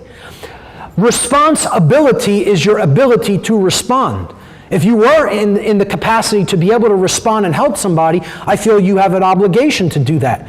You're not just going to sit there and let somebody be violently accosted unchallenged. And of course, you'd have to exercise common sense. Like, if that person has a semi-automatic rifle and you don't, you might not want to just go right into their path of fire either. Which is why I highly support and believe firmly in the right to arm oneself. Okay? And I am a gun owner, and anybody who is truly enlightened, I think, does not have any avulsion or revulsion to gun ownership. That doesn't mean I say everybody should go out and buy a gun. If you're comfortable with it, I think you should own one. But I definitely think everybody who considers themselves enlightened should support personal, individual gun ownership that is unfettered by the state. Okay? Because everybody has the ability to defend themselves under natural law right. So that's a big part of it. But here's the thing. Most people have been convinced by the state that they don't have the right to personally defend themselves, okay? And they think they could just hand over their natural law right to defend themselves to another individual, another group, another entity, namely the state. And that somehow they're the monopoly on force, okay? I would say they've become largely the monopoly on violence, not force. But in making such a false claim that somehow they're responsible for defending or protecting me, okay? What that person's trying to do is they're trying to abdicate a responsibility which always belongs to them. No one else has the responsibility to defend me. That's my ownership. That's my responsibility. And I have that ability, okay? I'm not saying I'm any kind of a big or bad individual. But I'm telling you, what puts me in a position to truly have that responsibility has nothing to do with my physical prowess or even whatever personal defense weapons I own. It's the knowledge that I carry here. And the first way that you defend yourself is you live under the shield of protection of natural law. When you do that, the universe is going to open doors for you before you even know they exist. It's going to offer protection. It's going to put you in the right place at the right time. It's going to keep you from the wrong place at the wrong time. So when you walk that path, you're being defended by the universe, first and foremost. And then my AK does the rest. So you can never give away that personal responsibility. Can't be given away. The people who are order followers are ultimately stuck in a condition known as self-loathing. Self-loathing is the underlying psychological condition that causes people to attempt to abdicate their own personal responsibility, to exercise conscience, and to fall into patterns of order following and justification. In other words, nobody can go into a pattern of order following and trying to offer justifications for following orders and doing what is immoral because someone else told them to do it, unless they're in a deep underlying condition of hating themselves. Order followers hate themselves, and it cannot be any other way. You cannot have true self-love and be an order follower simultaneously. Sorry to burst anybody's bubble. That's the way that it is, okay? Nobody who truly loves themselves would follow anybody else's orders. Let me just say that emphatically once again. No one who truly loves themselves would ever follow anybody else's orders. That means you're telling them, I'm your slave, I'm your dog, walk all over me, tell me whatever you want to do. I don't care whether it's right or wrong, I'll do it. There's no self-love in that. There's no self-respect in that. There's no virtue in that at all, at all, at all. Following orders, just as it is not possible for an order follower to truly be exercising conscience, it is also not possible for an order follower to truly love themselves, by definition, because they have abdicated their personal responsibility to someone else who doesn't care about the karmic consequence or debt that's being brought down upon them for following their immoral order. They don't care. People have to look, especially police and military, they got to look at who's really calling the shots. Because if you look at who's really calling the shots, I'll tell you who it is. It's people in dark black robes that are murdering children and raping children before they murder them. That's who it is. That's who controls the police. That's who controls the military. My friend Jay Parker, who you should all check him out. He's been interviewed on my radio show 3 times. He has his own radio show now. The things he's been through, unbelievable. They'd make you cringe. They'd keep you up at night. The things he's told me. One of his best friends, being at the age of I think he was 13 or maybe even younger at the time. No, he was probably younger. I think he was 7 years old or 8 years old, something like that. He was anally raped so viciously by the Satanists in the cult that my friend Jay grew up in, that they actually perforated his rectum and he bled out over time. Okay? Jay went with an adult that he reported this vicious, inhuman crime to the police in his local community, who essentially told him, better luck in the next life, kid. We know about the cult that's operating in this location. They are the government. They own the government. They are all the banks here. They are all the businesses in this community. They are all the important people in this community. That's their religion. We follow their orders. In the past, some police who did want to do something moral had tried to take them out, and this coven in this location in Delaware started executing police and going to their homes and having them executed. And then asked, you want to be next? And so they said, no, we're done.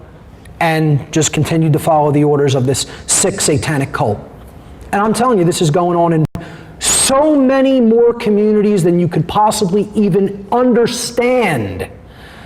That it's omnipresent. It's omnipresent. Okay? And this is who these people who are self-loathing order followers are taking their orders from. And again, if you don't understand that, you're not awake. You only believe you're awake. You believe you have some understanding of what's going on this planet. I'm telling you, you don't know near the bottom of it. Not even close. Now, this condition of self-loathing is what puts people into a prison. That's what's putting them in a self-imposed cage. Taking this attitude that, hey, since I hate myself because of all the suffering I've endured, okay, I'm going to go out and just cause suffering to other people. Well, that's the surest fire way into a cage that you've locked yourself into and thrown away the key. Right there. I call that being the golem. They're the perfect mind-controlled robot slave of the person who's completely manipulating them emotionally and mentally. A golem, it's an ancient Semitic term of a being who was animated by having breath blown into it, but it was created by sorcery, as a robot, as a flesh robot. A golem is like a flesh robot, okay? That doesn't really have a true animus or soul. Okay? It is something that is just imbued with something that is like a soul that operates, to basically pull the strings of the animated puppet or robot. And that's what an order follower is, a golem. And it's by their own choice. It doesn't have to be that way, They love it. They love it. They can't get enough of it. Because how they look at it is, if I did anything else, my God, I would have to think for myself then. I would have to study. I would have to read. Reading? Are you crazy?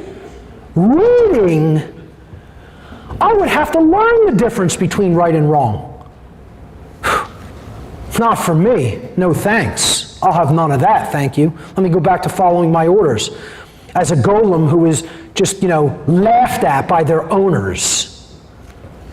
There's no self-respect there at all. And I'm telling you, the only thing that can ever reverse that condition and bring somebody out of that state of self-loathing is true self-respect. True self-respect. Not just doing this because, oh, hey, that pays the bills, that puts food on the table, that keeps my wife with me. That's not what self-respect is about. That's not what responsibility is about. I don't care how many children you have or whether they would go hungry if you quit your job. I'm telling you, if you're doing a job where your job is to follow orders, quit your job and it doesn't make a difference what happens to your family. That's the sacrifice you may have to make to do the right thing. Okay? That's what I'm telling you. I'm telling people to do that. That's what it means to be in real personal responsibility. Responsibility isn't keeping your home. Responsibility isn't keeping the food on the table in your home. I don't care how many kids you have. Responsibility is about knowing the difference between right and wrong and not saying, like a Nazi said, the party is going to pay for the food on my table.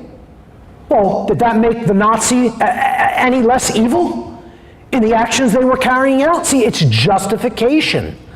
And it doesn't work under natural law. Natural law doesn't say, like gravity doesn't say, was that the child in her Sunday dress who went off the edge of the cliff? Oh my God, then the law of gravity must be suspended. We can't have that. No, natural law doesn't say that. It doesn't care. It says, what was the action that was taken? There's the result, period. It's a computer program. You're not a computer program. You have free will. The universe, the way the universe is constructed, the whole universe is operating under boundary conditions of law. That makes us even more unique than the entire universe because we're gifted with free will to choose what actions we will perform. The entire construct of the universe doesn't even have that gift. It's bound by law unwaveringly. And what the universe is going to, it's not going to say, hey, did that Nazi, did that cop who's shutting down free speech in America, did they have kids to support? How many? Are they paying alimony? It doesn't care about those things. Those are human-derived things. Okay? The human justification searches for reasons for continuing evil. Natural law doesn't care why you did something, only whether it was done or not. That's it. And this is what the ego does not want to hear. I get it, folks. I get how much people don't want to hear what I'm saying. I get it. Believe me, I'm under no illusions that this is in any way a popular message. No illusions. One thing, I may be a lot of things that people will call me. One thing I am not is a naive human being. Okay? The things I've seen have driven any naivete out of me a long time ago.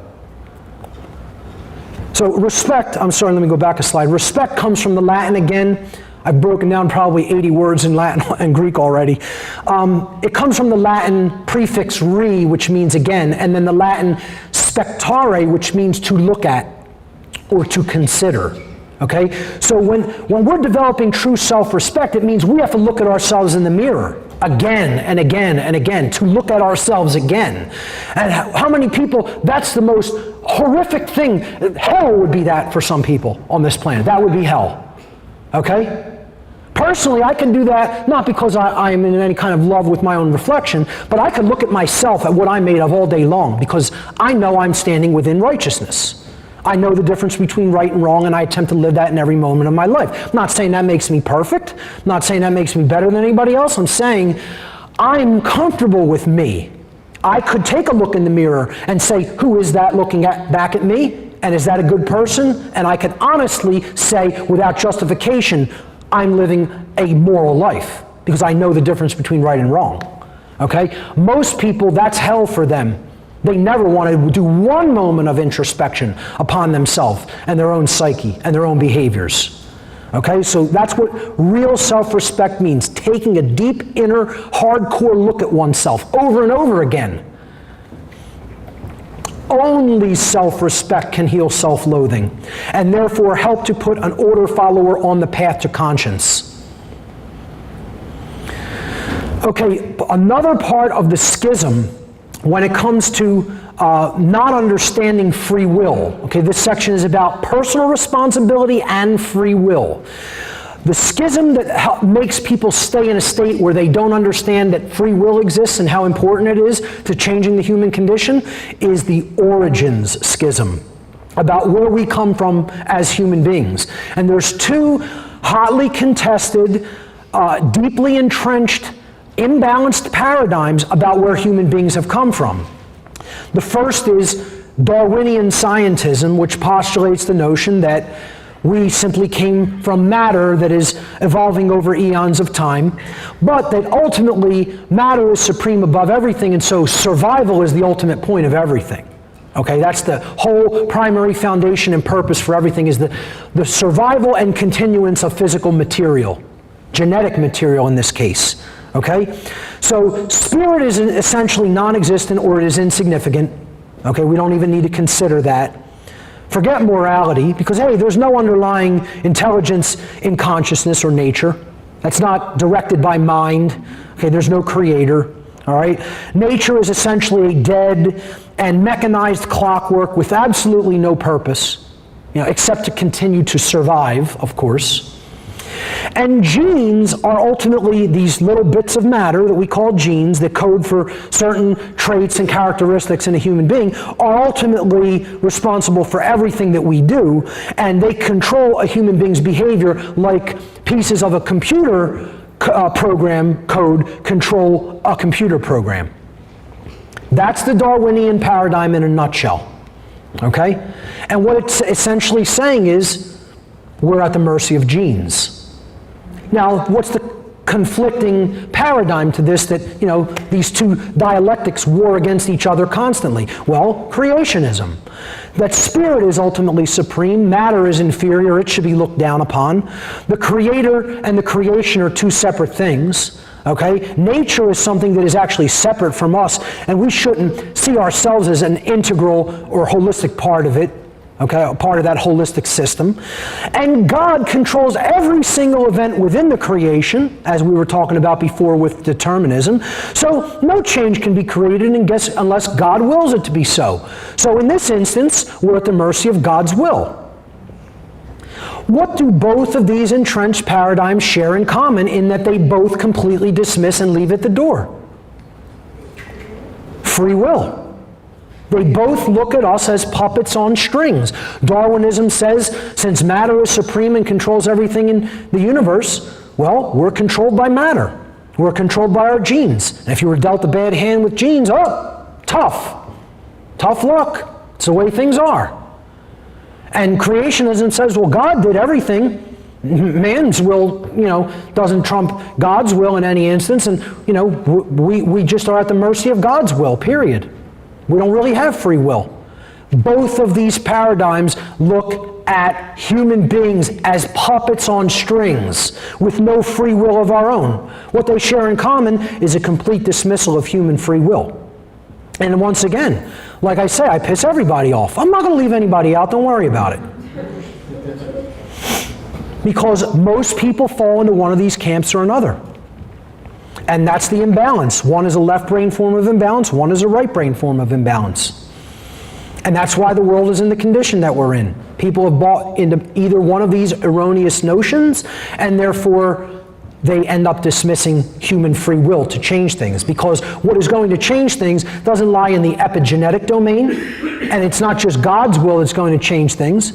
We have to align ourselves with the will of creation, yes. What's going to do that is epigenetic evolution of humanity, which is evolution in consciousness, evolution in mind, not physical evolution of matter that just wants to propagate itself like some kind of a virus for no purpose other than to continue to exist.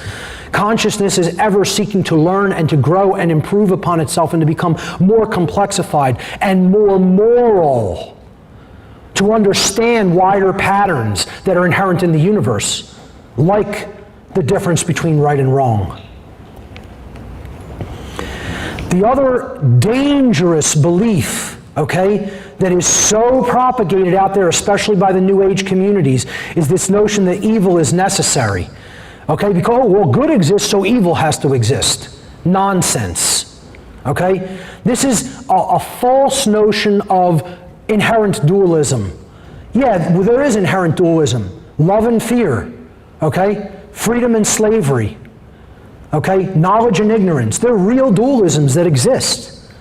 They're not illusions, But to say for good to exist, evil has to exist, that's ridiculous. That's going to such an extremity. Well, for good things to exist, there has to be things that are in such a complete state of disarray and imbalance, living totally out of harmony with nature. I don't think that's true. As a matter of fact, I know it's not true. Evil is not necessary because evil is born out of free will choice. Evil doesn't exist because some program is running to make people behave a certain way. People are behaving a certain way because they're basing their behaviors on decisions that they've made based on information that they've taken in that is bad. You take in bad information, the processing is bad, so is the output. And the output is behavior. Evil is a choice based upon the information that we are working with that is corrupted. You program corrupt code into a computer, the computer is going to output bad output onto the screen or the internet, period. Same thing for a human being.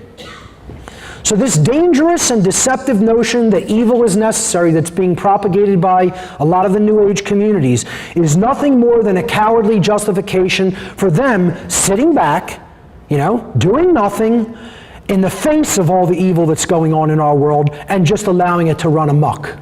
Because there's no New Ager that would ever get up on a stage and give a speech like this. They would never come out and tell you about the kind of evils that are going on in the world, out in the open, unapologetically, whether you like it or not. Because they want to sweet talk you. See, that's what a New Ager wants to do. That's how you know we are completely and diametrically opposed to each other, me and the New Age community. And I laugh at people who say I'm propagating New Age thought because I talk about the interconnectedness of everybody, and that we're all in the same situation together. People equate that with, this New Age notion of oneness and non-duality. Again, I started with the very concept. Head in the stars, feet on the ground, spirit in the flesh. balance. There's nothing balanced in evil being necessary. That's not a balanced thought, okay? It's a bunch of bullshit is what it really is, okay? Because it dismisses free will once again. We're not puppets on strings. We have a choice in the behaviors that we take. But those behaviors are going to be influenced by the information that we have taken in. A New Ager would get up here and tell you what you want to hear. I'm going to get up here and tell you what you don't want to hear, regardless of what you think about it. Because if it's true, it can do no harm in your life. You get up and start propagating things that just sound good and warm and fuzzy to people, make them feel all great, but ultimately you're giving them bad information or information that could easily lead to a form of extreme thought that is imbalanced and untrue, okay? You're going to be doing harm as a result. I'd rather get up here, tell you the truth that'll make you cry, than rather dress up a bunch of pretty New Age bullshit nonsense and make you feel really good, and then, you know, ultimately it does a lot of damage 5-10 years down the line in your life because you're operating according to things that weren't really truly based in principles and truth. So we can't just let evil run amok. We have a responsibility to change this world. I heard a New Ager, and I'm going to say his name. His name was John Lear, okay? He's into the whole paranormal and alien communities. And he told people, we're not here to change the world. We're here to allow the world to change us and be changed by the world. But we're not here to actually put actual, real, physical, lasting change into the world. And I heard that statement and on an internet radio show, and I was so blown away, it almost knocked me over. I couldn't believe that somebody actually bought into this notion that we're not here to make real change happen in the world for the better, to a point where he actually said, we're only here to be changed by the world. This is New Age bullshit at its finest, ladies and gentlemen. And people who are believing in that nonsense are completely asleep and don't know at all what it means to be awoken. Because to be awoken means you're doing the work here to change this world right here in the now, where you're at now. From where you're at now. And having to do with that, we can move to the ultimate abdication of personal responsibility, waiting for a Savior to come and rescue us from ourselves. And the Savior doesn't have to be a religious figure, you know. Hey, I praised Jesus as the ultimate anarchist and the ultimate change agent in slides ago. Now I'm going to tell you, you're waiting on that as an external force. You'll be waiting forever, and you'll be allowing evil to just take this place. Okay? It's not about waiting for anything outside of ourselves. The Christ consciousness and energy lives within all of us if we awaken it and then act upon it. Christ was an activist. Just read the stories and the allegorical stories in the biblical texts. He was out there taking action. He was speaking to the lowest consciousness people of the community, trying to uplift their consciousness with his higher consciousness. That's doing the work. You know? Now, we don't want to talk to our family members, you know, let alone the next door neighbor or the people who are, you know, following orders in the military and the police.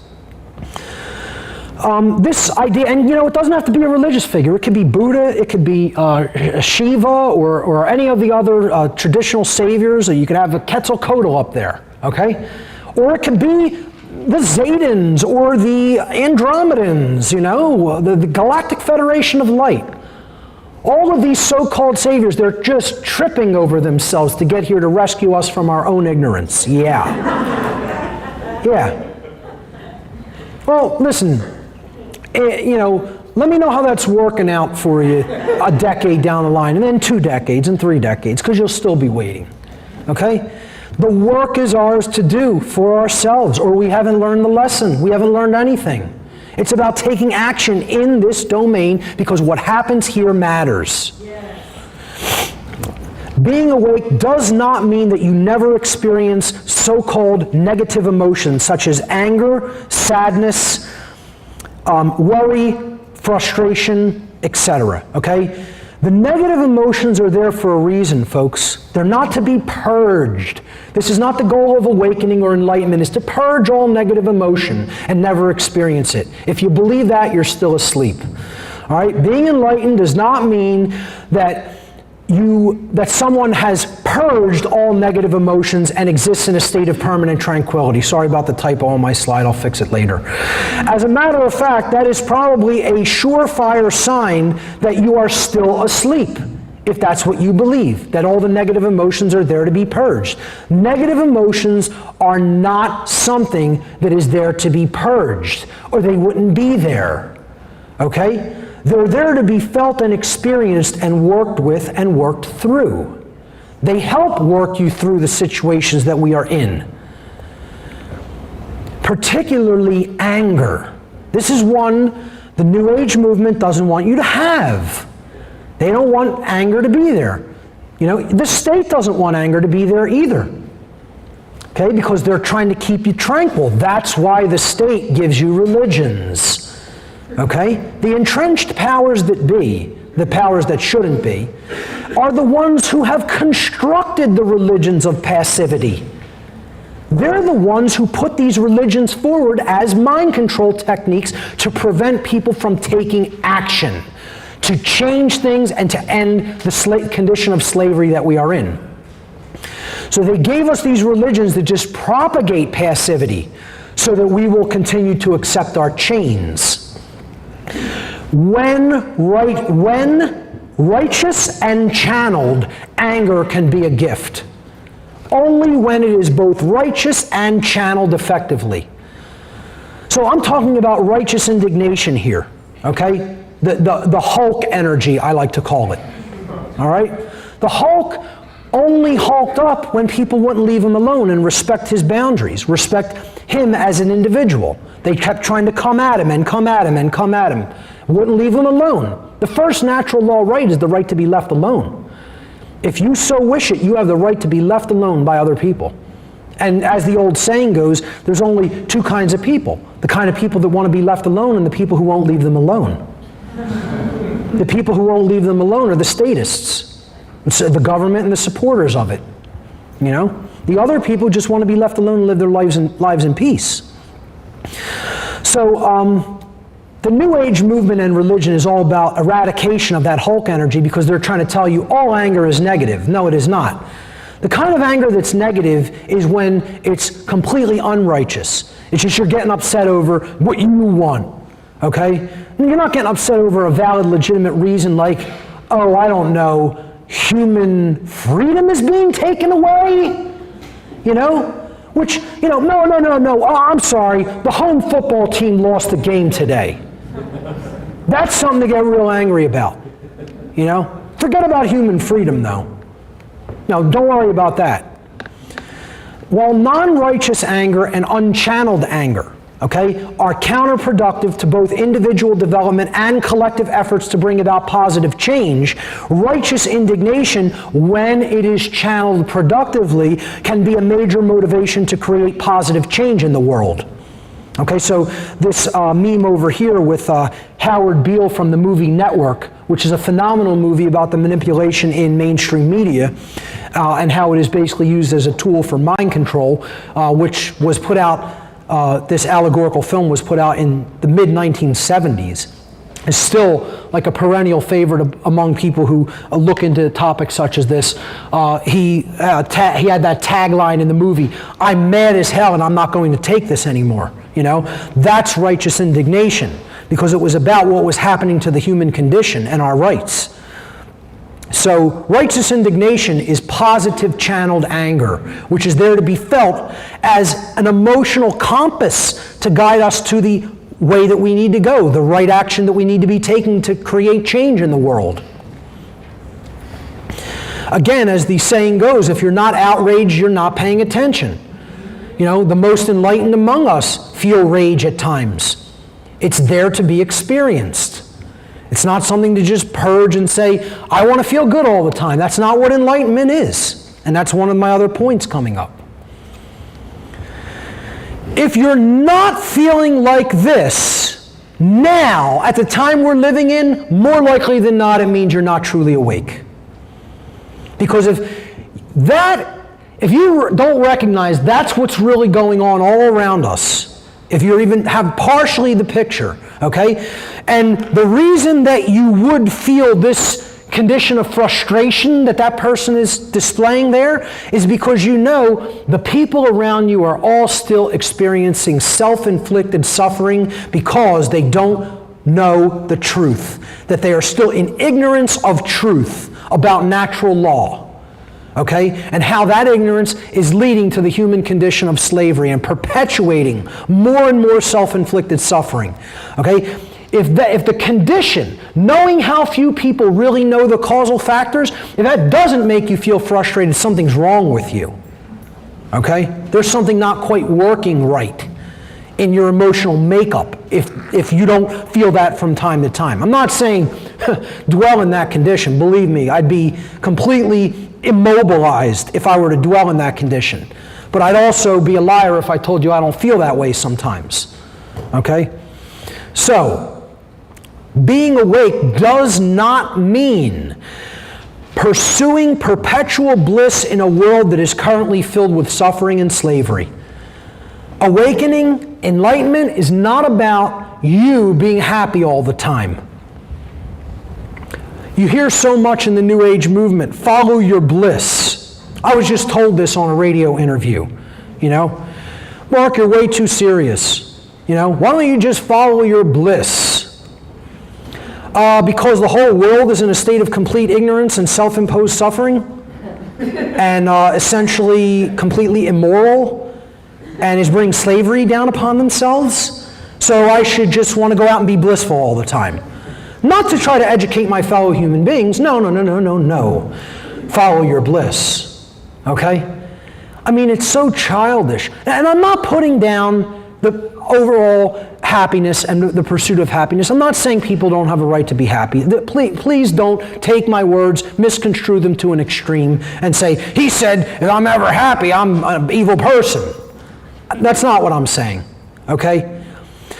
There is certainly a role for happiness in this life, and everybody is entitled to happiness, okay? But making that the sole pursuit or main objective of your life, that's called hedonism. And that's not why we're here, to pursue one pleasure after another. While the inequities and iniquities of our world are running rampant, that's not a sign of enlightenment or awakening. It's exactly the opposite. That's a sign that you're just pursuing self-pleasure. You're stuck in the lower self-identification. And all you want to do is hop from one fix to the next fix. There's nothing enlightened in that. If hearing painful truth regarding the human condition is something that you'd rather not do because it, quote, brings you down, brings you out of your bliss state of mind, New Agers will tell you, hey, don't hit me with all that negativity. You're just being negative. Mind control, pedophilia, slavery, that's so negative, man. You're bringing me down, man.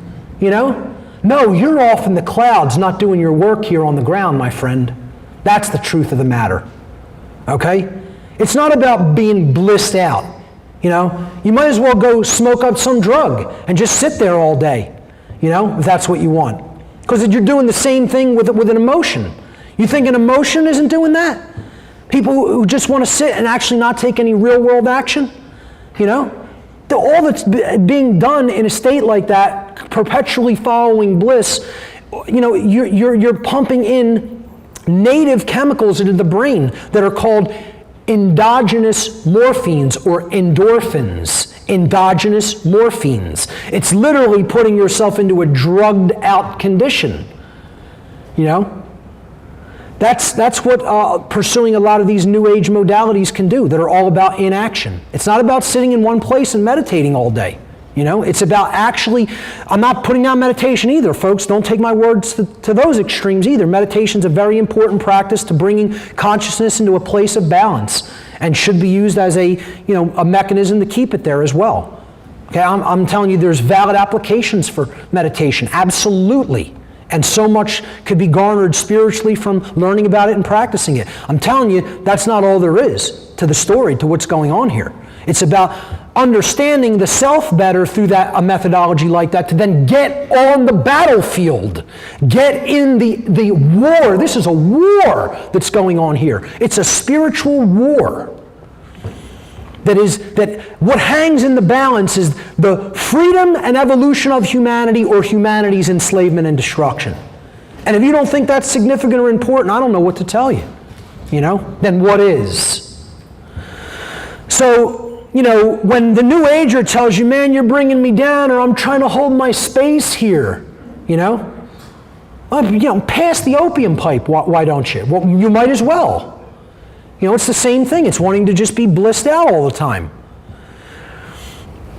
And if you believe that that's what it's about, not looking at the ugly truth because you want to maintain your space of bliss, well, I would say you've probably bought into a whole lot of New Age bullshit about what the awakening process is, and the true awakening process has nothing to do with that. Being awake means knowing what true forgiveness is. And this could be another difficult one for some people because we've also been lied to about what real forgiveness means. So let me talk about what real forgiveness is not. And first thing, let me state, I'm absolutely all for true forgiveness. Okay? From the heart forgiveness. I am for that. I think that is one of the things that we have to understand to truly learn and grow and advance our consciousness here. But that means we have to know what forgiveness really is. Not this notion that we've bought into about what it's about that it has nothing whatsoever to do with. So this notion, forgive people even if they're not sorry for what they've done, is not forgiveness. If you've bought into that notion that that's what forgiveness is, you don't know what forgiveness really is. Okay? True forgiveness does not mean continuing to excuse the willful commission of wrongdoing an infinite number of times. That is naivete at best and cooperation with evil at worst. Okay? That's saying that person I'm going to allow to remain in perpetual no moral culpability. Perpetual letting go of whatever moral culpability or responsibility that they have for their own behavior. And there's nothing enlightened in saying that another person can do that by just continuing to do the same wrong action over and over again, and you just say, oh, it's okay, let it go, I'll let it go. It's not about letting things go. Letting too many evil things go is what has gotten us into the situation we're in.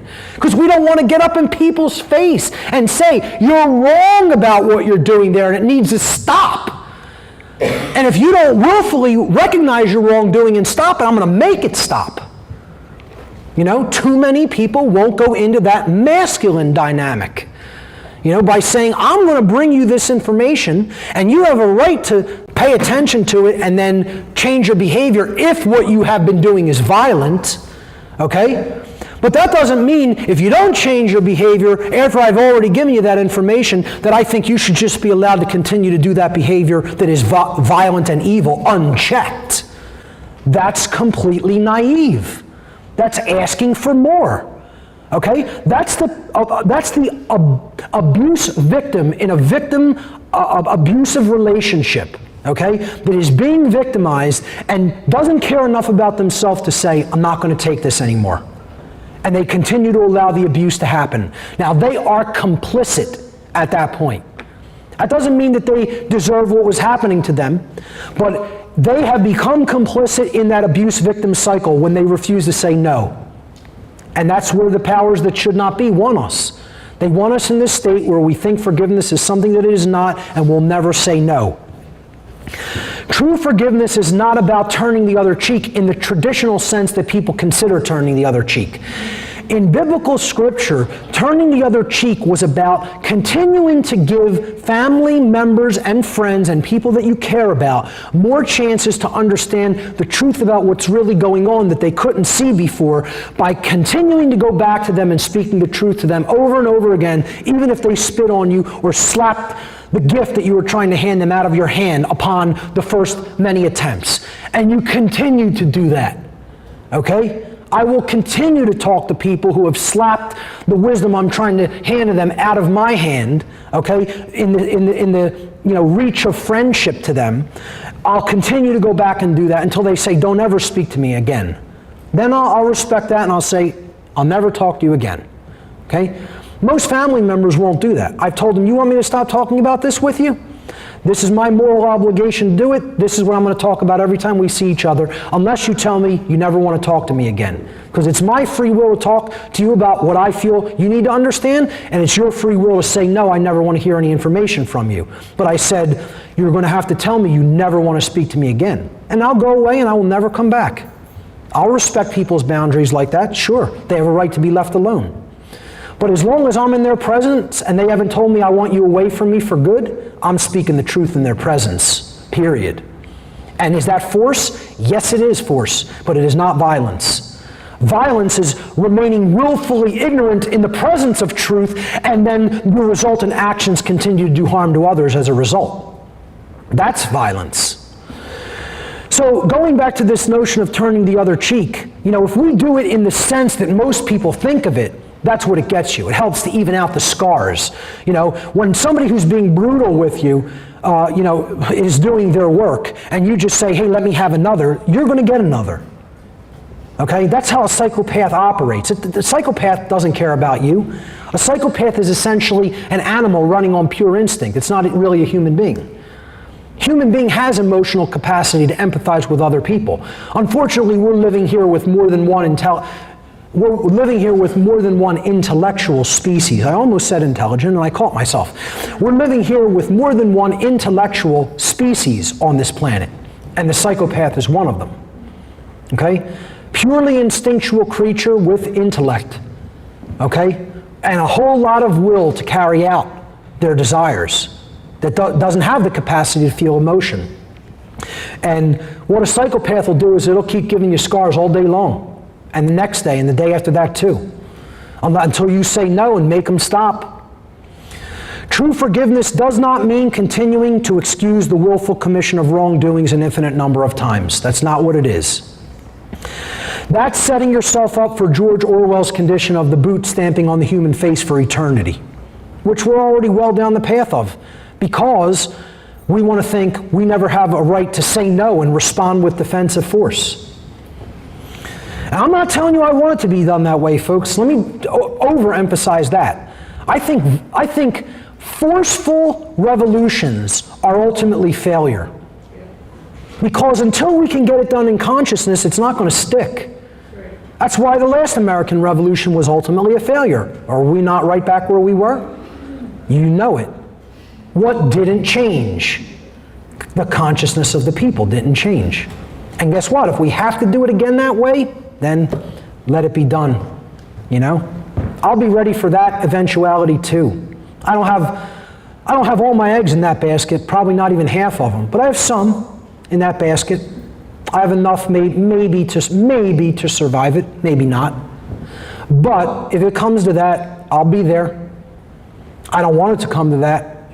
I want to get this done in the realm of mind, in the causal realm, where it will stay. It will stay applied, and we won't have to do this in another 100 or 200 years. That's why they call it a revolution. You just go round the wheel of karma all over again. That's why it's called a revolution. We need a revolution in mind. Let's talk about what real forgiveness actually is. It's different than letting go. People want to equate these things of letting go, okay? Letting go is a one-way process. That may, somebody, for example, I'll go back to my friend Jay Parker, abused by his own family members in a satanic cult when he was young, okay? The family members are never going to apologize for what they did. They're psychopathic. They're satanic psychopaths, okay? What he has done regarding that dynamic isn't forgive his family members. He has let go. And is not saying it's necessary for me to get vengeance or revenge, okay? I can let go of a need for vengeance or revenge. That's not what forgiveness, about getting back at somebody, all right? Letting go means I can just do that. I can let it go. It doesn't mean I've forgiven you, Forgiveness is a two-way street. It involves the person who committed the wrong using those three powerful words, saying, I was wrong. Then you can forgive them by saying, I acknowledge that you are sorry for what you have done, and I am taking your word beforehand, before you do anything else, hence forgiveness. I'm taking what you are giving me in advance, your word that you will not continue to do that same behavior again. And therefore we're okay. I am not going to try to exact any vengeance or penalty or anything from you. Okay? We're even as long as you don't do the same thing again. So true forgiveness is always a two-way street involving both the wrongdoer and those who were wronged. It is not a one-way process where the person who is wronged just says, I forgive you, and it's done. That's not forgiveness. That is the process of mentally letting go, which is also very important and should be practiced in the condition where you know the person's not sorry and is not going to change. That's release from attachment, okay, to you wanting them to change or be sorry for what they have done that they are not sorry for. That's an important thing too, is that kind of release from attachment, because that'll eat you up inside, okay? So if you let that go and you say, I'm no longer going to be angry about what happened, I accept it, violence was done, I can't undo the past, and I'm letting it go. That's not forgiveness. Forgiveness is when somebody says, I'm sorry, I was wrong. Will you let this go? Let us be even, I won't do it again. That's real forgiveness. A sincere apology starts with the words, I was wrong, on the part of the wrongdoer. And what they're doing by that is they're telling the truth, admitting what they had done was wrong, and then they're telling you they're going to cease in their engagement in their previously violent behavior.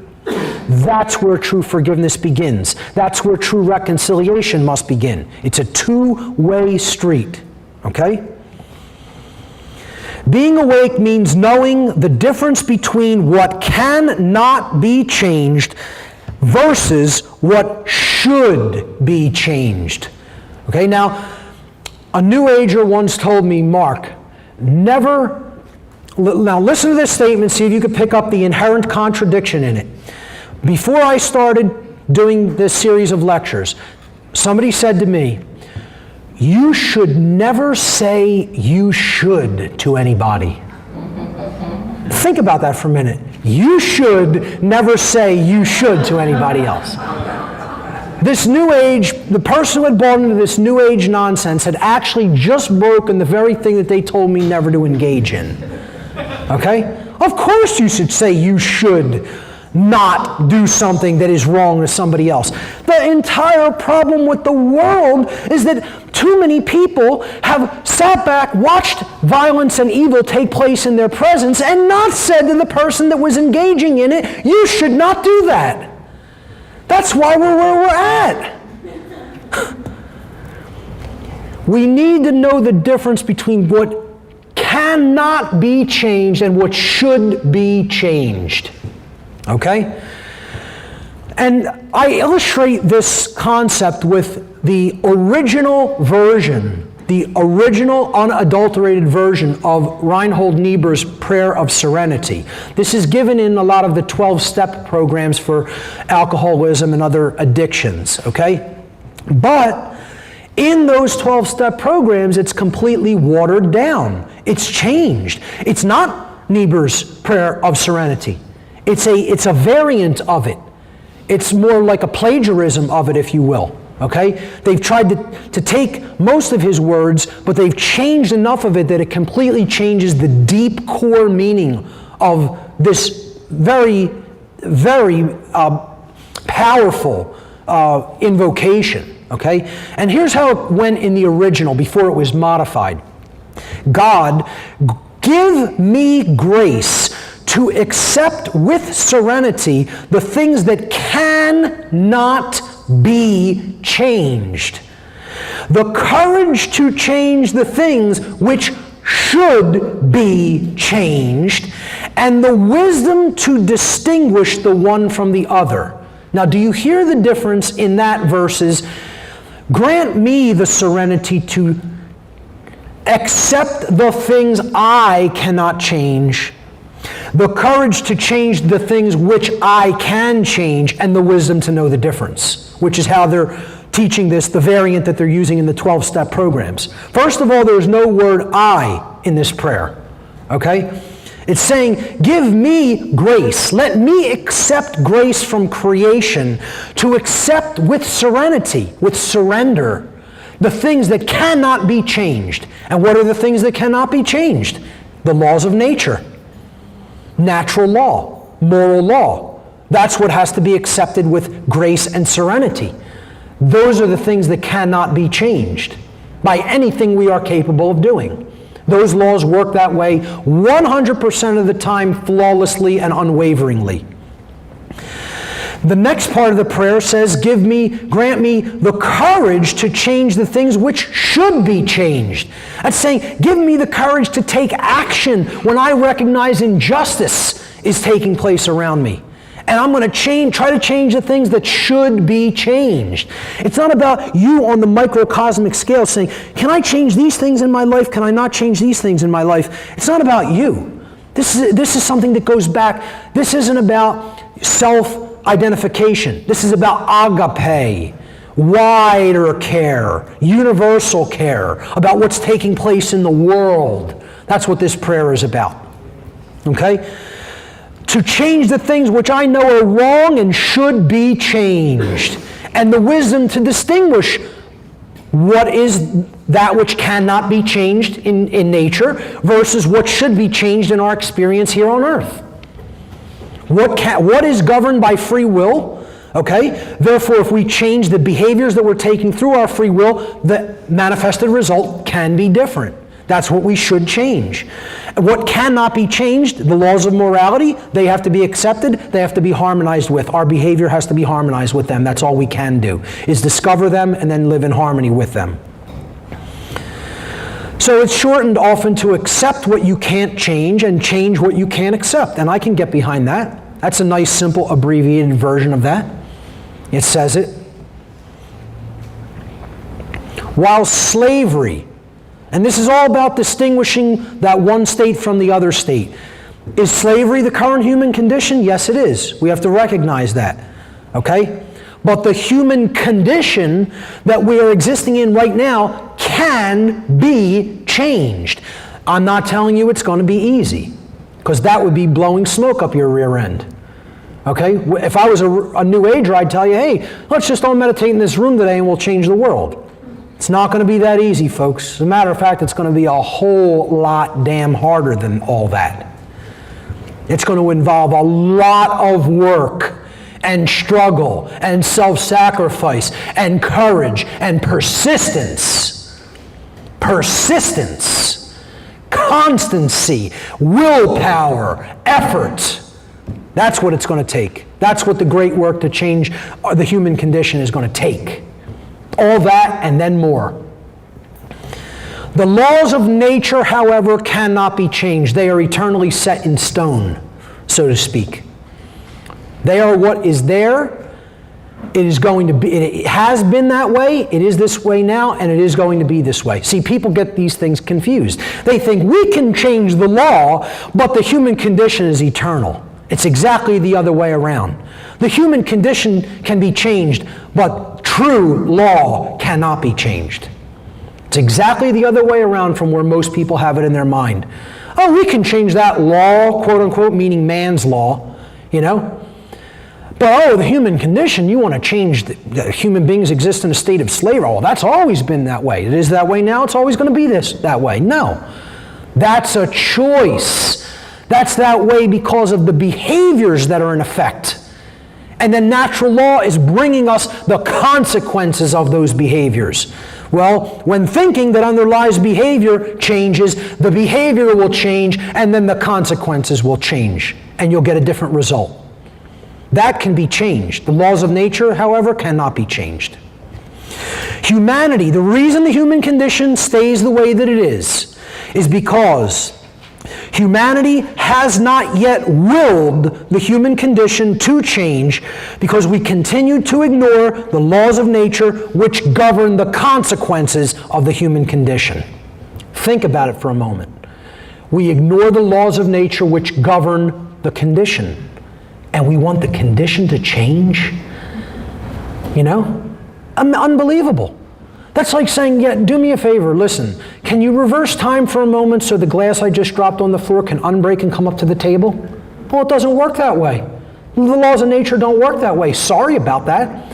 Can I take my garden hose and keep spraying wet laundry and expect it to become dry so that I can put my clothes on? No, because you're adding the same polarity that wets them. The laws of nature don't work that way. Can you keep all the institutions in the world that have controlled people's mind and therefore led their behavior into immorality and thus led the people into slavery and keep those institutions in place, keep government in place, keep money in place, keep religion in place? We want to magically have freedom. Yeah, that works about as well as stepping off the building and expecting not to get hurt. It works just as well as lighting your house on fire and expect everything in the house to just remain perfectly intact. You know? It's madness. People want to be God in this respect. They want to be the arbiters of law and truth. They want to say, see, I ask people, do you want to suffer? And nobody says they want to suffer, and I believe them. I believe at their heart, even at a subconscious level, nobody truly really wants to suffer. Nobody hates themselves so much that they say, listen, I really want to suffer. I love it. Okay? Here's what they're really admitting. And then you say, well, are you willing to do the things that are required to change the condition that has led to suffering, and therefore the suffering won't be present? No, I'm not willing to do that. You know, please. But, you know, I don't believe that just means that the person just eternally hates themselves, you know, or that they want to suffer. I think what they really want is they want to have their cake and eat it too. I want to be able to eat this slice of cake, but I still want it to be on the plate after I'm finished eating it. Well, it doesn't work that way. Sorry to burst your bubble. Okay? I want the eternally full bottle of water. I can drink the bottle down and then I put it down and it's magically full again. Well, the laws of nature don't work that way. So if you're not willing to do the things that are required to change the condition, why would you expect the condition to change magically on its own? The laws of nature do not work that way, period. That's it. So you cannot have all the things that are currently in place and say, I want freedom. Well, it doesn't work that way. Sorry, but that's not how it works. These institutions which are blocking access to true freedom need to be destroyed. When you're willing to do that and let go of those erroneous belief systems that are keeping you in a cage, then you'll be free. Until then, expect to live in the cage and enjoy your surroundings and circumstances. You know, that's it. That's all the universe is saying to us, because the laws of nature do not care about you. They are giving you what you are giving you. That's the will of creation. The will of creation is, what do you will for yourself? And creation's always going to say yes. Well, here's the laws. Here's how they work. You will this condition? That's what's required. That's a requirement under the law. You want to do that? You can have that. No, I don't want to do that. Can't have that then. That's it. And it doesn't care. You want to build a house? You're going to need building materials. You can't build a house from thought.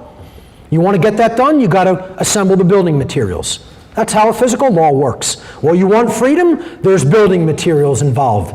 And there's things that if there's a structure already built here and you want to build a different structure, well, you can't build this, and two things can't exist simultaneously in the same space. Well, you got structures that have built slavery here on the earth. You can't have them still built and still operational and have freedom at the same time. Laws of nature don't work like that, folks. Get over it. You know? But that's what people want to think. I could be the arbiter of truth and law. And what that really is at a low level of wanting to be God. So I call this our appointment with destiny. This is a new take on the old saying, what you resist persists, which is a bunch of New Age mumbo jumbo. No, if you resist tyranny, you'll probably put it down if you have enough resistance against tyranny. If you resist natural law, you'll definitely have slavery. Okay? What you resist doesn't persist. Here's how this really works. This is the original teaching that was taught in the mystery tradition schools and was bastardized and watered down over thousands of years to come to us in the New Age variant of what you resist persists. The conditions that have manifested as a result of what you have been wrongly resisting is that which will continue to persist. So has humanity been wrongly resisting natural law, morality, the moral law of the universe? Yes. What has it received as a result of that? A little thing called slavery has been perpetuated because of that. Okay? Will that continue to exist? If you continue to resist moral law, yes it will. That's how the law of resistance works. It's not what you resist persists. It's what you haven't gotten. You're still resisting it. So now the condition that you've been receiving as a result of what you haven't understood and you've been resistant to understanding, you're going to get more of that. You're going to keep getting that. You're going to get it in ever greater abundance and frequency too. Which is why we're at the tipping point, at the point where, things are ready to really, really rapidly go downhill. Again, I don't say any of that because I'm fear-mongering. Nature's only going to take so much before a tipping point goes off. And then it's on. We mess with nature enough, then it's going to say, all right, boys and girls, it's on. And, good luck when it gets to that point. But we're already a long way into that because we're standing in front of a freight train saying, watch me stop this 200-mile-an-hour train with my own hand. Watch. You'll see. Yeah. Good luck. So, you want to stand against nature? It's going to be a splat. Don't be that guy. Good advice. Being awake means caring enough to take action to create positive change. Being awake is about action, okay? It's about having enough knowledge to know what action is going to lead to a better outcome, not just taking action indiscriminately or randomly. It's certainly not about remaining passive in the face of all the evil that's taking place in this world and just accepting everything as it is. Another New Age deception. When you accept everything just as it is, everything will stay just as it is. So, by show of hands, how many people are perfectly comfortable with the human condition just the way that it is? And don't be embarrassed if you like life just the way that it is, and you think everything is just, just peachy keen, and it's just so great here on earth, and there's no injustice, there's no iniquities, there's no inequities, there's, that shouldn't be to the extreme that they are at, and everything should just continue unabated along the course that it's going on. Hey, that's your free will, choice to feel that way. But for anybody that thinks that this place has a lot of learning and growing and evolving to do, okay, and it could be a whole lot better than how it is. Just accepting things how they are now are going to get you more of those things, and probably not just that. It's probably going to degrade ever steadily into worse conditions and worse states if we just accept the way things are. This means that we're not using will again. See, that's the ordering force is free will. The state you're going to get if you just let everything happen is entropy. Science will tell you that, right? Entropy is just the progressive force in the universe, how things tend. They want to be at their most undifferentiated state. Chaos, in other words. You do nothing, you get chaos.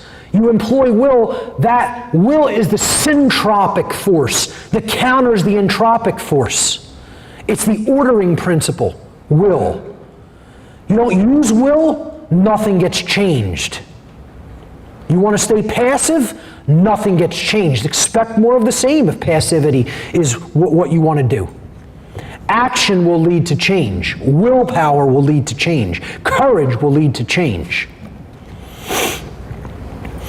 The New Agers want to tell you, don't react to anything, just observe. So many people think that's being awake. I'm just going to be an observer of everything. I'll never react to anything. And people actually believe they're awake. They've bought into this and they believe that's enlightenment. Keep calm. Don't act. Don't change anything. Just stay calm. It's all about being as calm as possible. You know, the most calm people are some of the most asleep people, because they're not recognizing the importance of taking action to change anything here. Because again, they bought into this notion that spirit is all that matters, and spirit is just by its nature totally calm and passive and it doesn't do anything, you know, and therefore we shouldn't change anything here. You know, we're not here to change the world. It's more New Age bullshit. This is not a waiting game, folks. You know, here's a great meme I just found on Facebook. Waiting for corruption to end itself should be any day now. Yeah, how's that working out? Yep, it's not going to happen that way. It's going to happen by an collective acts of great willpower and personal responsibility and personal sacrifice.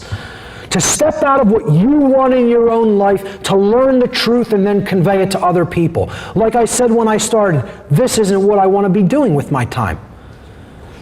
I want to learn to garden in my yard, you know, because I suck at it. Okay? I want to learn to paint because I think I have a lot of creative talent that I could probably bring out in painting. And I've started doing a couple of pieces that I think I'm fairly proud of, but I think could be I could get way better. And I don't pursue that creative ability because the world is in a state of total chaos and disarray, and I have a moral obligation to communicate the truth about what I know about morality and how it works to other people. So I'm not here by my own, you could say I'm here by my own free will choice, because I could just say, screw it, I'm not going to do it. But, you know, I'm not going to do that because I'm not that kind of a person. I recognize the moral obligation, and so I will fulfill it. Because there's certainly nobody else putting out anything like this, or if there are, there's very few. I shouldn't say nobody, that's unfair to some people who are doing this work. It's very few. It's paltry. It's paltry, okay? That's the word I would use to describe who's really telling the truth about the human condition, what's going on in this world, and how to change it. It's paltry. We need so many more people involved in this work that it's almost incalculable. This isn't a spectator sport. I am not here for you to pay attention to me. I am here for you to pay attention and integrate this knowledge into yourself. Okay, I'm just a conveyor of that knowledge. That's it. Taking it from one place to another place. Now you gotta be conveyors of that. I'm not here to have followers. I don't want you to follow me. I'm not your leader. I'm not your guru. I can't be any of those things for anybody. I can barely do those things for me. I don't want to do those things for me sometimes, to be quite honest. Okay? But I do. And I'm here to tell you, you have to be your own leader. You have to be responsible for yourself. You have to set your own goals. You have to learn the truth yourself. And then you need to communicate that truth to other people. A real master creates other masters, not followers. They set other people, they say, here's the path to mastery. You want to be a master? Go down that path. That's all a master does. After he's been down it, I can tell you what's at the other end. I went down it. You want to be a master? Go down that path, you'll be a master. Then you'll be ready to teach other people. Period. And I'm not saying knowing what it takes to know the truth and be awakened makes me a super better individual than anybody else. I struggle with doing the right thing just like other people will. Okay? Every day. The whole point is, I'm trying constantly. That's what it's about. Continued persistence. Trying all the time to better yourself. All right? So don't look at this as, hey, what's that person going to teach today? You know, it's about, what do I know right now that I can communicate to somebody that doesn't know this? You know it well enough to communicate it. Well, then do it. That's what doing the great work is about. This section about care is all about this lost principle of true care, agape, as I talked about it being known in the ancient Greek mystery traditions. This lost principle, the dynamic of care, what we care about on a day-to-day basis acts as the driving force of our thoughts and our actions. Okay? Care is the ultimate generator. It's the generative principle, it has been called. It generates the quality of our experience. What we care enough about to act on is what generates the quality of our experience here. For this reason, care has been called by many traditions the generative principle. The word generative is derived from the Latin verb generare, which again means to create. Care is what we actually use. The heart energy is what we use to create our shared collective experience, which again is why in this slide with all of the chakras being lit up in the individual, the central one is the heart or anahata chakra. Okay? The heart is the true generator. The generative principle is about what we care about. And again, this isn't about, I care about you in a fraternal love sense or even a romantic sense. Okay? This is about wider care, cosmic care about what's happening, what's going on, what's manifesting, and caring enough about wanting to change it because you know it's not right as is taking place right now. And people are suffering as a result. What we care enough about to put our will behind and act upon is what gets created in our world. The world is the way that it is, unfortunately, because most people do not care enough, even if they say they want things to be different, to change the world through their actions. That's the sad truth about the human condition. And until the heart is expanded and we care enough to get on the battlefield and take right action in the world and teach the difference between right and wrong, not only to ourselves and to others around us, our children, future generations, okay? Those who come after us, don't expect any real positive lasting change. It doesn't just magically manifest on its own. It takes the ordering principle of willpower driven by true care. That's what it's going to take to get this work done. A couple more. Being awake means knowing that enlightenment is not only about changing yourself regardless of what is happening to others. Instead, it is about actively being involved in the awakening process of others. And that involvement in the awakening process of others is what is known as the true great work. Okay? That means you've awoken yourself to the truth. Now you're going to help other people come online to what is. Okay? You're going to help them awaken in the same way that you awoke. The goal of awakening is not to feel good all the time, as we've already talked about in the past section. Anybody telling you that enlightenment is just all about feeling good, pursuing what feels good to you, following your bliss, it's New Age mumbo jumbo. It's New Age deception. With awakening comes responsibility above all else to truth. That's my master. I only have one master. Okay? And if there was never a truer statement than God is truth. And that is my master. I bend the knee to no other force in nature. Thank you. I have 15 minutes. I was just thanking Ray for the point in time. That's perfect. I should end right on schedule. This is about responsibility to truth.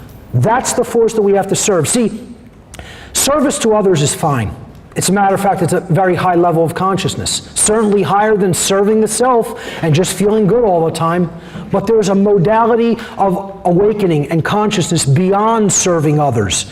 It's called serving truth. Service to truth is the highest form of consciousness. Truth can never be destroyed, but humanity can be destroyed when we refuse to act in service to truth as her defenders. Another big New Age nonsense deception is truth doesn't need to be defended. Of course truth needs to be defended. The lie The deceivers, the liars, the deceivers, they're speaking the lie 24/7, 7 days a week, 365 and a quarter days a year, nonstop. If we don't defend truth, truth doesn't have a voice for itself. We have to be its mediums for expression in the world. We have to be its voice. It is possible for us to co-create a positive outcome, even in the late stage that we are in right now. Even how far into bondage and slavery we are in. A positive outcome is possible for us to co-create. But this can only be accomplished if we care enough to learn the truth ourselves and then develop the courage to continuously speak that truth to other people so that they may also learn it. It is an exercise in willpower and persistence and courage. Seek the truth, then speak the truth. That is the formula for the great work. Seek the truth, then speak the truth. You take it in, then you have to let it flow back out. And that's what the heart energy is all about. Caring enough to use your time and attention to communicate with other people. What is the true great work? The true great work, it is our shared responsibility at this time to help awaken others by continuously speaking the truth unapologetically, even if we feel burdened by this task, and even if it makes all of those involved feel uncomfortable. Courage and persistence are required to perform this great work. We're going to have to drag people into uncharted territory, away from everything that they've known but has kept them enslaved. We're in a state of comfortable slavery. Would you rather be in comfortable slavery or dangerous, uncharted territory where you're free? Well, I'll take the unknown and freedom every single second of the day over safe, comfortable, known slavery. You know? People say, well, wouldn't you want to be safe? Not at the expense of my freedom. I'll take cannibals lurking around every corner at the expense of my freedom, rather than the expense of my freedom. Okay? Give me the world filled with cannibals where I'm not owned by somebody else, or even claimed to be owned by anybody else. Those cannibals wouldn't claim they own me, they just claim they want to eat me. That's better than somebody claiming that they own me. It's at least a lot more honest, I'd say. So, I'd take a world where danger lurks around every corner and be free than take perfectly safe and, a known slavery that doesn't involve unknown elements or the possibility of chaos. The true great work is the arduous task of influencing others to awaken to the truth. It is to help others, those people, to realize that in supporting and condoning the legitimacy of authority and government, or in other words, man's law, based in moral relativism, that what they have actually been supporting and condoning is the legitimacy of slavery, and that they have been immoral for having taken that position. Now that's no small order, that's a tall order. Because what you are in no uncertain terms asking someone to do is to abandon their false religious beliefs. Because that's what the belief in authority is, false religion. In short, what the true great work comes down to is to help people to abandon their false religions, the erroneous and dogmatic beliefs which hold back the progress of consciousness by impeding the reception of natural law, of truth and natural law. So what is the goal of the true great work? Is there a goal? Is it just a continuous process that never ends? I would say no, it's not. I would say that's what evolution is all about. That's what consciousness is all about. There will be other challenges. Right here and now on the earth, there is a goal to the true great work. There is a goal to it. There is an end that we are trying to arrive at. That's another thing. People want to tell you, oh, there's never an end to arrive at. Yeah, there are ends to arrive at. That doesn't mean life ends at that point, or learning ends at that point, or our personal journey and growth and development ends at that point. What does the true great work here on earth end with? It ends when we end slavery. The goal of it is to end slavery on this planet. And that is what the true spiritual warriors came to this planet to accomplish. That is the mission.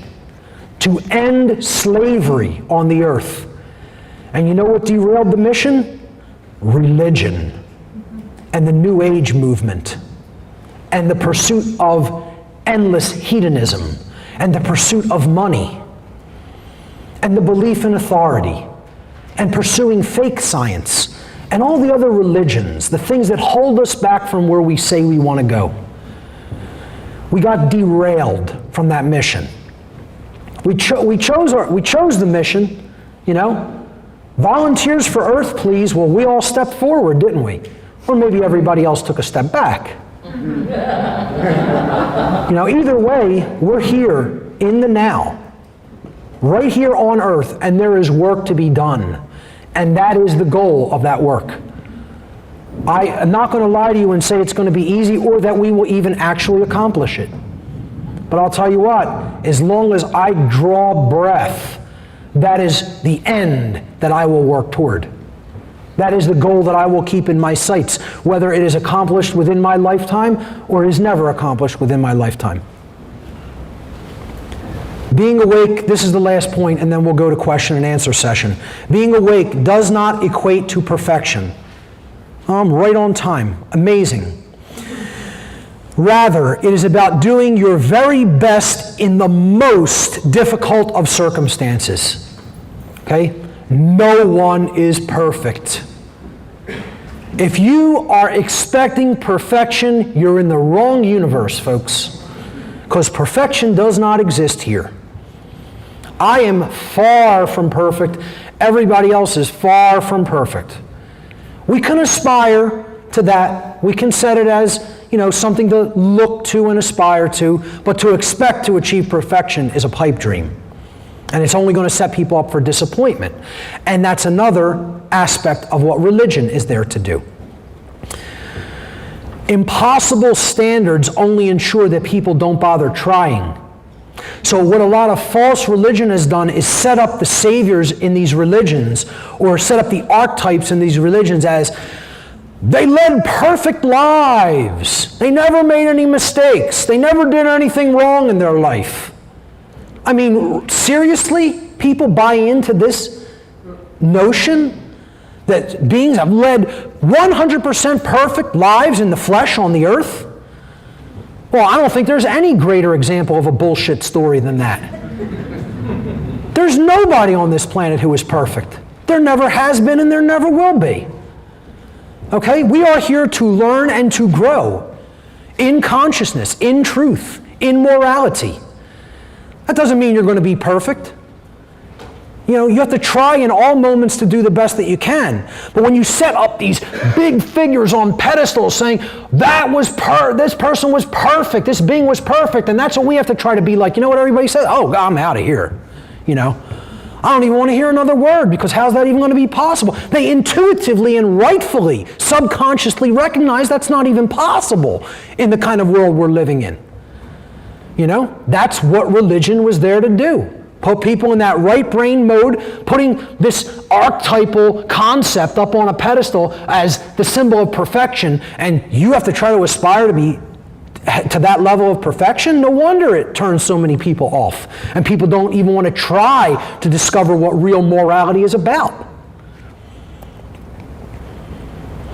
What it's ultimately about is looking right there and improving what you see each and every day, a little bit at a time. Doesn't have to be done all at once. It's a stepwise progression, a stepwise process.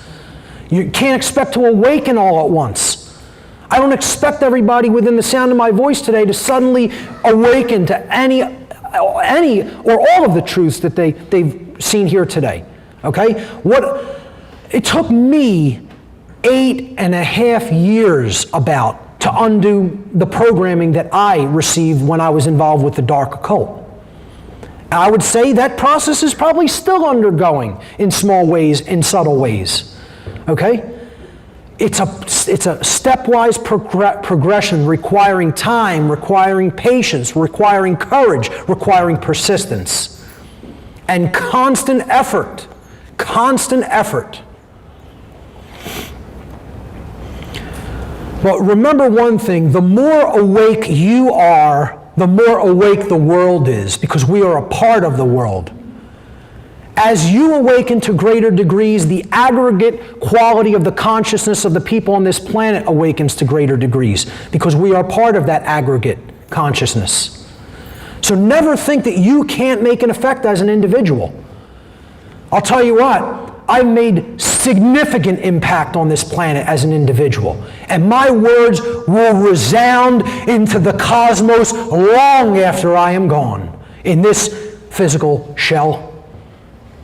And I will make my mark upon this world. Pun intended. We are not insignificant or powerless as individuals. We have more power than we can even imagine. Never, ever, ever give up. Truth, love, and freedom are worth fighting for. Way beyond that, folks. They're not just worth fighting for. They're worth everything. Ladies and gentlemen, thank you for your kind attention.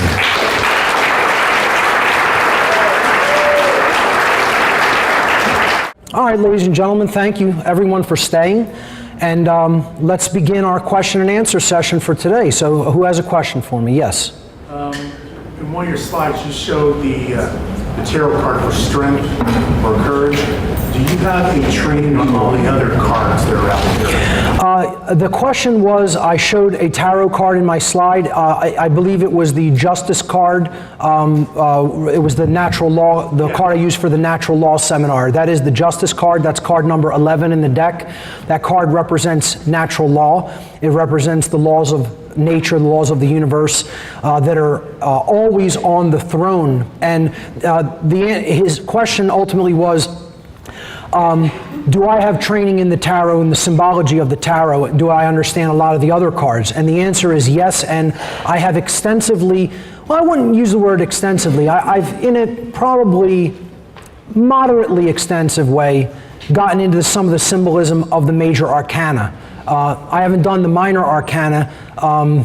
If you listen to my podcast, it's probably around, I just want to just throw it out there and take a guess, it might be around the 60s somewhere, but I could be wrong about that. But it's 44. Okay, all right, there we go. Somebody who knows my podcast better than me. Thank you. All right, so it's in the 40s somewhere where I went through the tarot major arcana, and I broke it down in conjunction with the Kabbalistic tradition, because one cannot really study the tarot and not study Kabbalah. They are traditions which are sisters, brother and sister to each other. They have to be studied in conjunction. If you understand the minor and major arcana cards and how even the major arcana has two sections to it, the two trees, if you will, the two branches. There is the macrocosmic energies and the microcosmic energies. So the first 11 cards of the tarot deck, there's 22 cards in the major arcana. And again, this is a highly symbolic thing because you have 11 and 11. 11 is a big spiritual number, and it's been called the light worker's call, the light worker's number, etc. It's a call out of awakening, and I believe that is what the tarot is as well. The tarot has been known as the book of truth, the goddess's book, etc. It's the book of natural law. The ancient Egyptian mystery traditions referred to it as Ma'at's book. Okay, Ma'at was the force of justice in the cosmos, the force of natural law. Ma'at's teachings taught through what was called the negative confessions, saying about all the negative things that you could do to somebody and then saying, did you do any of those things or did you not engage any of those things? So again, it's this apophatic inquiry method into natural law.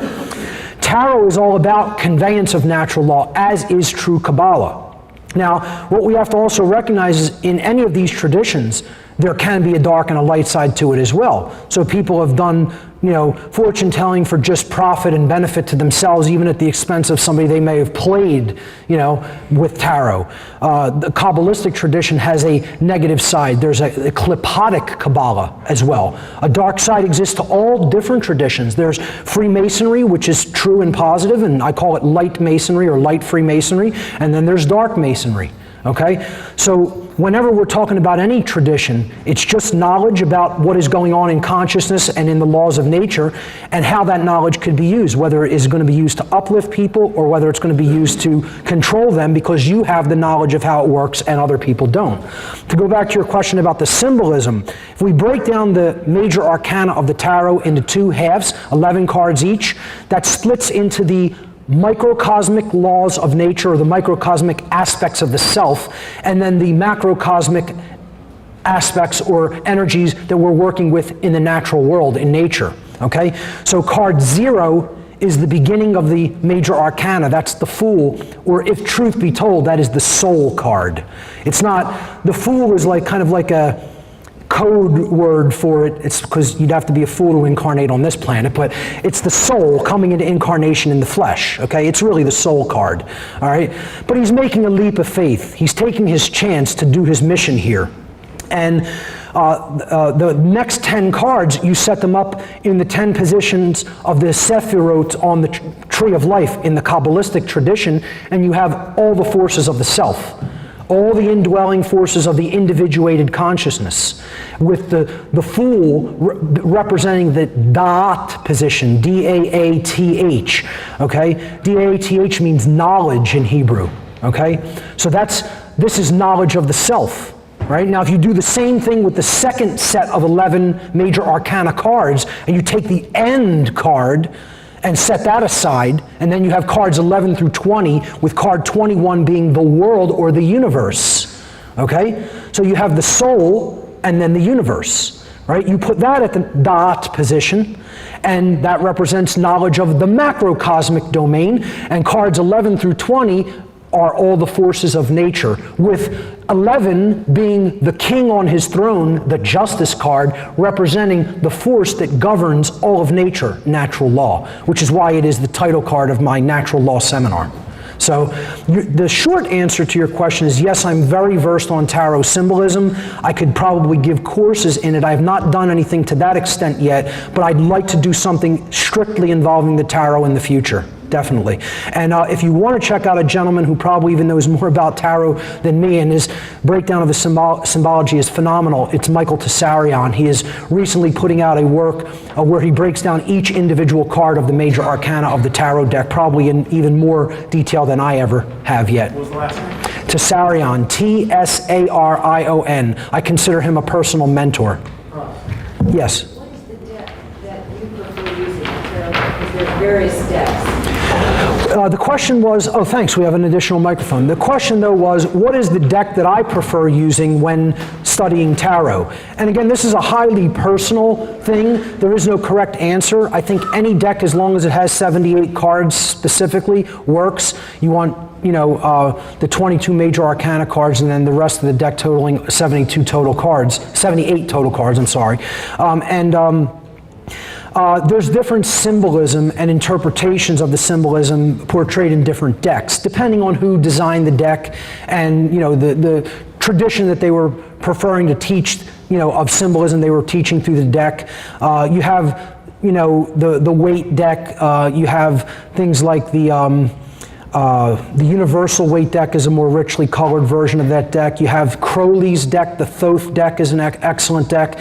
You have the other decks designed by Israel Regardie, like the Golden Dawn deck. And then there's older, decks from different traditions. You have Egyptian-style decks, Italian-style decks. I wouldn't say there's any one particular one right deck to choose. It's a personal choice. It's the symbolism that really resonates with you, because if the maker of the deck knew their stuff to make the deck enough, they're going to put the necessary symbolism in any deck that is created. I know an individual who's made a personal tarot deck, and it's phenomenal. with his own personal unique style and symbolism, and had an artist draw up the art on all the cards. I plan on, if I get to this in my lifetime, making my own tarot deck. I want a painter I want to commission a painter at some point to paint all 78 cards at some point, but certainly at least the 22 cards of the major arcana. Then maybe we could do some digital work with the minor arcana. I don't know if I would do individual personal images on each deck instead of just, put the suits on each deck and have the numbers or whatever. But my point, going back to what deck I like, again, I may make my own deck personally in the future at some point if the opportunity avails itself with the proper artist. But I personally really like the Golden Dawn Magical deck, not the traditional Golden Dawn deck, which is also very nice. But I like working with what is called the Golden Dawn Magical deck. And it's, again, different than the Golden Dawn deck itself. It's a lot harder to find than the traditional Golden Dawn deck. But there's just something about it that, for me, I like the artwork. I resonate with the particular symbolism that the maker of the deck, who I believe was Israel Regardie. I could be wrong about that, or Regardie may have been working with someone else on that deck as well. But that's my favorite tarot deck. I also really do like Aleister Crowley's Thoth tarot deck, but I would say it probably is second in place to the Golden Dawn Magical deck for me personally. Just my personal choice. Yes? How you doing, Mark? Good. I just want to thank you for everything. My wife and I just recently started listening to you on podcast 20. Cool. It's just amazing information. So Thank you. Thank you for being here. Thank you. My question is touching on you talked about Christ and everything. Mm-hmm. I know you could do courses on it probably, but do you have any recommendations on when you can steer me to get more of the esoteric meaning behind the Bible? Yes. As the Old and New Testament? Yes, actually I have a lot of material on that, okay? The best way for me, instead of just sending you some individual links or a couple of documents here and there, is for you to get in touch with me by my email and request. You can even go on my page on my website, on the contact page, and hit the link to request the ARC drive. I make a terabyte drive. Well, yes, go ahead. Can I give it to you now? Yeah. Oh yeah, if you have a hard drive, you can give it to me now. I like people to really mail it to me too, because then you're in control of the shipping. I used to let people just give it to me and then ship it back. As a matter of fact, I would prefer that you ship it to me, because then all the shipping and insurance would be in your hands. And if anything were to go wrong, it's actually your property. I'd rather not have to deal with any insurance claim with it. That's usually what I do, is I ask people to send me a hard drive. I'll fill it up with all the information that you could possibly ever probably want to look into or study. It's 1,800 documentary videos, 20,000 MP3 files, and about 7,000 digital books. You won't finish it in your lifetime. Period, okay? It's got every topic you could possibly ask for information about pertaining to what's going on in the world, and also different occult traditions and bodies of study. So it will keep you busy for a long, long, long time. And there is tons of stuff on astrotheology on that drive.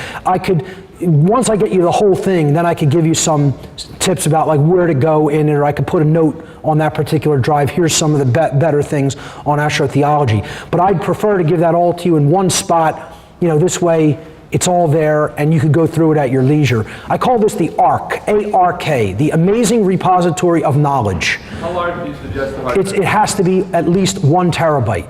It could be a larger drive, but it is 1 terabyte of data. I will fill the drive. So I think it has a couple of gigabytes left over after the data is copied to it, but it's 1 terabyte full.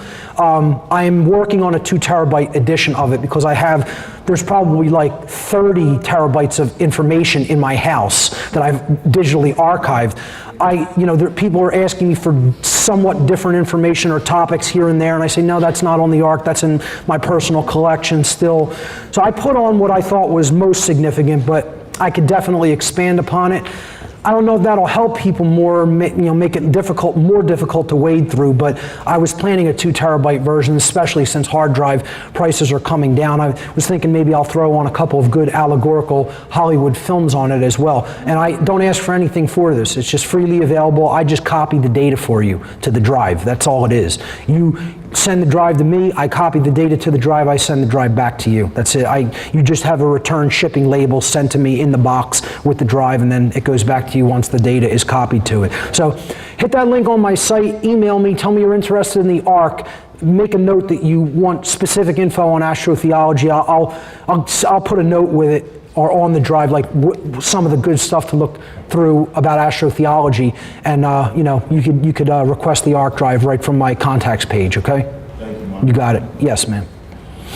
First of all, thank you, Mark, for coming and doing this in front of the 150 plus shows that we had the opportunity to listen to. Thank you. Because you're so much more knowledgeable about this, I just wanted to ask for all of us that are trying to kind of put out the word and trying to do good, is there anything that you do for protection? I mean, you know more about what we're trying to be protected from. Yes. Not necessarily on a physical level. Yes, there is. Yeah. I speak the truth continuously. Okay. That's the greatest protection anyone can ever receive from the universe. As far as I'm concerned, it doesn't make a difference if anybody tried to take me out right now. I'm protected in the best way that any form of consciousness could possibly be protected. Be bold, speak the truth, and the universe will come to your assistance and defense. That's the best advice I could give anybody regarding any protection about any possible form of harassment or attack from any entity, human or otherwise. Okay? Stand in the power of truth. It is the shield. Thank you. You're welcome. Yes. I'll get to you next, sir. Yes. Thanks again for the awesome presentation. I had a quick question Sure. for you. I don't know if you're familiar with this particular theory, the theory of the holographic universe. Oh, yeah.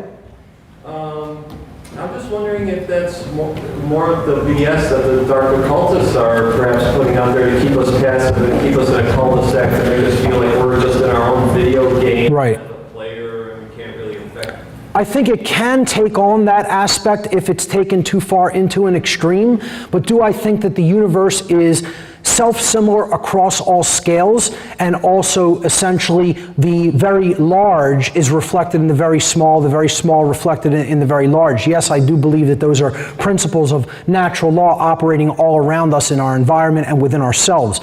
So I do think that this is a holographic construct of sorts, okay? But that, see, again, if you take that into a form of extreme right brain imbalance, it means, oh, it's just all a simulation, so nothing in the simulation makes a difference. It doesn't matter what happens. That's not true. It does matter what happens here, because this is the construct for our learning, our growth, our spiritual evolutionary development. So it's not just about being passive and saying, oh, the whole universe is an illusion, who cares what happens? That's why I basically made that one of the points of awakening. Yes, you can understand that everything is one at a fundamental unified level, but that doesn't mean that experiences are happening on in the individuated physical realm, okay, where we come to have experiences and to grow and learn, aren't of significance. It absolutely means that the experience is the important part here. And even if we understand, yes, this physical matter, it's just the construct for that experience in consciousness,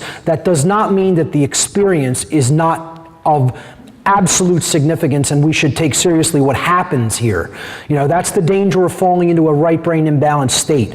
So I like the holographic reality concept, but it has to remain in balance with feet on the ground spirituality.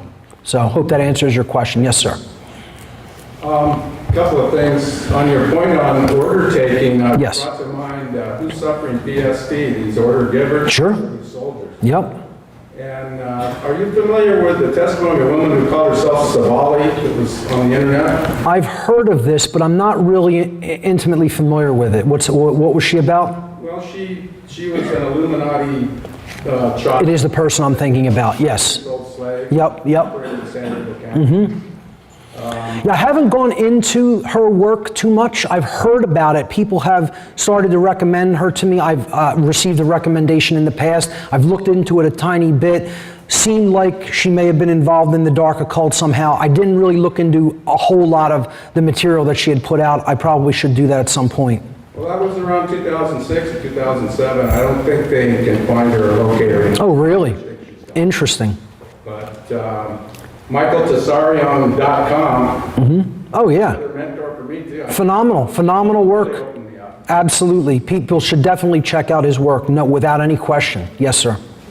Sir, again, thank you for the presentation. Thank you. We're very appreciative of that. I'm sure you get so tired of hearing about this, but I'm still personally trying to clear it up, and I come all this ways to seek your wisdom. It's about Moloch, specifically. Yes. I mean, the whole. Now I've seen. I looked up on YouTube. What is your interpretation of the owl symbol? And I see you take it more of a takeaway, not from the Canaanite god, with the horns, and that's how it's supposed to trend over. But it was actually just the actual essence of being hidden is more important. These are the people who are on the wood line looking down at the house in the field. So one of my questions to that is I think a lot of people might be losing the relevance of just how frequently that symbol does appear. Oh, sure. So I do see it as being very important to them. And one last thing before we go, is a lot of people really missing out on what's going on with the youth right now. I think more than ever, as you say, the Satanists, I don't know if theistic Satanism or Gnostic Luciferian we're talking about.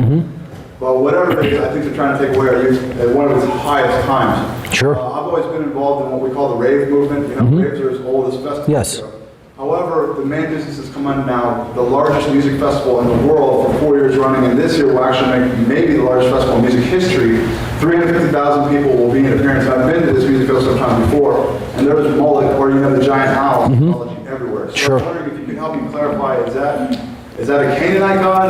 Are these Luciferians? Or is this some kind of Minerva, Artemis type of reference? They know something I don't know? It goes... Why is there in a festival where happiness is the theme? Right. It goes back to the Babylonian tradition. Ishtar was often depicted as an owl goddess in the Babylonian tradition. There have been owl symbolisms representing knowledge, okay? And again, occultism, knowledge, an owl can see in the dark. It has superior night vision. So that which is difficult to see at night, okay, has been represented by the owl, okay? It is cloaked, seemingly cloaked in darkness. It's hard to see. You have to unveil it to take a look at what lies underneath. You need to dig deeper and look deeper. So that's general occult symbolism, and they've depicted this with an owl to represent one who is capable of seeing in the dark because of its superior night vision. Now, the dark occultists love the predatory owl symbolism, like with Molech, and I would say Molech is a dual god. It was seen as both an owl and a bull. And that symbolism merged, okay? And you could see like like some owls have what literally looks like horns, okay? And that merges, that symbolism merges at some point. I would probably say where that started to merge is in the Carthaginian traditions, Phoenicia Canaanite traditions. And it went dark when it came into that region of the world, as far as I'm concerned. Okay, not to say that there wasn't dark occultism in the older traditions like the Babylonian and Sumerian traditions, etc. There were sorcerers there as well, okay, that were manipulating consciousness and manipulating people through symbolism. But I would say where it went into the realm of having innocence offered to it as sacrifice was in the rituals that the Carthaginians practices that were known as Molochs. The rituals were called Molochs, okay? And they were sacrificing infants, the purest. They felt that the purest energy had to be given to this dark variation of the sun god. And people don't often look at Molech or, this sacrificial god that they were offering these rites to as a light god or a god of the sun. See, they were doing this because they believed that the earth and the sun had to receive some sort of a blood sacrifice for their harvest to be favorable. So they did this often in springtime. The springtime, the first part of the spring. This is known as the season of sacrifice in the occult world. It's from the spring equinox to the halfway point of spring, because that's the planting season. As soon as the winter is over, spring equinox comes in, you want to get your plants in the ground, okay? by the midpoint of spring, if you're not already planted, you're not going to have a big harvest. So that's when they would offer blood. They felt that, well, since all of the energy that we take in through food, it goes into the blood. The blood is the carrier of energy through the body. Okay, that's how we process energy, right? That the life force, the vitality of a person was inside the blood. This is why blood is so important in sacrifice rituals. So even in the biblical text, it says the blood, the life force is in the blood. Okay, or it was translated in many cases as the blood is the life. It is the carrier of the life force. So they believe that that had to be released in the purest form possible, which is child's blood. So that the sun, because the sun god and the earth god that was providing that life force to us through the light and the energy of the sun interacting with the earth to then bring nutrients into our body and into our blood to provide vitality, okay, had to be somehow, a portion of it had to be given back to that creator God. And of course, this is a dark occult worldview. It's not anything that is obviously based in logic or reason. It is dark religion. It is what, occultists would simply refer to as the old religion. The old religion is sun worship.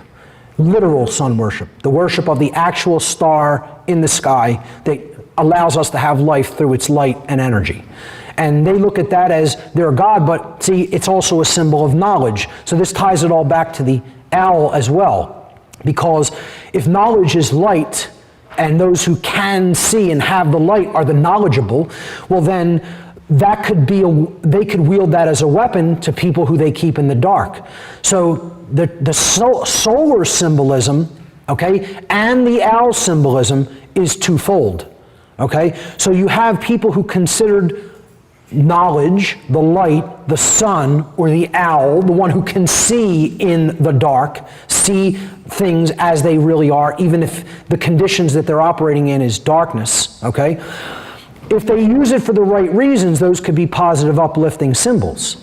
So I'm not telling you every piece of solar symbolism is dark or negative. Some people use solar symbolism and it's a very positive, there you go.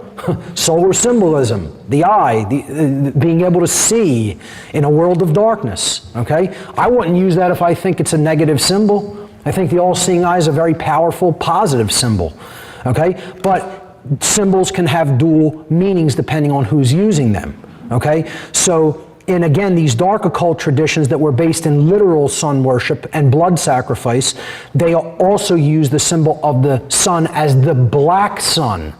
Those who have the light can use it in a dark capacity to hold consciousness down by keeping people in darkness or in ignorance while they hoard all the light and then use it as a power advantage over their fellow human beings.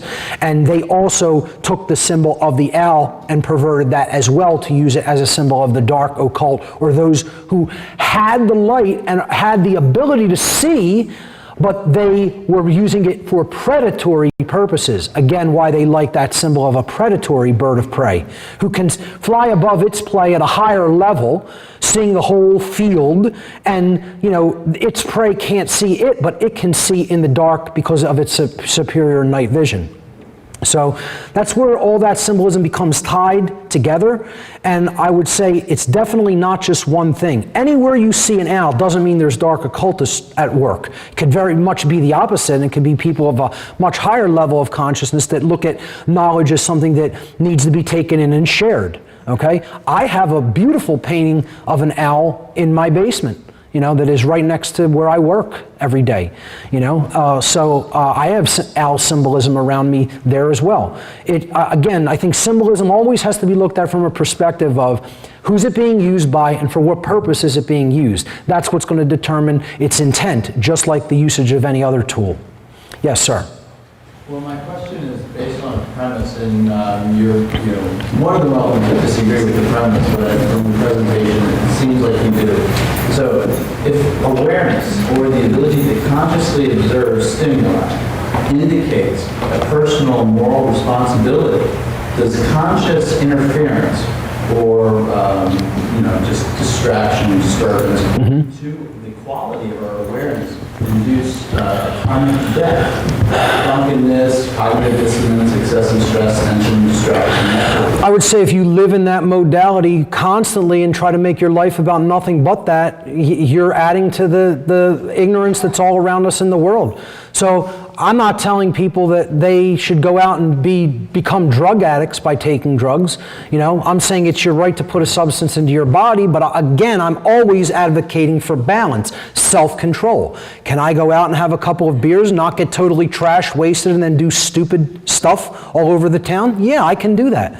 Somebody who can't who doesn't know their limits or who wants to go overboard with everything should probably abstain from that activity, not only not to make a fool out of themselves, but not to hurt other people. But that doesn't mean it's not your right to ingest it.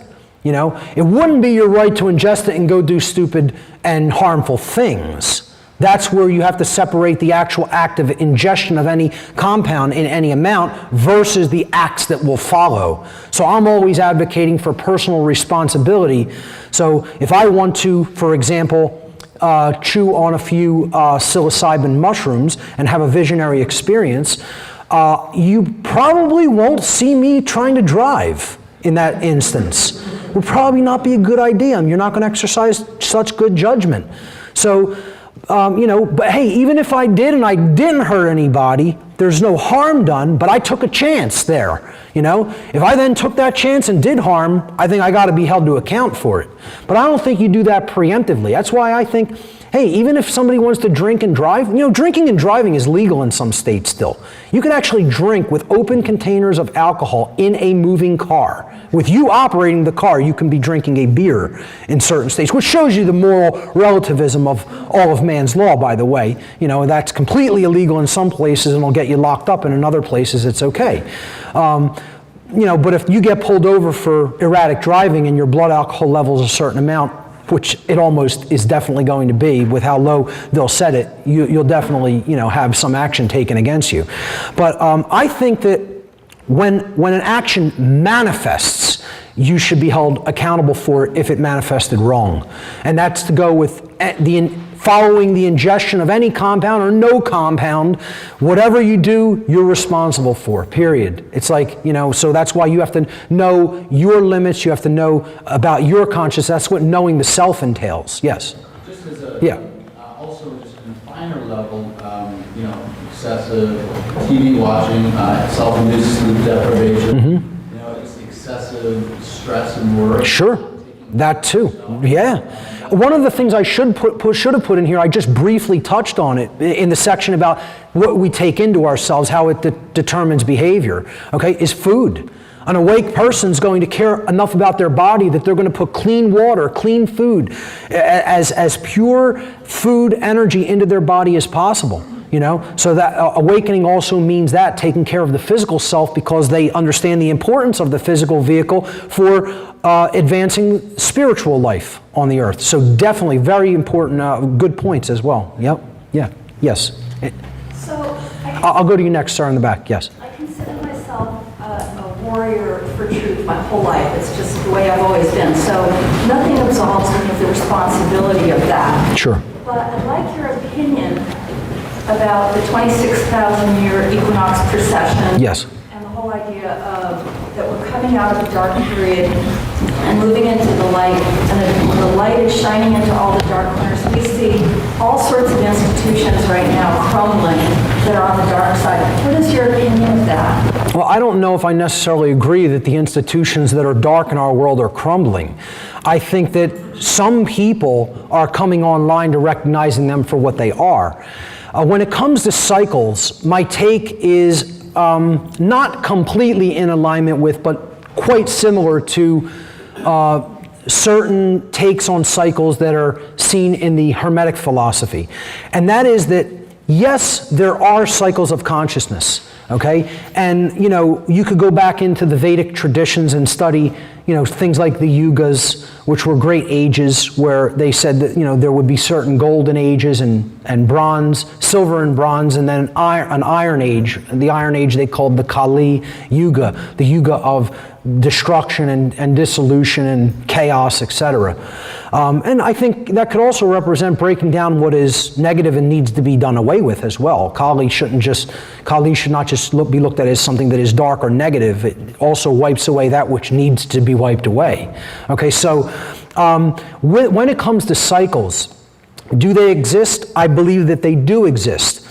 Are we bound to the tendency of the cycle? No. Okay? I look at them as tides. Everything flows according to laws of rhythm and compensation. Okay? So, if you want to row a rowboat out to sea, can you do it when the tide is coming in very strong? Yes, you can do it. Will it take a whole lot more effort to get it done at that time rather than wait for when the tide is going out? And it would take much less effort? You still can do it, but you're going to exert a whole lot more energy if you don't want the default condition of the boat remaining on the shore. Okay? So, in this time period, the cycle of consciousness that we are in, we're in a period of consciousness is attempting to be shut down by dark forces. Okay? I see it the exact other way, that there are forces that are trying to work to prevent the elevation of consciousness. Okay? And they're all gathering and they're working together in a unified front to suppress something from coming up. So that is the tendency in this cycle, the suppression of consciousness, or it is what I would call entropy of consciousness. The entropic force is working against us awakening and being conscious of patterns and meaning with respect to those patterns. And that's why we see the majority of the world is still asleep. The majority of the people of the world, if we are being honest with ourselves, are still asleep, completely and utterly ignorant of what is going on all around them, unfortunately. That having been said, this cycle that we are in does not have to go that way. If enough will is applied, just like if enough will, you couldn't row that boat out to sea on your own in the high tide coming in. If you got 3 people seated in the boat and they all had oars and used all of their strength, you could get it out there. It can be done, but there are going to be requirements for doing that under those conditions. The conditions, if we don't want further tyranny and total slavery to manifest, the tendency is toward those right now.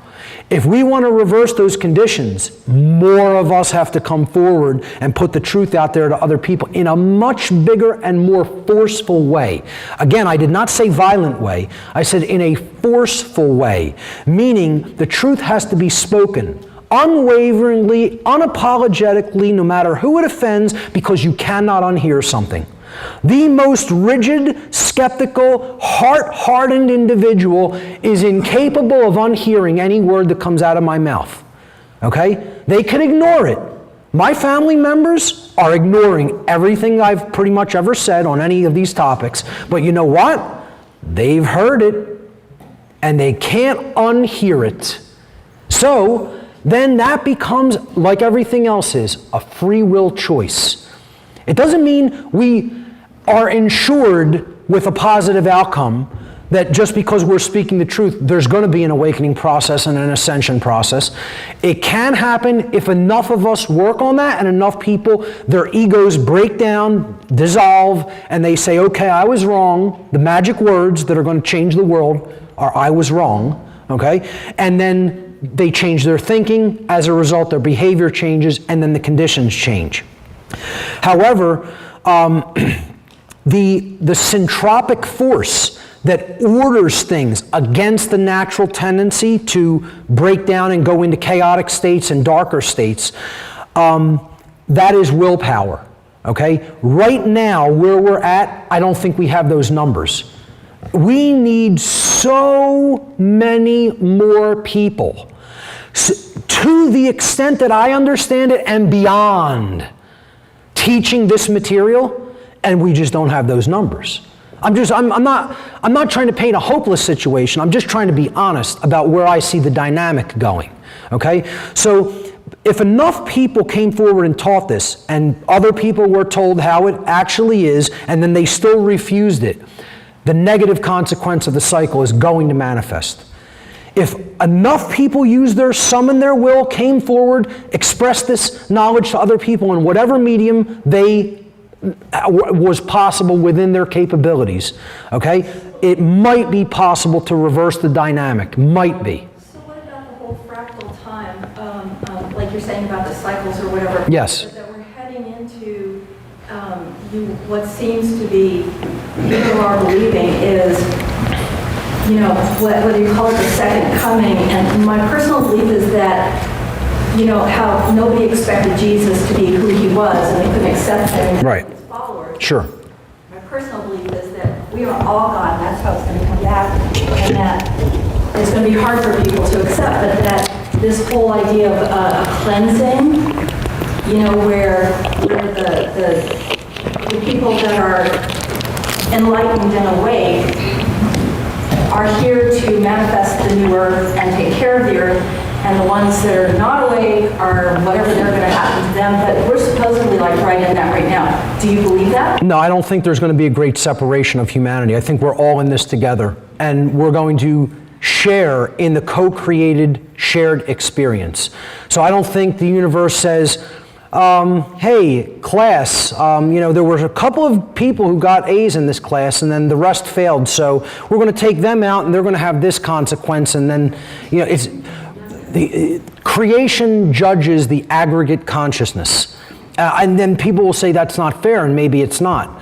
But unless you have a way off this planet and to go somewhere else where these circumstances aren't manifesting, you know, I think we're in this together, and I think we're quarantined here together by higher forces until we do understand natural law. Natural law, the other highly advanced civilizations in the cosmos are not going to allow the human infection to propagate through the rest of the local sector of the galaxy. Let's put it that way, okay? This is a quarantined planet. We're living in a prison planet, definitely. That's my worldview. That does not mean I think that that's an eternal situation, and nor do I think the universe is a prison. That's the dark occult worldview. They think the universe is a prison, so they're going to rule it rather than serve within, you know, the will of the Creator, you know, because they look at everything as just, you know, because they can't do whatever they want unchallenged, they look at that as that's a prison. That's their worldview, actually. And so because they can't escape the consequences of natural law, they do the next best thing. They get other people to perform their actions for them, so they take the brunt of the karmic consequences, and then they want to use these life extension technologies so that they can, like, become, quote, God here, or live as long as possible, stretch out their life so that they don't have to go even into other realms and experience negative karmic debt or consequences as well. It's a total ideology and worldview of complete folly. But nonetheless, that's their religion, because of their worldview about how they see the universe. You see, they want to be God. That's what all it really comes down to. They want behavior with no consequences, no matter how immoral the behavior is.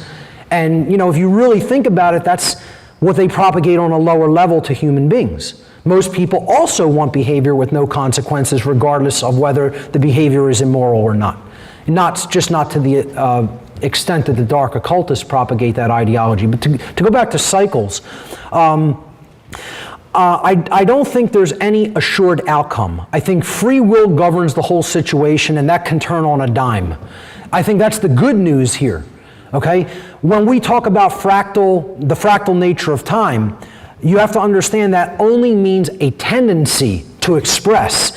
And then there's a choice point where the tendency can go the way it was heading, or we can use the ordering or syntropic principle of free will to counteract that entropic tendency, if it was a dark tendency, to then get to make a jump or a quantum leap, as they have called it, to a positive outcome. That's all governed by free will choice. And that's good news, because that means it's up to us whether we go down that path. In other words, if the tides coming in real hard, and it's going to be real hard to row that boat out there. But if we get a few friends together and we apply some willpower and persistence, we will get that boat out there. That's my take on cycles of time. Oh, I said to the gentleman in the back, yes. I'll go to you next, sir. Yeah, Mark, first of all, I made the connections with the majority of what you said today, and but there's a couple of questions I have. One of them is when you showed that slide, and everybody's, I'm sure in this room is going to go right there. When you showed the slide of the leaders and the soldiers, Yes. shouldn't there have been a third picture of the people who pay for that? Sure, because through taxation, we're all making that possible, which is why I say do whatever you can not to pay any taxes. I will not work for any corporation or entity that does withholding. Every single amount of money, I don't pay for that, personally. I don't pay for that, okay? I work for whatever monies are exchanged for me, and anybody I work for are direct, and there is no middleman, and there never will be till the day I die. And somebody can come and shoot me for that or put me in a cage for that, but you're not going to get 1 cent from me personally.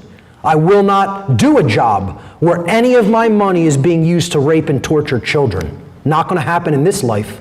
Not in this life.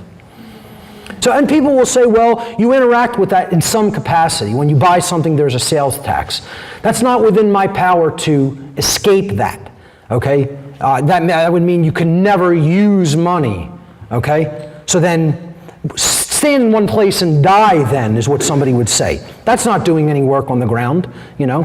But I think more and more people should quit corporate jobs, try to do whatever they can to support themselves in a direct capacity, working for an employer as a sovereign, and bring that idea up to more and more people.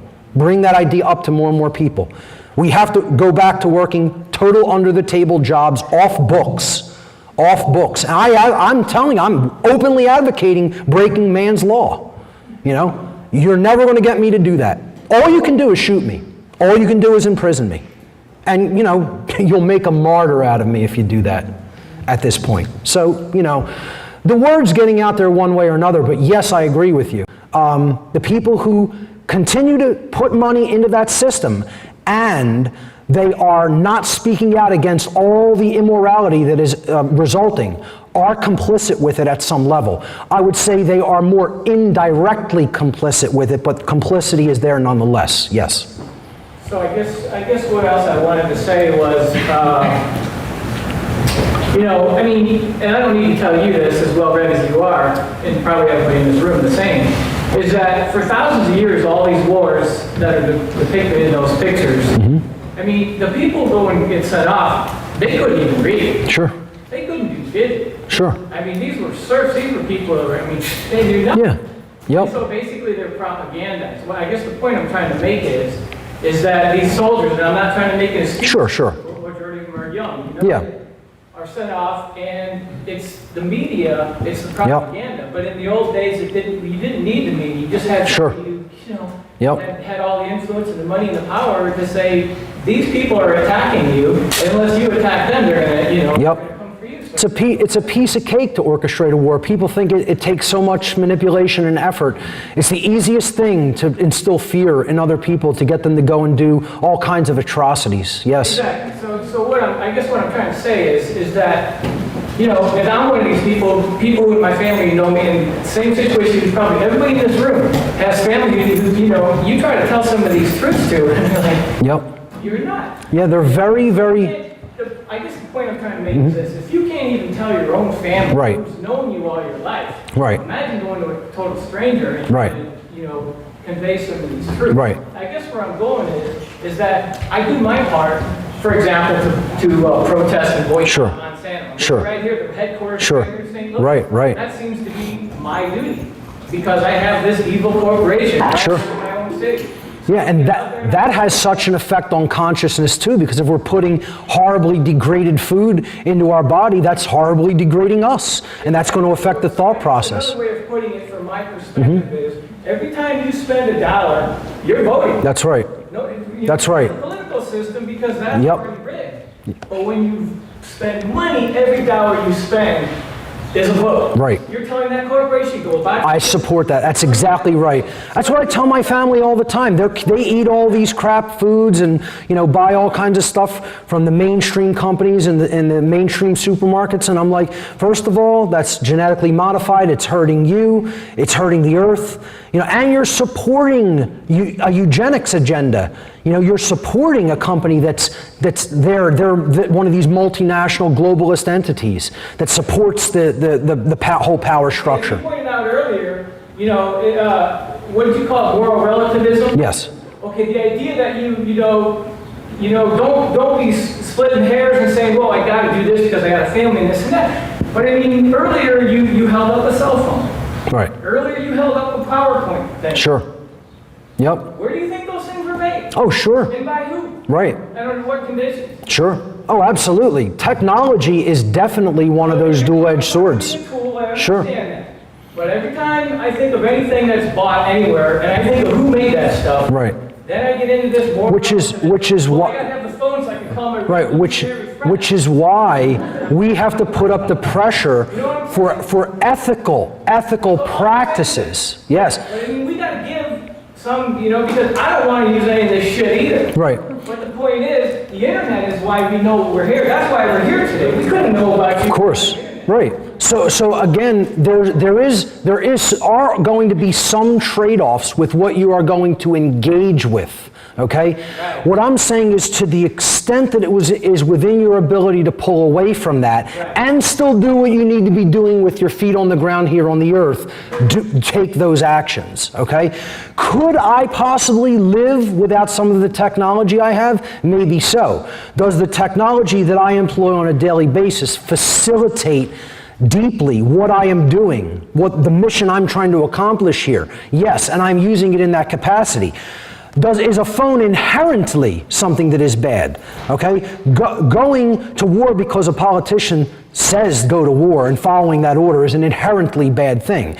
This doesn't have to be manufactured with bad practices. We can have corporations that are ethical. Okay, it is possible to do that.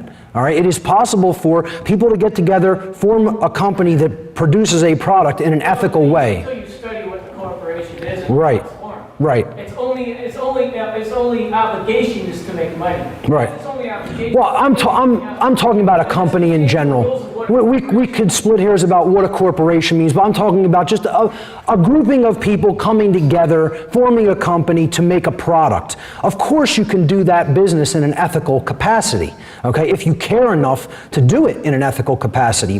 As you say, most of these corporations put profit over people. They don't care about ethical practices. They couldn't give a damn. And I agree, a lot of our products are made like that. And if you really look at it, most of them are. So then, I mean, are you going to beat yourself up all day because you go down to the store and pick up a product that you need for the house? You know, I think that's maybe going into too much of an extreme. I think if everything we've talked about here today, to a lot of years, will sound extreme. Right. You know, there's what you were talking about, the natural law, and you know, and all the rest of that. That can sound like an extreme. Sure. I'm cool with it. I'm just saying there are balanced approaches that can be taken, and what I would say is we always want to keep up the pressure for these companies to act in a moral capacity. And that also starts by speaking to people who work and even run companies. You can create a lot of change by changing someone's mind who runs a local company. You know, they're people like everybody else, you know. The point is, until these ideas are talked about instead of football scores, okay, instead of the weather, until this is the main topic of conversation, an enlightened society, their first area of interest, the first thing they want to know, the only thing that they want to know when they are interacting with their fellow human beings is, are you awake? That's the question. Are you still in a state of ignorance? Are you still not understanding the fundamental connectivity of all of us? Okay? So until that mentality is brought forward, and it's the everyday topic of conversation, again, that's why it's called common sense. Morality is conscience. Common sense is what that word actually means. The common sense right now is more people, the common knowledge is more people know about the players in the baseball game than know about the difference between right and wrong behavior. And therein lies the fundamental problem. Until that dynamic is changed, you're never going to have ethical companies. You're never going to have ethical people. Those companies are made of people who would generally act unethically if given the chance. So it's all about the communication of that knowledge first and foremost. And again, we're nowhere near the tipping point level of dynamic of having enough people involved in the communication of this particular information. The topic of morality and what it really means to know the difference between right and wrong would need to be the common sense, everyday area of colloquial conversation just about everywhere on the earth first for this dynamic or tipping point to change. Until people are talking about that with everybody around them, don't expect a lot of change to happen. It's not just magically going to happen because, some people are recognizing that there's some immorality in it. You have to communicate the actual message of morality to other people such that they get it to an extent where then they're going to propagate it to others, and it's going to expand exponentially from there. That's a tall order. I'm not expecting anybody to, come out of here with such a warm, fuzzy feeling about how easy this is going to be to do, because that's one thing I'll tell you, it's not going to be easy. The principles that underlie the truth are simple and elegant, but to actually put that into manifestation, when you take into consideration just how deep into darkness this planet is going to be a very, very, very tall order. So really great point, sir. Yes? Just like you said, that question that we ask ourselves, don't quote me on this, but from my understanding, Coca-Cola's #1 job is to triple their revenue every 10 years. Regardless of what has to be done to do that. And you ask, well, how do you do that? How do you actually do that? What do you do? Well, that's the question that we'll work with every day. Right. So then we just need to have our own question. What question do we want to solve? Because right. What is there not around us? If there's something that you want and it's not around you, maybe it's for you to... Yeah. How do you create a world that is based in freedom? And that is, according to the law of freedom, you have to have a people who are knowledgeable about morality and make a conscious, willful effort to choose right action over wrong action. And if you don't have that now, the only way you're ever going to create that is communicating that knowledge to other people, which is why I don't want to rearrange deck chairs on the Titanic. I want to get down to the core, underlying heart of the matter and teach that concept. Okay? It's the idea of, fish for a man, you feed him for a day. Teach him to fish, you'll feed him for a lifetime. Not that I even really believe in fishing, but you get the idea. Garden for somebody, give them some food that you gardened, and you'll feed them for a couple of days. Teach them how to garden, they'll be able to garden forever and feed themselves. So that's the whole point here. We got to get down to the underlying causal factors, teach people what is generating the condition, the causes, instead of looking at just the effects. And that's how we're going to be the most effective, by teaching that. The solution all lies in the mental realm. That's why people will say, I have no solutions because I'm not telling people to do new things. Yeah, you're correct. Did you actually hear me say, go and do this new thing here? And it's real complex, it's going to involve all of this stuff, and here's how you do it, here's the actual methodology. I didn't tell you that. I gave you general concepts about, here's why we're creating what we're creating. You want to stop that, things have to change in the realm of mind. And when they change in the realm of mind, then you'll see the effects in the manifested physical world. People don't like that as a solution. They want, it's like, I tutor people in computers, okay? I get people, I don't want to understand the ins and outs of this program or operating system. Don't teach me the concept. Give me linear steps. Click this menu, click this item, check this box, hit that button. You haven't learned anything. You haven't learned one thing if I tell you how to do it that way, because you're not understanding the conceptual idea. Then what happens if an update gets run, and now the program is slightly different. The interface isn't the exact same. Maybe they move that command to a different menu. Maybe the checkbox is no longer in the same position. Then you're going to be lost because you didn't understand the conceptual idea. And this is where humanity is trapped. You could liken that linear methodology of check this box, open that menu, etc., to being trapped on the plane of effects. Whereas the conceptual idea, which it doesn't make a difference whether the computer changes, the operating system changes, the program changes. If you know how to do nonlinear video editing, you're going to be able to sit down in any nonlinear video editing system and get the general concept, even if you have to look at the interface for a day or two and understand how it's different than the one you're used to. Okay? The conceptual idea is the main point. Yes, sir, next to him. Yes. Two questions. Okay. Yes. I really enjoyed your part on anarchism. Thank you. That word, telling somebody you're an anarchist is like telling them. Yeah. So my question is, in that breakdown you mentioned the Greek root of archon. Yes. And I'm a little bit familiar with the more ancient Gnostic Yes. definition of it. I was wondering if you just kind of expound on that a little bit. Sure. Yeah, in the Gnostic tradition, the Gnostics saw the archons as these beings that were basically controlling things here and using people as sort of an energy source or a food source.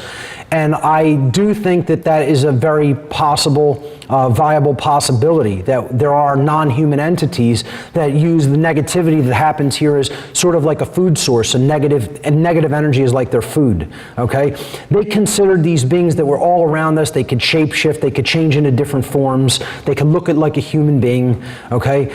They were governed by dark principalities, they were governed by, you know, maybe possibly demonic entities, and they call them the archons. And I'm not completely dismissive of that, but at the same time, my take on it is, it doesn't make a difference who the ultimate controllers of this situation are. I call them the farmers. This is a farm. It's a free-range farm. That's what the earth is. You know, the different components for the animals are the country borders. That's all.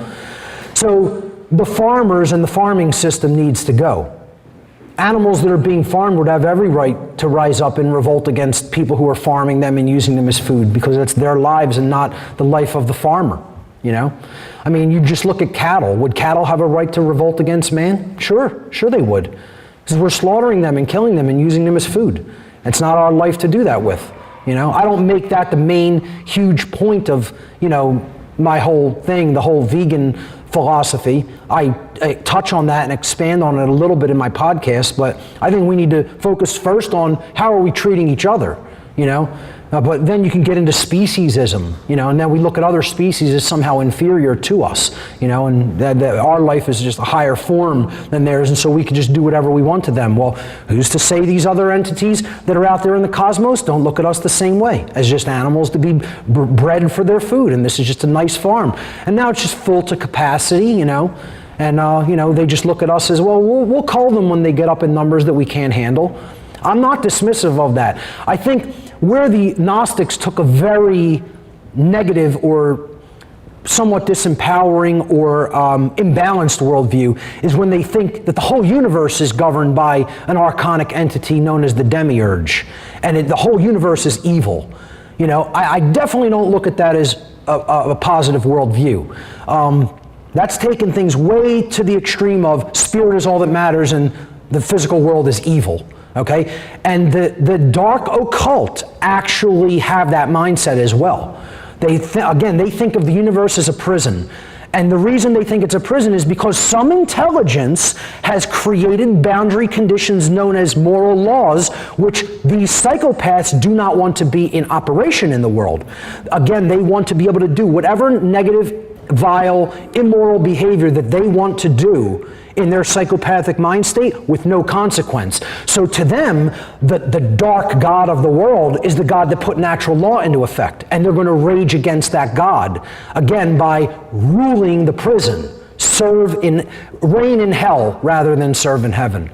So I think that's where you know, we can look at the possibility of non-human intelligence interacting with our population and possibly be even controlling certain things, but free will trumps all of it. Consciousness and free will and epigenetics will trump all of that. Because once you make a decision not to go along with any particular program, how's anybody going to stop you from that?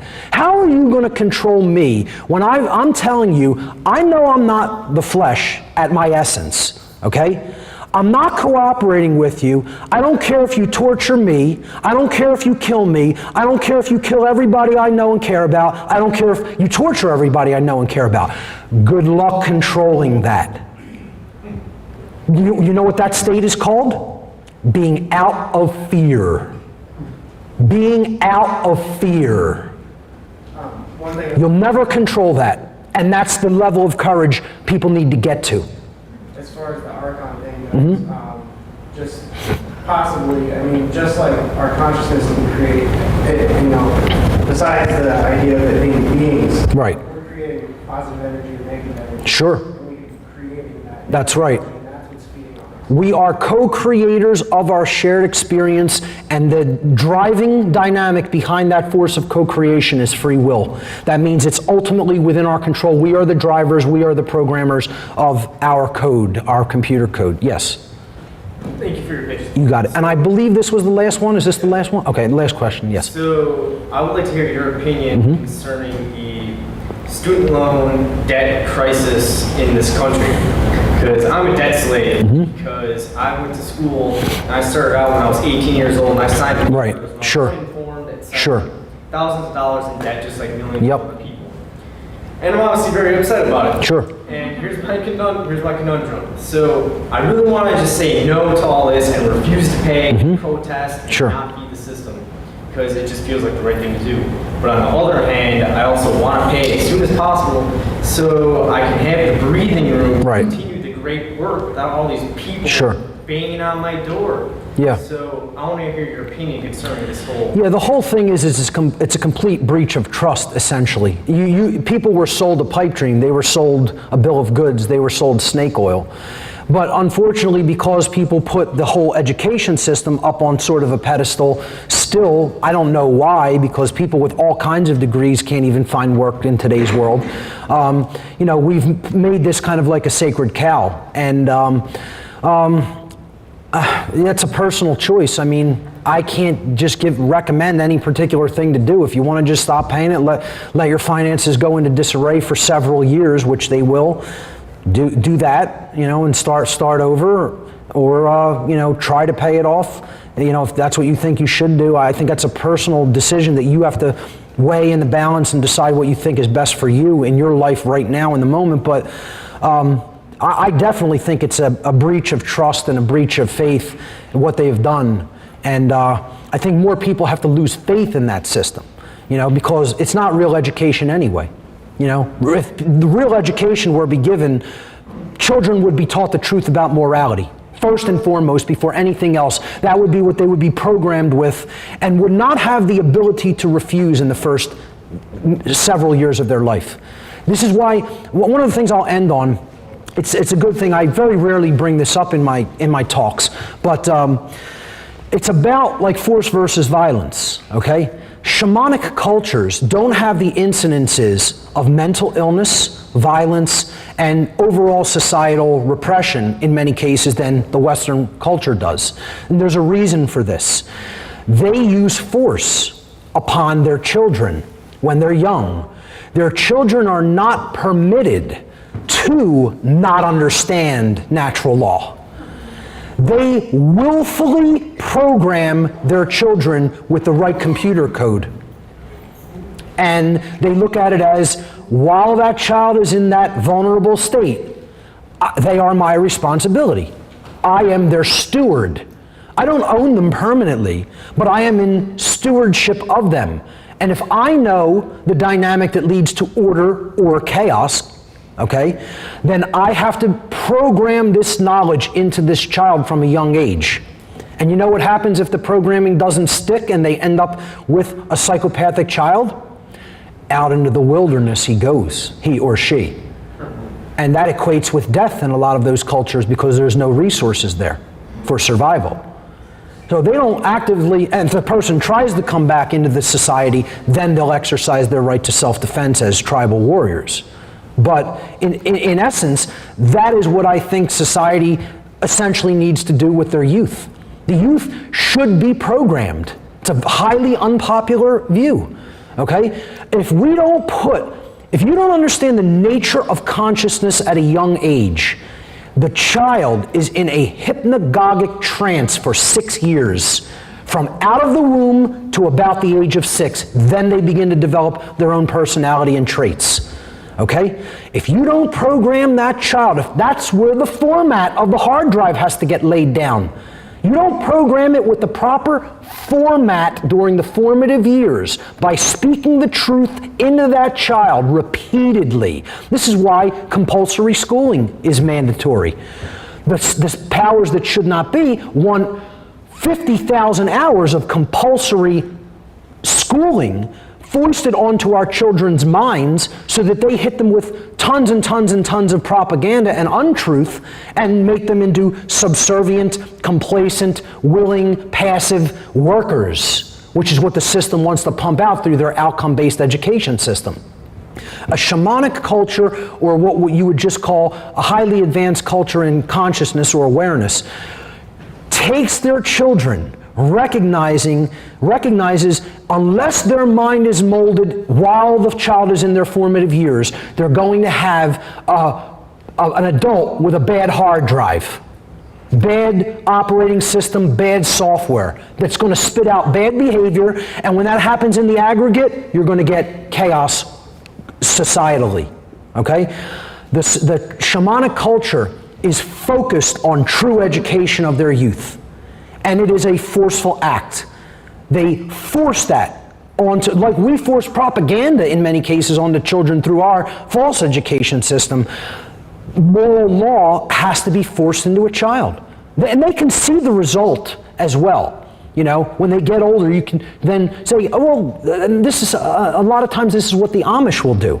They'll say, well, you've seen our ways. They try to program their children according to moral laws as well, a little on the too religious side for my take personally, but then they say, well, go out into the world and see what happens when you don't receive proper moral uplift and education. And 90% of those people come back and want to live an Amish lifestyle because they're more in touch with nature and they're more in touch with the laws of morality than the general Western population. I'm not saying go out and become an Amish person or whatever. I'm just saying it's showing you can program something into a child at a young age, okay?